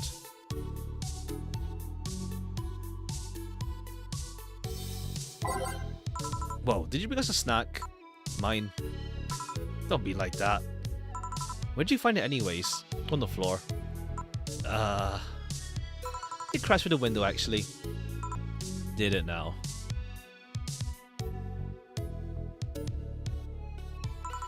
I'm surprised nobody even heard it or came running over. She can have some if she wants though. Oh, I'm fine, thank you. Say. Yes. When you found the booth, did it have some debris on it? Yeah. So the ceiling did collapse on top of it. Why didn't you tell me this before? I tried to, but you were focused on finding a culprit. I wasn't able to. Donna. Here I want to punch someone. Now I just want to kick myself. I'm kind of worried that someone might have been hurt, you know? Me too. Come on, Donna. You still have one more duty. What were you buying before, by the way? Oh, you know, the basics. Glue, nails, paper, markers, booze. What was the last one? Markers. So, what do you think, Dorothy? She looks cuter when she went back to wearing a female uniform. True, but what are bruises? None that look fresh enough. What cantos do you look forward to the most? Don's one, Mersault's one. Yeah, Don and Mersault the most, I'd say. And Faust. Don, Mersault, Faust, I'd say. If I had to give like a proper ranking. Yeah, Don, Mersault, Faust. I was already looking forward to Ishmael's and Heathcliff, so that's that. But then, yeah, Don, Faust and Mersault. None that look fresh enough. You said something? What are bruises? Okay, no fresh bruises. We're just cheering you on. Go, say go. Well, it's getting done fast. Extra hands go a long way. Yeah. What do you smell, Dorothy? An answer. Something wrong. How did you get those wounds? I tripped on my way here. When? When I was buying stuff for Say? How long ago? It was like an hour ago or something. Why so many questions? Those bruises should be fresher. And unless you trip down some stairs, you shouldn't be so wounded.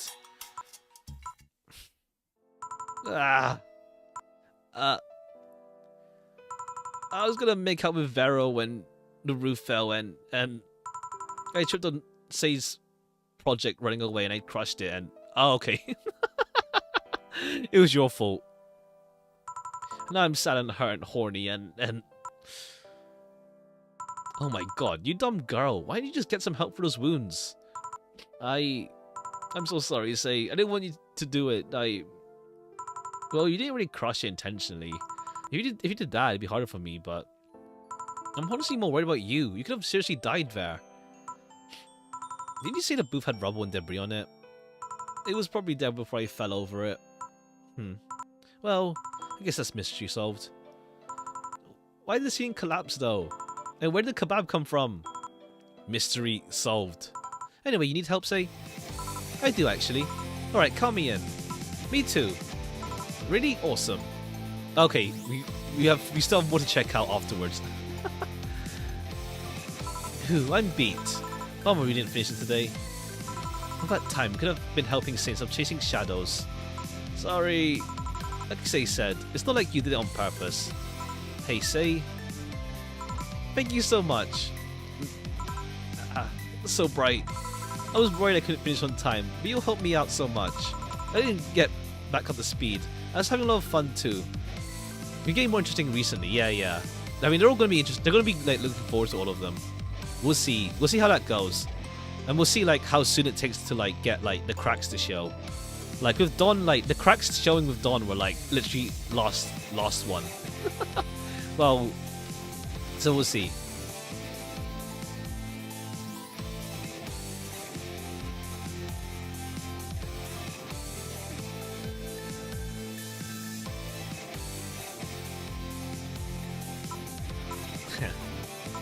Well, count me in for tomorrow. Count me. Me too. And me. Everything turned out okay in the end. I see we celebrate with meat. Is that thing even cooked? Of course, just take a bite and there's paper. So we're kind of so we'll see. Yeah. You found on the floor. I'm surprised there's only paper on it. Does it say something? You have taken your friend Iris captive. Come to the pier alone. To be continued. Alright. You still have more. Check on everyone's heart. So let's check on Say later. There's like some Anna secret thing going on. Let's see. There's some secret thing going on with Anna, but we'll see.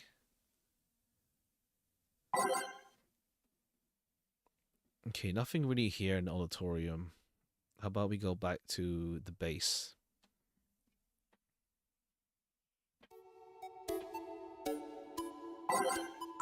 Hello. Dorothy? Hey, Stella, look at this. I just cleaned the place and you bring a freaking kebab here. It was lonely by itself. Where'd you get it anyways? It crashed through a window. Sure. Why not? It stays then. No, I didn't mean... Never mind. I did my part. Whatever happens after is not my problem. You were cleaning the place? Yeah. Why? Are you really that much of a maniac? Because no good deed must go unpaid. Donna was helping me find whoever wrecked Say's project, so I had to repay her somehow. Oh, so that's what's going on. I thought you were just a clean freak. Speaking of freaks, what's up with that case? Well, you might be dealing with attacking at Say. There's a high chance it was a contrived incident. I don't deny the possibility of an attack, but right now it seems unlikely. Unless that's what the attacker wants you to think. There's not a single hair out of place. Amazing. So this is the asbestos room. Alleged asbestos room. Iris made some people run some tests and there was no such thing. Who's Iris? I looked into it for a while and apparently it was all a ruse. Why though? Oh, Iris is her sister, I think. I think Iris is her sister. I think it's her sister. Oh no, her business partner, right. She mentions her name. Right. She mentions her name.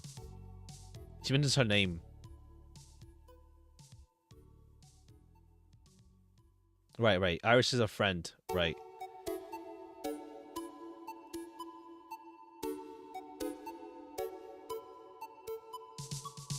Okay, I see. Why though? The principal had to cut the arts and crafts program for budget reasons. At least that's what he says. Something that tells me I have to pay a debt to pay or something. But yeah, I guess he thought asbestos problem sounded prettier than budget cut. Why are you using it then? Good old blackmail. Okay, at least it's not asbestos. That's bad. Nice.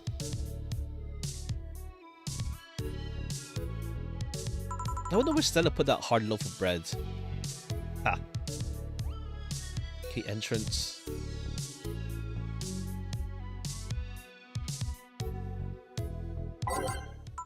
Dorothy, I'm a sidekick. So where's Gabby? She went home. By herself? Her sister came. Okay, so Lenore's still alive in this universe. But I think Jill is more into Boss in this universe as well. So Jill, wanna check out the hole in the auditorium? Oh my god, is she really inviting you to check her hole in the auditorium? Well, it's not mine really. She's inviting you to the auditorium to see someone else's hole? Well, are you gonna take the chance of a lifetime or not, honey?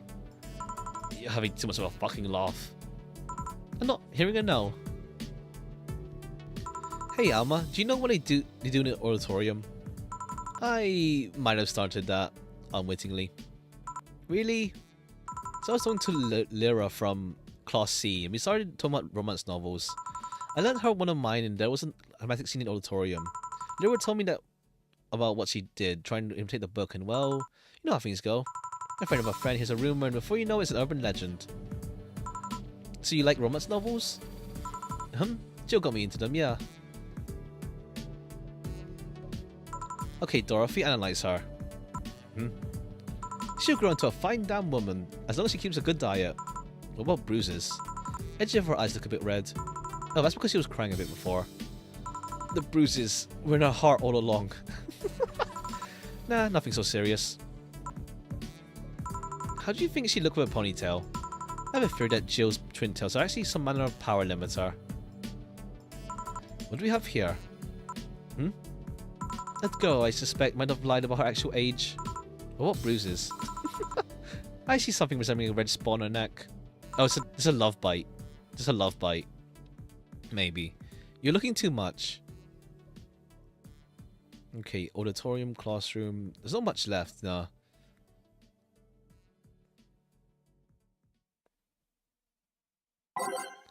Check on people. Okay, there's something with Anna that we're missing. There's like some hidden secret of Anna. I'll look up then afterwards. I'll look it up. I don't know how. There's like some raw file that has like ask Anna about it on it.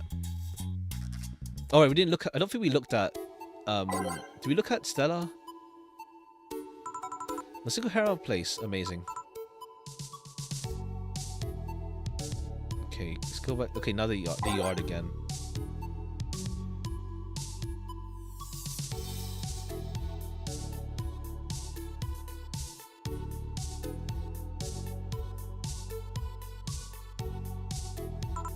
Say. Yes.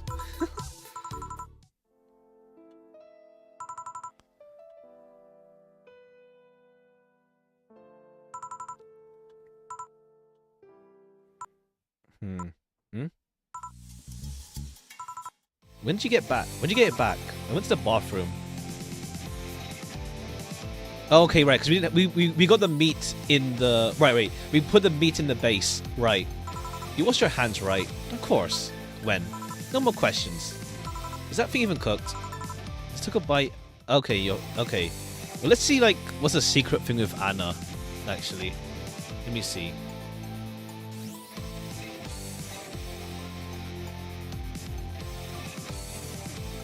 There's a secret thing with Anna. The game file comes with a secret. Anna's the key. In order to learn the password, you must find Anna Graham at various points in the game. Oh, okay. These are the find her.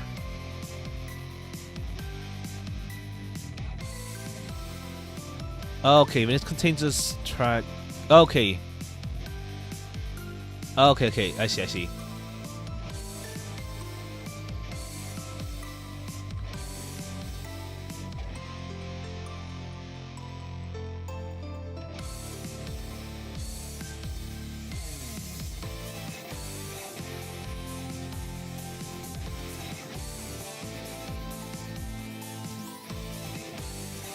Okay.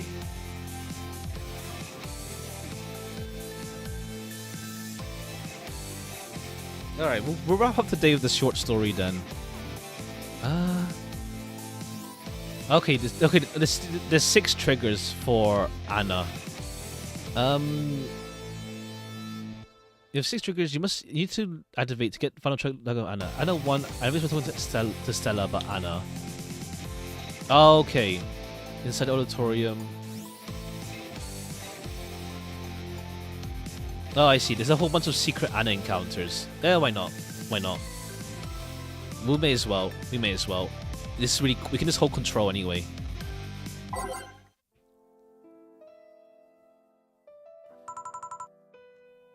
Move to auditorium. Move to entrance. Okay, it will skip anything that we've seen already, so. Move to entrance, move to base.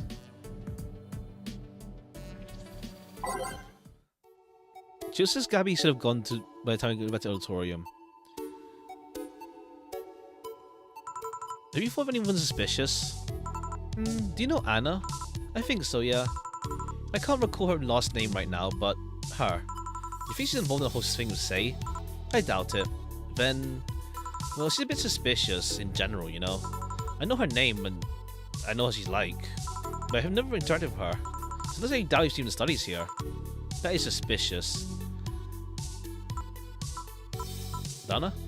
Glorious. No, I won't give in. I won't give in until I'm victorious. And I will defend. I will defend.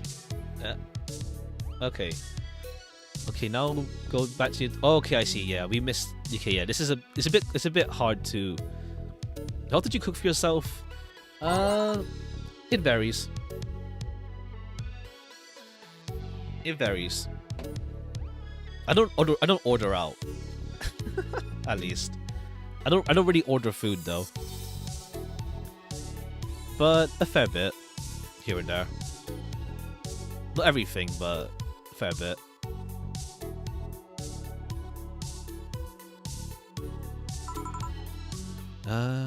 Let's see. Okay, now we talk to. Now go to the auditorium and look inside. Okay, this is where we first meet Anna. Well, we met her in the game. Okay, look. Talk, Anna. Why, hello there. I'm Anna Graham. Maybe before you be wrong. Okay, yeah. That's the second encounter. Now move back to the entrance of the auditorium. Oh, I see. The auditorium entrance. Okay, this thing was, yeah, it's a bit like obscure.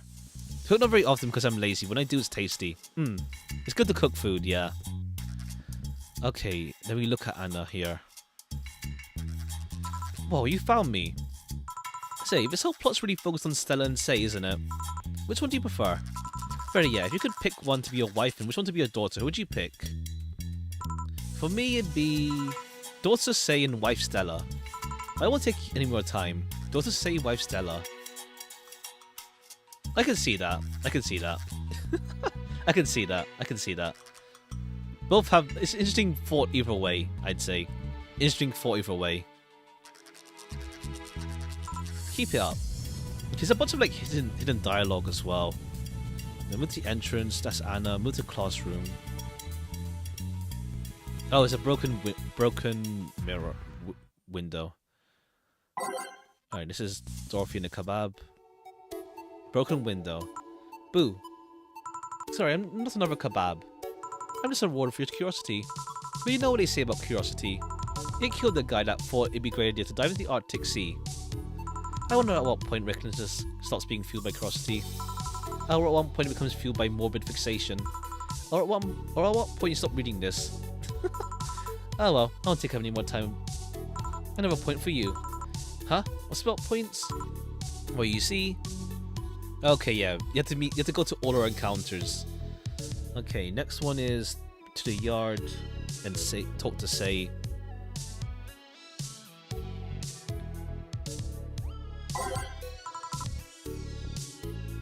Say. Okay. Then we go move the entrance. Talk to Jill.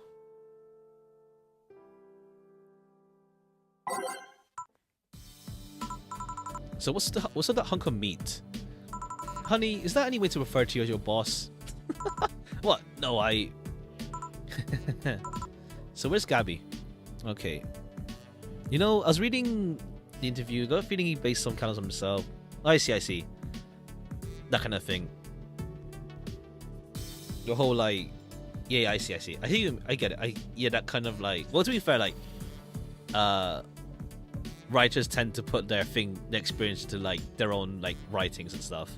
That kind of thing. Or at least something they can relate to or whatever. Talk to Jill. So how'd you get that kebab exactly? It crashed through a window. It's the second weirdest thing I've heard in school. What's the first one? The Anna girl. Anna Graham. Everyone knows her, but nobody knows how or where from. Nobody studies with her. People that graduated before seem to know her too. And yeah, I don't feel like she's out of place somehow. Scary. Also, I think she's trying to make a move on me. Yeah, she do have a fixation with you. Uh-huh. Okay. Now we talk to Jill, move back to base. Talk to Stella, talk to Anna.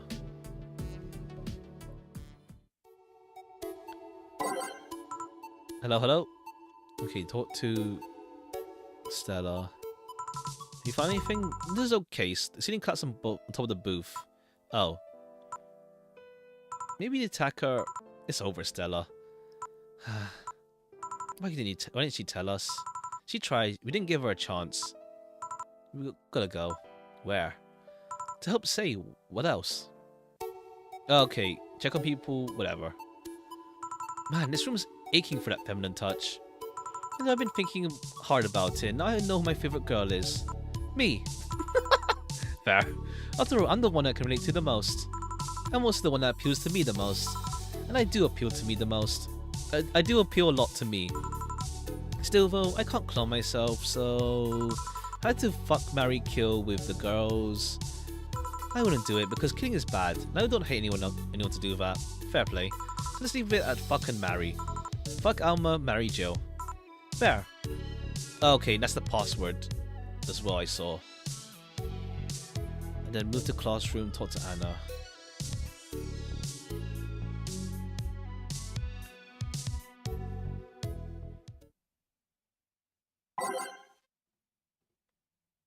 Whoa, you actually made it here. But no head patch just yet. For you, there's a lost secret. There's a surprise for you, but only if you can guess the password.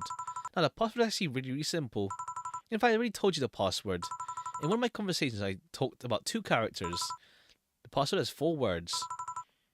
No spaces between them, all in lowercase. Oh, but there's a key detail. Invert the subjects. Oh, I see. Invert. Okay, yeah. Yeah. So it's, the password was what? Yeah.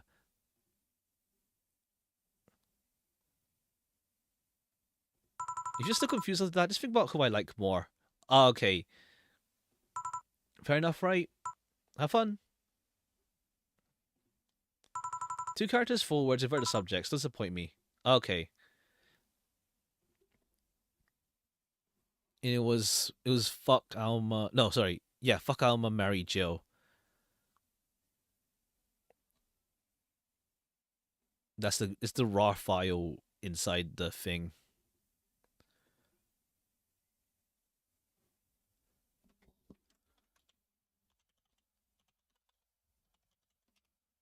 No, it's the other way around.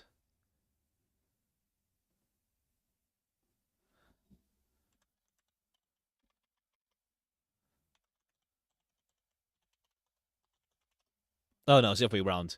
It's fuck Jill, marry Alma. It would be the other way around though, if she likes Jill more.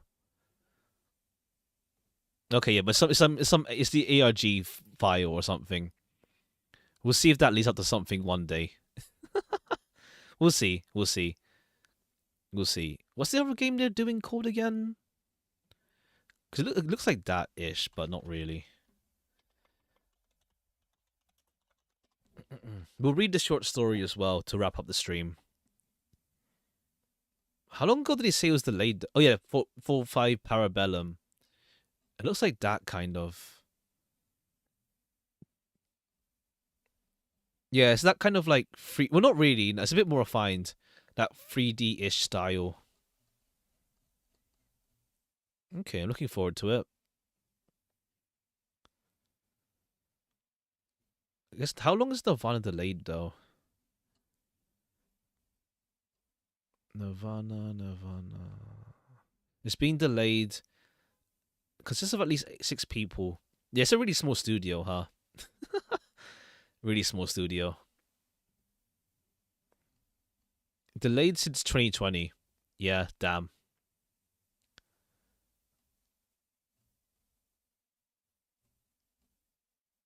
Okay.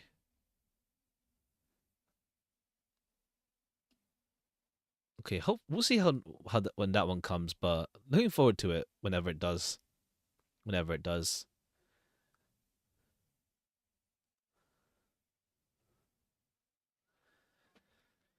All right.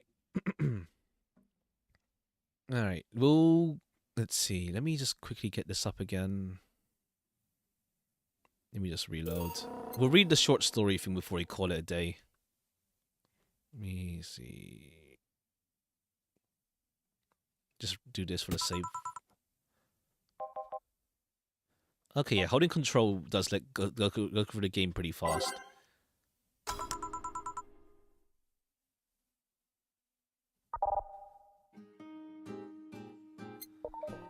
Okay, let's put the Valhalla game up again just for the music while we go through the short story they released as well.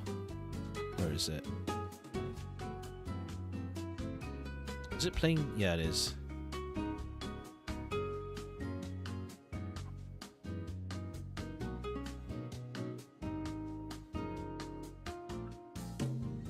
Alright, yeah, get rid of this now.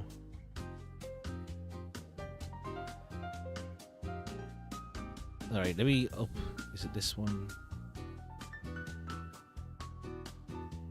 Alright, hold on. One sec. One sec. We'll read the short story thing he released as well for Valhalla.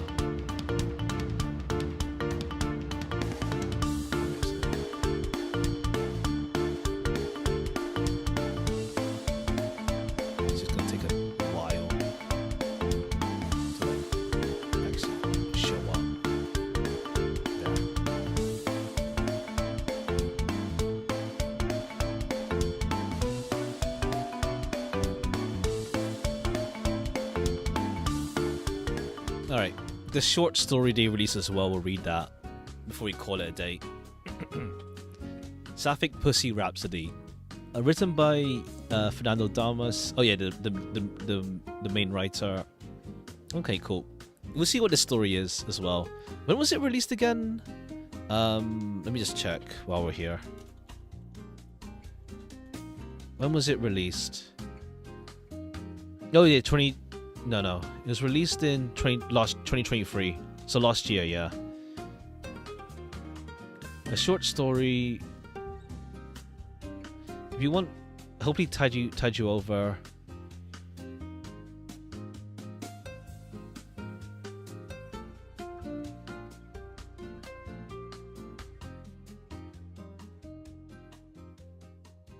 Okay.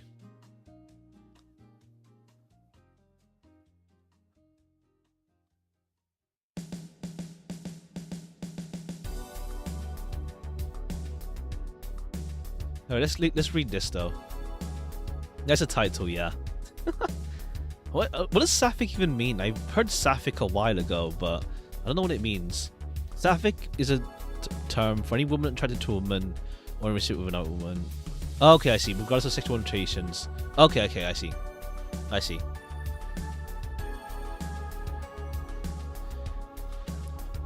He's just a poor boy from a poor family. Let me know if the game's too loud still. I just have the jukebox going in the background. In a city that shouldn't exist, or let me know if it's too small as well, but I think it's fine on the stream. Yeah, it's fine. It's not that small.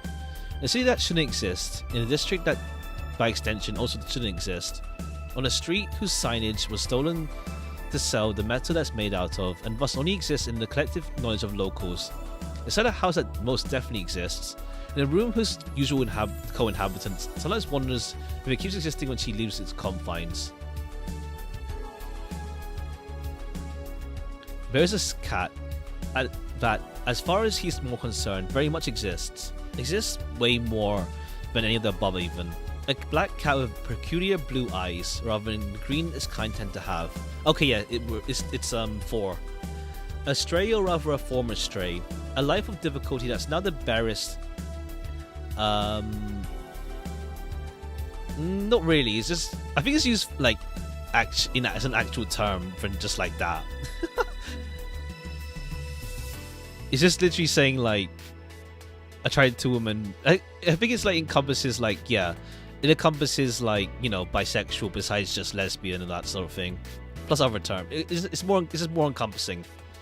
It's just more like women attracted to women, essentially. But like, it doesn't have to be like lesbian or that even. There is a former stray. Just going to stream. How's it going? It's going alright. We just finished up Valhalla. We were just doing a bunch of like short stuff. I'm just reading like another short story made for the game. Released like a while after the game released, and then we're just wrapping up essentially. I think I'm not sure for Yuri itself. The term, I'm not sure exactly if it also encompasses bi or not. I'm not sure.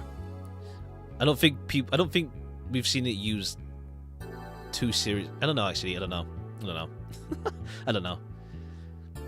His earliest memory, perhaps carved there by the sharp contrast between the waves of terror and joy within, pits him against the dogs with big mouths full of sharp teeth that could snatch him up in a single bite. His small lungs that were barely able to squeak out a meow to a mother long separated are now doing their best to emit growls to keep their snarling pack of enemies at bay. And then they all run. A large round container, many times bigger than a stray, hits the ground and splashes water at the dogs at his feet, making a loud noise that scatters the threats and teeth and growls surrounding him. In their place, a big cat. The stray had never seen something like this before. It's like a cat, but bigger and different, standing on its hind legs. Okay, cool. Yeah, when Jill rescued. Okay, then yeah, I guess it works in that terminology. Okay, yes, cool. So 4's perspective on Jill. The giant cat looks at the stray for a long time, shakes its head and begins to walk away. So for a small stray, this is the closest thing to his mother he's met since he went missing before the dogs. So he starts following the giant cat. Of course, the longer legs come faster movement, longer strides that the stray's small legs can't keep up with. He starts meowing the way he called his mother. The giant cat starts locking its dark red eyes with the cat stray's blues. Then the giant cat slips closer and the stray feels it wrap a forepaw under his belly. It's a weird way to be carried, he thought, but he wasn't pulled back by the back of his neck, but rather put in between the giant's paws. The stray liked this. I don't think it's good to like carry the cats by the neck. I don't think it's good for them. I think, from what I heard, the giant cat's body was different, but just as soft and warm as his mother's body was. And after the stress he had gone through, he was too exhausted to think much on it. The giant cat brought him to a different place, a familiar place the stray would rarely, if ever, leave at all from then on. He wasn't as big as wherever he had been before. It also meant he knew what everything was and what everything was. There was a small table at the center of everything, with low legs and a warm box in the middle of its underside. This was the place where he liked to nap during the day, and under it was where his surrogate mother, his human, slept in the nights. Oh, okay, Jill just sleeps in the kotatsu. Okay. The former stray loved to sleep under his human's chin, as he had done with his birth mother before. Even if getting bigger and older meant that rolling in his sleep landed him on top of the human's face. She did make him use noise as a result, though. There was also the window, a weird barrier where he could see things on the other side, and yet was unable to cross. Through this window, he was able to see when the light changed, and that side changed colors. After one such shift in colors, the black cat wakes up from his nap slightly disorientated. He's on his table as usual, but the space the table is in is different. He sees completely different things. He smells different things. He wakes up further. He remembers that this indeed is not his familiar space. A long string of small changes ago, his human brought a lot of boxes. She looked distressed, but also she brought boxes. Oh, how joyful that period was. He remembers jumping into the boxes and being greeted with something new. His human had put inside them each time. Also, the time he hid inside the box and eagerly waited impressing his human with his skills in stealth and evasion. He was so skillful that he fell asleep undetected. When Ven got hungry, Ven couldn't get back outside his much too skillfully chosen hiding spot, and needed to yell until his human opened the box again. She did, and gave him lots of more food than usual. Probably an apology for being unable to detect him inside the box when she sealed it. It's understandable, however. I think it's a bit loud. Let me lower it. It's a bit loud on my end. Let me lower it more.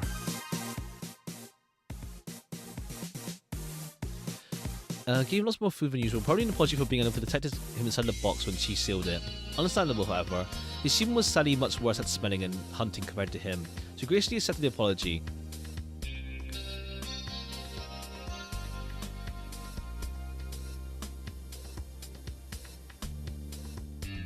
But after the time of fun boxes, the black cat found himself in a weird hard box his human used to move him to, placed outside his familiar space. Sometimes after the hard box, he would be in the space that smelled like urine. There'd be a loud human and a dog, and the human that smelled like a dog. Sometimes after the hard box, he would be on a cold delivery table. Human very interested in his formidable hunting weapons would poke him and prod him while showering him with admiration and gratitude, but he chose patiently not to destroy them for their insolence. Okay, this is when he came to the bar once. But after the hard box, he always returned to his familiar space with his familiar things, so he didn't know where he would be out of his time in the weird hard box. But he allowed his human to scoop him up with a forkball, just as he'd always done, and waited to return to his familiar space once again. He never saw his familiar space again. Now he was in a brand new space. It was bigger, wider, taller. The black cat could jump really hard and not hit the ceiling under the lamp like he easily could before. Also more spaces he could visit. The door is no longer blocked, and if he pushes against the door, he can find more doors and spaces. Sometimes he ventured and found the bigger, softer human that his human sometimes was in heat towards. He said that sometimes the small human with a frowning face will come in with two other small humans that smelled a bit like the big soft human. Oh, okay, this is Alma. It's Alma. I think it's when Alma looked after 4. He doesn't know what everything is and where everything is, but the space where his human now sleeps, his room, is his familiar new space. And especially compared to all the new space he now has regular access to. Although this space still has his table and his smell. He likes the room, but he doesn't like how the human now sleeps in a different place. Instead of conveniently sleeping under the table with him, his human now sleeps on a taller, softer thing called a bed. The bed is a nice place, but it means the black cat has to move from his warm table to the top of the bed and then back again when he wants to sleep on his human's face. What a chore. But thus, after the stupor of sleep goes away and his brain shakes off the lingering confusion of waking up in an unfamiliar place, a new day for the black cat begins, or rather a new night. He always has a busy schedule: water to drink, food to eat, fur to groom, poop to poop. So he scratches, a sort of deep yawn, and scans his surroundings to make sure everything's in order. There's the window, the bed, the TV, the cold food box, and also, what is that? Startled by something suddenly appearing without a sound where only his human's bed should be, the black cat jumps before being able to get his legs out of their resting position. He falls off the table with a clumsy thump. A clumsy but completely calculated thump. Obviously, the frantic flailing he did just was a technical feint to distract and confuse the anomaly. He stands up and acts like nothing happened, because nothing did happen. He just jumps up from the table to see what caused him to improvise on the spot, so that the surprised thing wouldn't feel too much shame for not surprising or startling him. After getting back on the table, he sees a familiar human, the window human, a familiar human that he knows his human likes, so the black cat lowers his guard. Much like how windows sometimes let him see the light change colours on the other side, windows also sometimes have very pale cats or humans inside them. Even on the rare occasion when he can get to the other side of the window, the cat and human simply vanish before being caught in his clever pouncing attacks. Okay, reflection, right. Regular human is there, but like the weird phenomenon in the already weird phenomenon of Windows, Miss Human also isn't here. She was less like a door. Oh, Anna, I guess. He could push with his face or paws, and more like a window. He could see things. He can't touch. Instead of feeling something cold or hard, if he ran to her, he'd be able to pass through her. His human would sometimes bring small flat humans out of her pocket. They were kind of like this, but the window human is different. Oh, her phone. Because it comes in without the pocket window. The black cat looks at the Noxpo's window human and raises its paw and just says, "Boo. If you could love me and leave me to die." "Sorry, 4-boy. Did I wake you?" Apologizing to the lone cat in this room, there's a girl. She was dressed in a black and purple sailor-style school uniform, the skirt worn over blue jeans.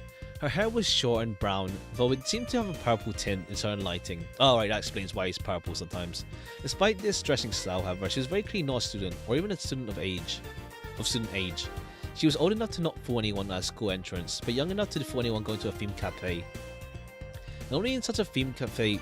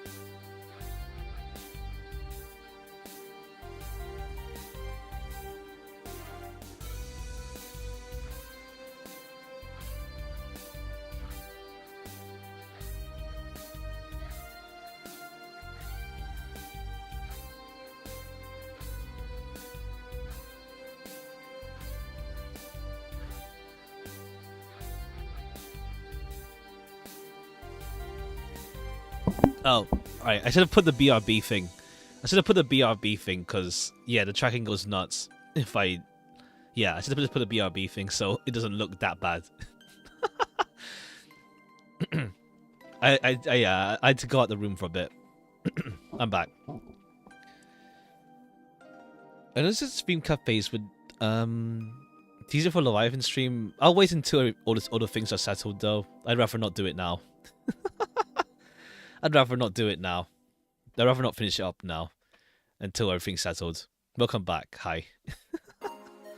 Only such a theme cafe would those clothes be fitting, given that no school in the city used that style of uniform. Thus, rather than blending in with her surroundings, she stuck out like a sore thumb. But even without the uniform as a factor, she still stuck out. For once, she was missing her right arm, causing her to tie the loose sleeve of her uniform into a neat knot over near her shoulder. And also, probably even more evident, she was slightly transparent, kinda. She moved by gliding through space, sliding. Her form was one of those things that was one you could sometimes see through, sometimes not. Sometimes she was indistinguishable from a regular person. Other times she looked as if she was struggling to keep her shape. If there were such things as ghosts, she must have even passed as one. Why is it so noisy in here today? She said as she scanned for any sources of noise. But the only noise in the room, aside from the ambient sounds of the city, was the puzzled purr of her companion. "You can see me," exclaimed the girl, excited out for the cat. "Look, just call me Anna. I'm not going to let the cat be called by name and not me." She then exclaimed to nobody in particular. Okay, she addresses the narration as well. In particular, before bringing her attention back to 4. Back to 4? Is that a pun? Anna must have always seemed at least to be aware I'm around. Anna continued, as if to ignore everything else. Ignore something. But I guess I just never had a particular animal be more around than once. This is the first time I'm alone with you, I think about it. Maybe you can kind of see some light that humans can't. Kind of like those shrimps that see infrared. Mantis shrimp, was it? She said while gliding side to side, amused by 4 following her movements with his head. Or maybe it's true that pets can see ghosts, she explained. Immediately wincing at she used the G word to refer to herself. Actually, can you even see me properly? Anna said, increasingly puzzled. Maybe you don't see me as me, but as a shadow or something. Perhaps she started to get lost in thought. Perhaps... Then she started to grow suspiciously increasingly annoyed. Perhaps you can shut up, if you can tell I'm annoyed. Can you see I'm trying to talk with...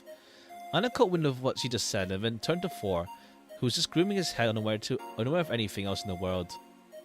Lick paw, groom head, lick paw, groom head, lick paw, groom head, slightly more to the left. Anna watched 4 for half a minute in complete silence, as the weight of everything she got heated up just dawned on her. She then floated through the table and through 4, who tried to make a swipe at her skirt before imitating the act of sitting down at the table opposite 4. "I don't like you," Anna exclaimed to nobody in particular. "No, not you, 4, I meant..." She then sighed with her non-existent lungs, letting out non-existent air. "I don't know if your mom is secretly a cat. You were obviously born from a cat, but I mean, you're human, mom," Anna said to 4, who was absorbed in... Oh, I see, Jill. Who's absorbed in grooming his hind legs. I mean, it would explain how she can see me, for one, but there's something very cat-like about her, if you think about it. She carries herself this cool, refined appearance, but you spend half a minute with her and she starts puking hairballs, running around against doors, missing jumps and chasing bright things, and then chuckled a little before finishing. "I kid, obviously. She's not athletic enough to try to jump. Don't let those legs fool you. But there's... dunno more." Anna stretched her non-existent arm muscles almost on cue with 4 as he stretched his legs before moving on to grooming his side. When you get her trust, you feel like you won the jackpot. Like you're in a select club of people Julianne Stingray will give the time of day. So cat-like. Anna crossed her non-existent arm in front of her, and on top of the table, then feigned the motion of resting her head on a surface she could easily pass through. A complete pussy. Coward. Okay, I guess pussy's being used like... I think because if we're focusing on 4, I guess it's like woman-loving cat, meaning 4. Meow. 4 let out a loud meow, in protest like someone had a pet for him for a second too long. You understand Anna and was pressing the insult to his human. However the case, it was enough to startle Anna into sitting upright. 4 then got up and left the table. Anna let out another dejected sigh from her non-existent lungs, but soon realized 4 was going for a drink of water after he came back to the table with droplets dribbling from his mouth. He resumed grooming himself, this time his front paws. I mean, she continued anyway, as if the cat understood her. just in case. Sorry, I didn't mean it as an insult though, and I'm not wrong.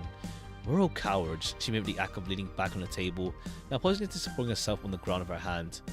Mimicked. Did I already mention I don't like you? Alright, yeah, the narration is like making like really emphasizing how she's not like breathing actual air and stuff.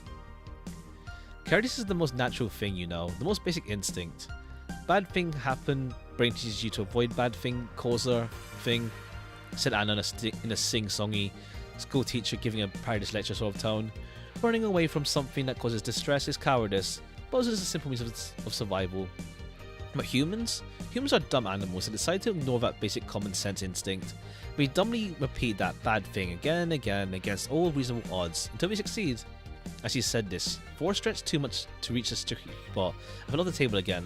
He climbed back up and resumed grooming himself in the exact same position where his centre of mass teetered precariously over the edge of the table. Clearly I'm the only ones though. Though I guess it's more complicated than that, she said, watching expectantly as Thor approached but never quite completely fell over the edge of the table. If you follow survival instinct, in a society you end up alone. And when you're a social creature, that's hell on earth. And yet, it's what the human brains are wired to do. Anna relaxed a bit after Thor finally decided to move further away from the edge into the center of the table. The same function that teaches you to not touch the fire of a stove is the one that makes it feel like it'd be easier to live in the woods away from everyone. And yet, who's the bigger fool? The one who keeps burning themselves at the stove, or the one who starves himself alone for being too afraid to set foot in the kitchen ever again? Ah, okay, I see. Anna got quiet for a second. Thor, seemingly done with his grooming, stood up from the table and went to his food bowl. So when you can't avoid inevitable conflict, you develop a shield of some sort, right? Anna noticed amused that Thor liked to drop food on the floor before eating it, rather than eating from the bowl. You just learn from what part of you is vulnerable and build what you can. Build as much defense around it as you can. Just like your mom. Upon saying this, Thor stopped eating and turned to lock eyes with Anna, briefly before turning his attention to the food again. Perhaps the cat did understand some of what she said. She presents herself in that caustic, potty-mouthed demeanor of hers. You think it's meant to push people away, but quite the opposite, I argue. You see, when you repress so much out of fear that will be used against you, you grow fearful that people will know you aren't being fully sincere. Her tone turned academic again. It was surprisingly natural ease, as opposed to eating cat. You create this hyper-real version of sincerity to coat yourself in. After all, if you're so aggressively straightforward, so foul-mouthed when expressing yourself, you're being as sincere as you can be, right? You can't possibly be hiding anything, right? Okay, I see. Then as a beat of silence measured out carefully as if delivering a scripted monologue before an audience. Ha! The last explanation made Thor turn around to Anna. Sorry, keep eating. Don't mind me. But yeah, it doesn't fool anyone at all. Everyone can see right through it, and I don't think your mom even pretends it works anymore. As she said this, Thor went again back to the table and groomed himself again. It was time to clean the results of his meal. What could she do? There's the only way she knows how to defend herself. Anna went quiet again, but rather than collecting her thoughts, it was more like she was finding strength to say something deeply buried within herself to her feline partner. Did you really have to describe everything? She exclaimed, annoyed at nobody in particular, and seemed about to say something else until she saw Thor's bemused-faced. But you know, even if people can see right through it, that's what friends are for, aren't they? Right as she said this, she laid on the floor, prompting Thor to look over the edge of the table, as if she was keeping track of her in the conversation. You know how to put up the walls to protect yourself in the world, and then comes along people who can see right through them and go their way to climb right on over, all your hard words to be with you. A brief but noticeable pause. I had someone like that once. Okay, yeah, Anna's friend. Anna got lost in a familiar train of thought. She tried to push it away with every ounce of her mental fortitude, but it became harder and harder to leave this train of thought as a problem for another day as time passed. Then she felt like this train of thought was barreling towards her while she could only stand helpless in its path.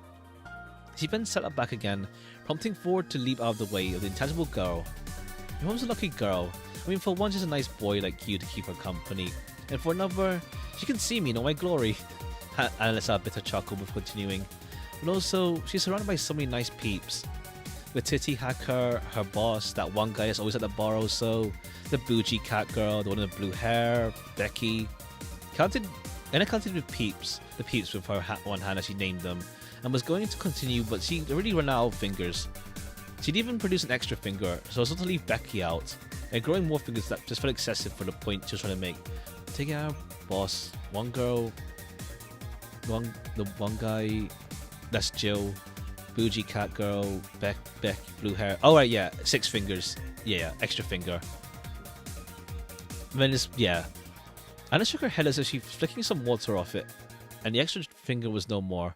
Anyway, if she was really trying to push people away, she's amazingly horrible at it.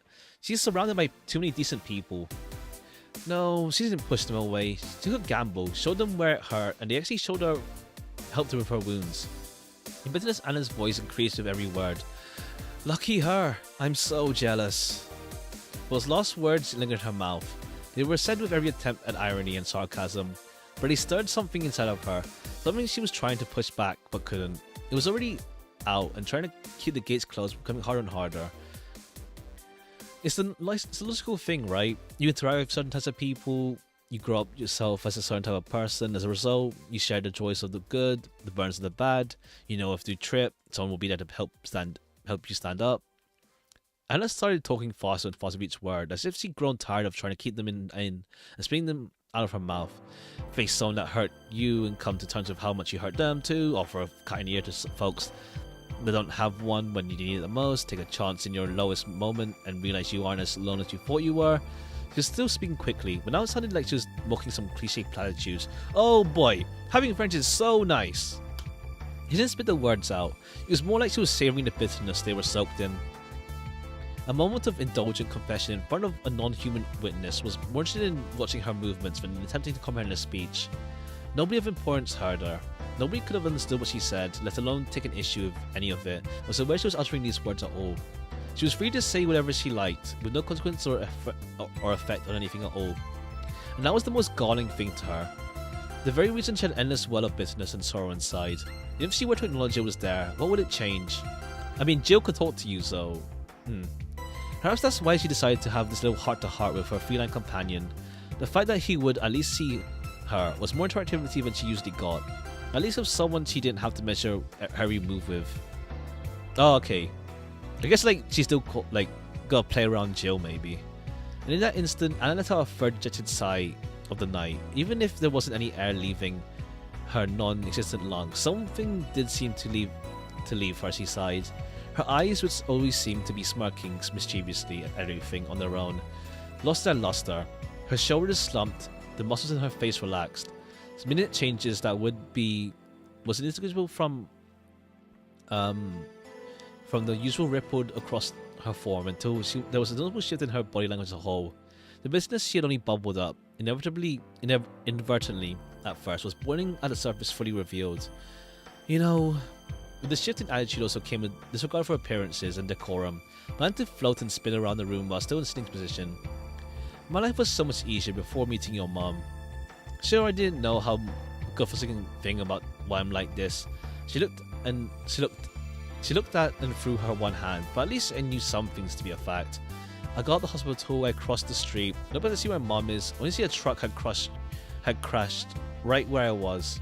I think, damn, I'm sure lucky. Wouldn't that have been the silliest thing to get hit right at the hospital doors like that? But then, wouldn't you know, that's me. It's my body right under that tire. Okay, damn. Literally right out of the hospital. Damn.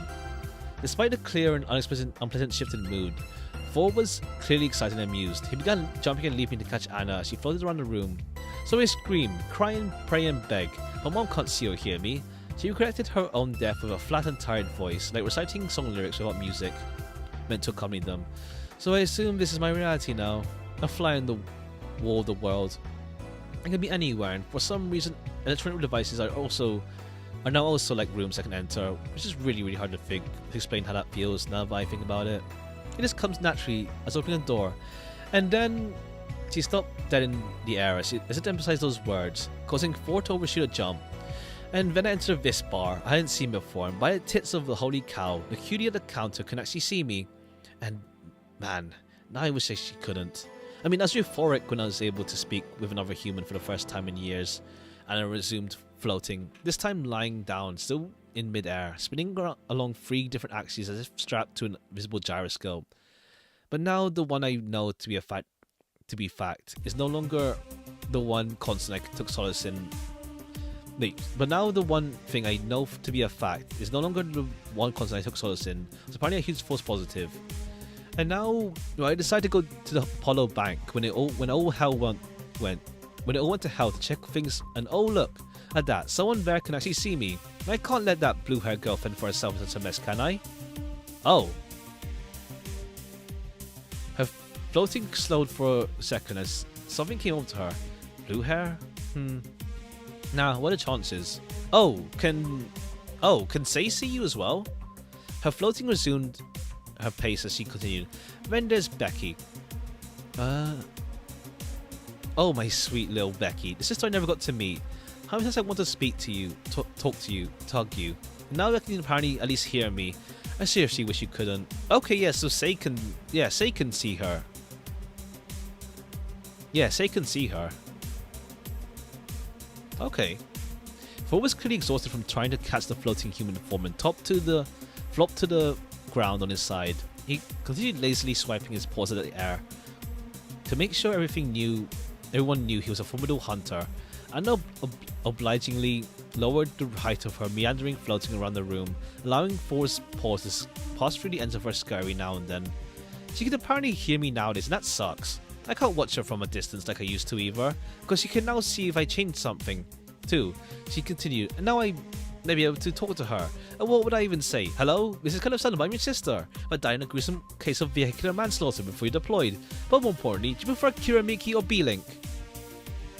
So not only is that the thing I know as a fact now total lie, now it feels like people have gradually been able to see me more and more, for reasons that escape me and my control.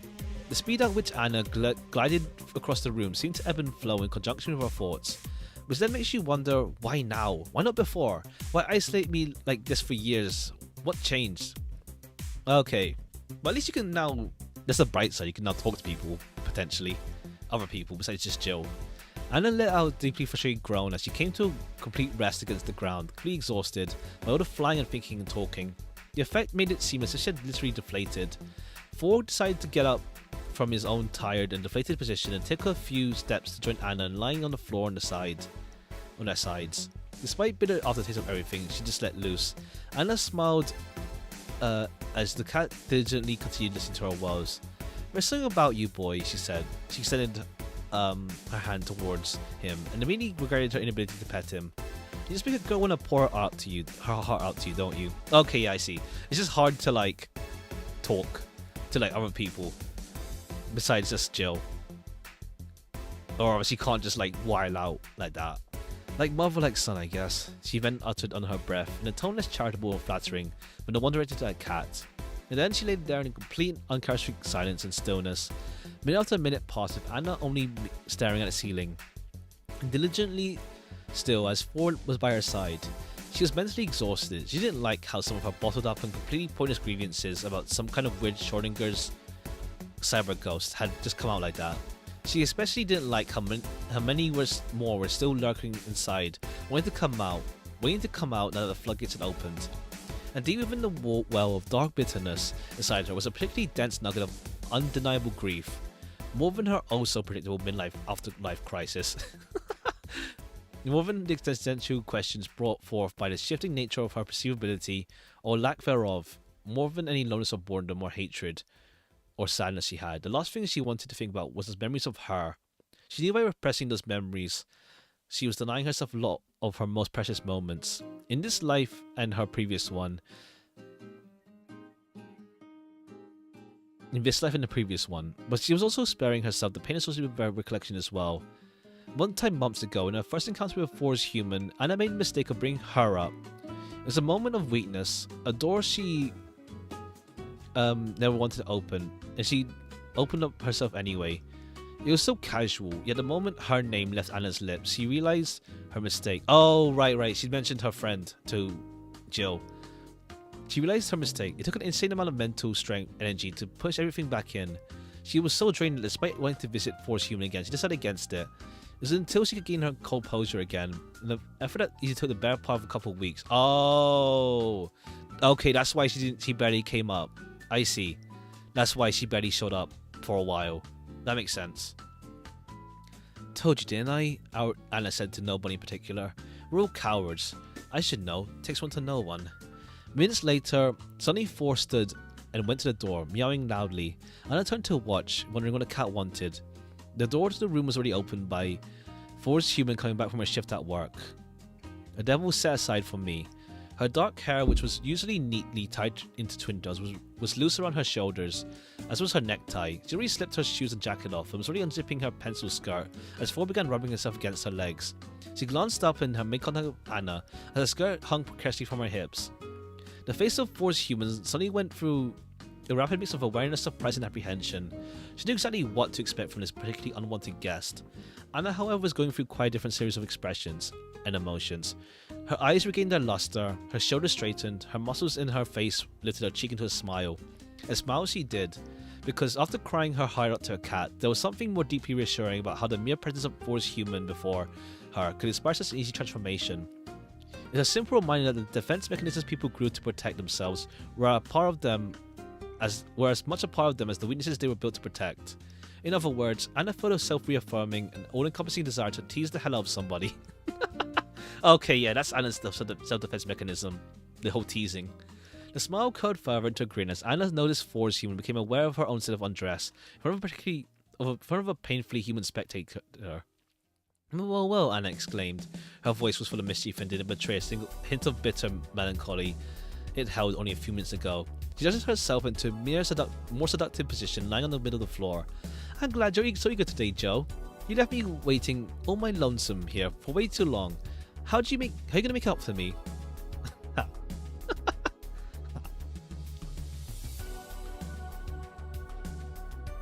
Okay, cool. Yeah, okay, yeah. Anna's holding like a lot inside, for sure. Let me just check to make sure. This is Four's backstory. What was the boxes again? They mentioned boxes. Other the fun time boxes, the black cat pumps on a weird hard boxes. He always returned to his. He never saw familiar. Okay, so yeah, Anna. So Jill moved to somewhere else then. I guess the bar did close down, but Jill was working in a new bar. It seems maybe. Could jump. Sometimes he ventured around the bigger. No, he never saw his familiar space again. The black cat could not. Did you see? Cat couldn't jump really hard. No, he was stealing a lamb like easy. Could before there was more space he could visit. The doors no longer locked. Unless he visited and found bigger sort of human that is humans. Okay, yeah. This is. I guess it's going through the time he was looked after by Alma. He still didn't know where everything was. Okay, but he has a new. Okay, yeah. But Jill has a bigger house now, where her new work is. I think, if I'm reading it right. Okay, yeah. Okay. Alright. Cool. Looking forward to whenever they do the sequel. No rush, but looking forward to I really like the dialogue in this game. Like, Anna's like one big, like, how to say, unsettled thing. Especially here now, where we see her thoughts. Where she's actually, like, in this weird state of, like, being perceived, but also, how to say, bottling up so much stuff, essentially. So we'll see. I feel like I missed something to say, maybe, regarding the bank thing. I don't know, we'll see. I might look up after stream, just to see what I missed and whatnot. And also the two endings I missed. We'll see. Alright, cool. Looking forward to a sequel whenever it comes out, though. We'll see. Alright, we'll call it here for now. We started 5 minutes late, but it works out. I thought the stream would be really short, but we did spend like 30 minutes on the Magical Julianne game, shoot 'em up game, and then what's it called? It actually was pretty lengthy. It's like 30 minutes to an hour-ish on the New Year's thing, and then the prologue plus the Anna stuff. It's surprisingly lengthy. Alright, cool. We'll call it here for today then. Tomorrow we'll start with episode Aegis, the P3 DLC thing. We'll see. And then, yeah, Saturday will be the Star Rail event.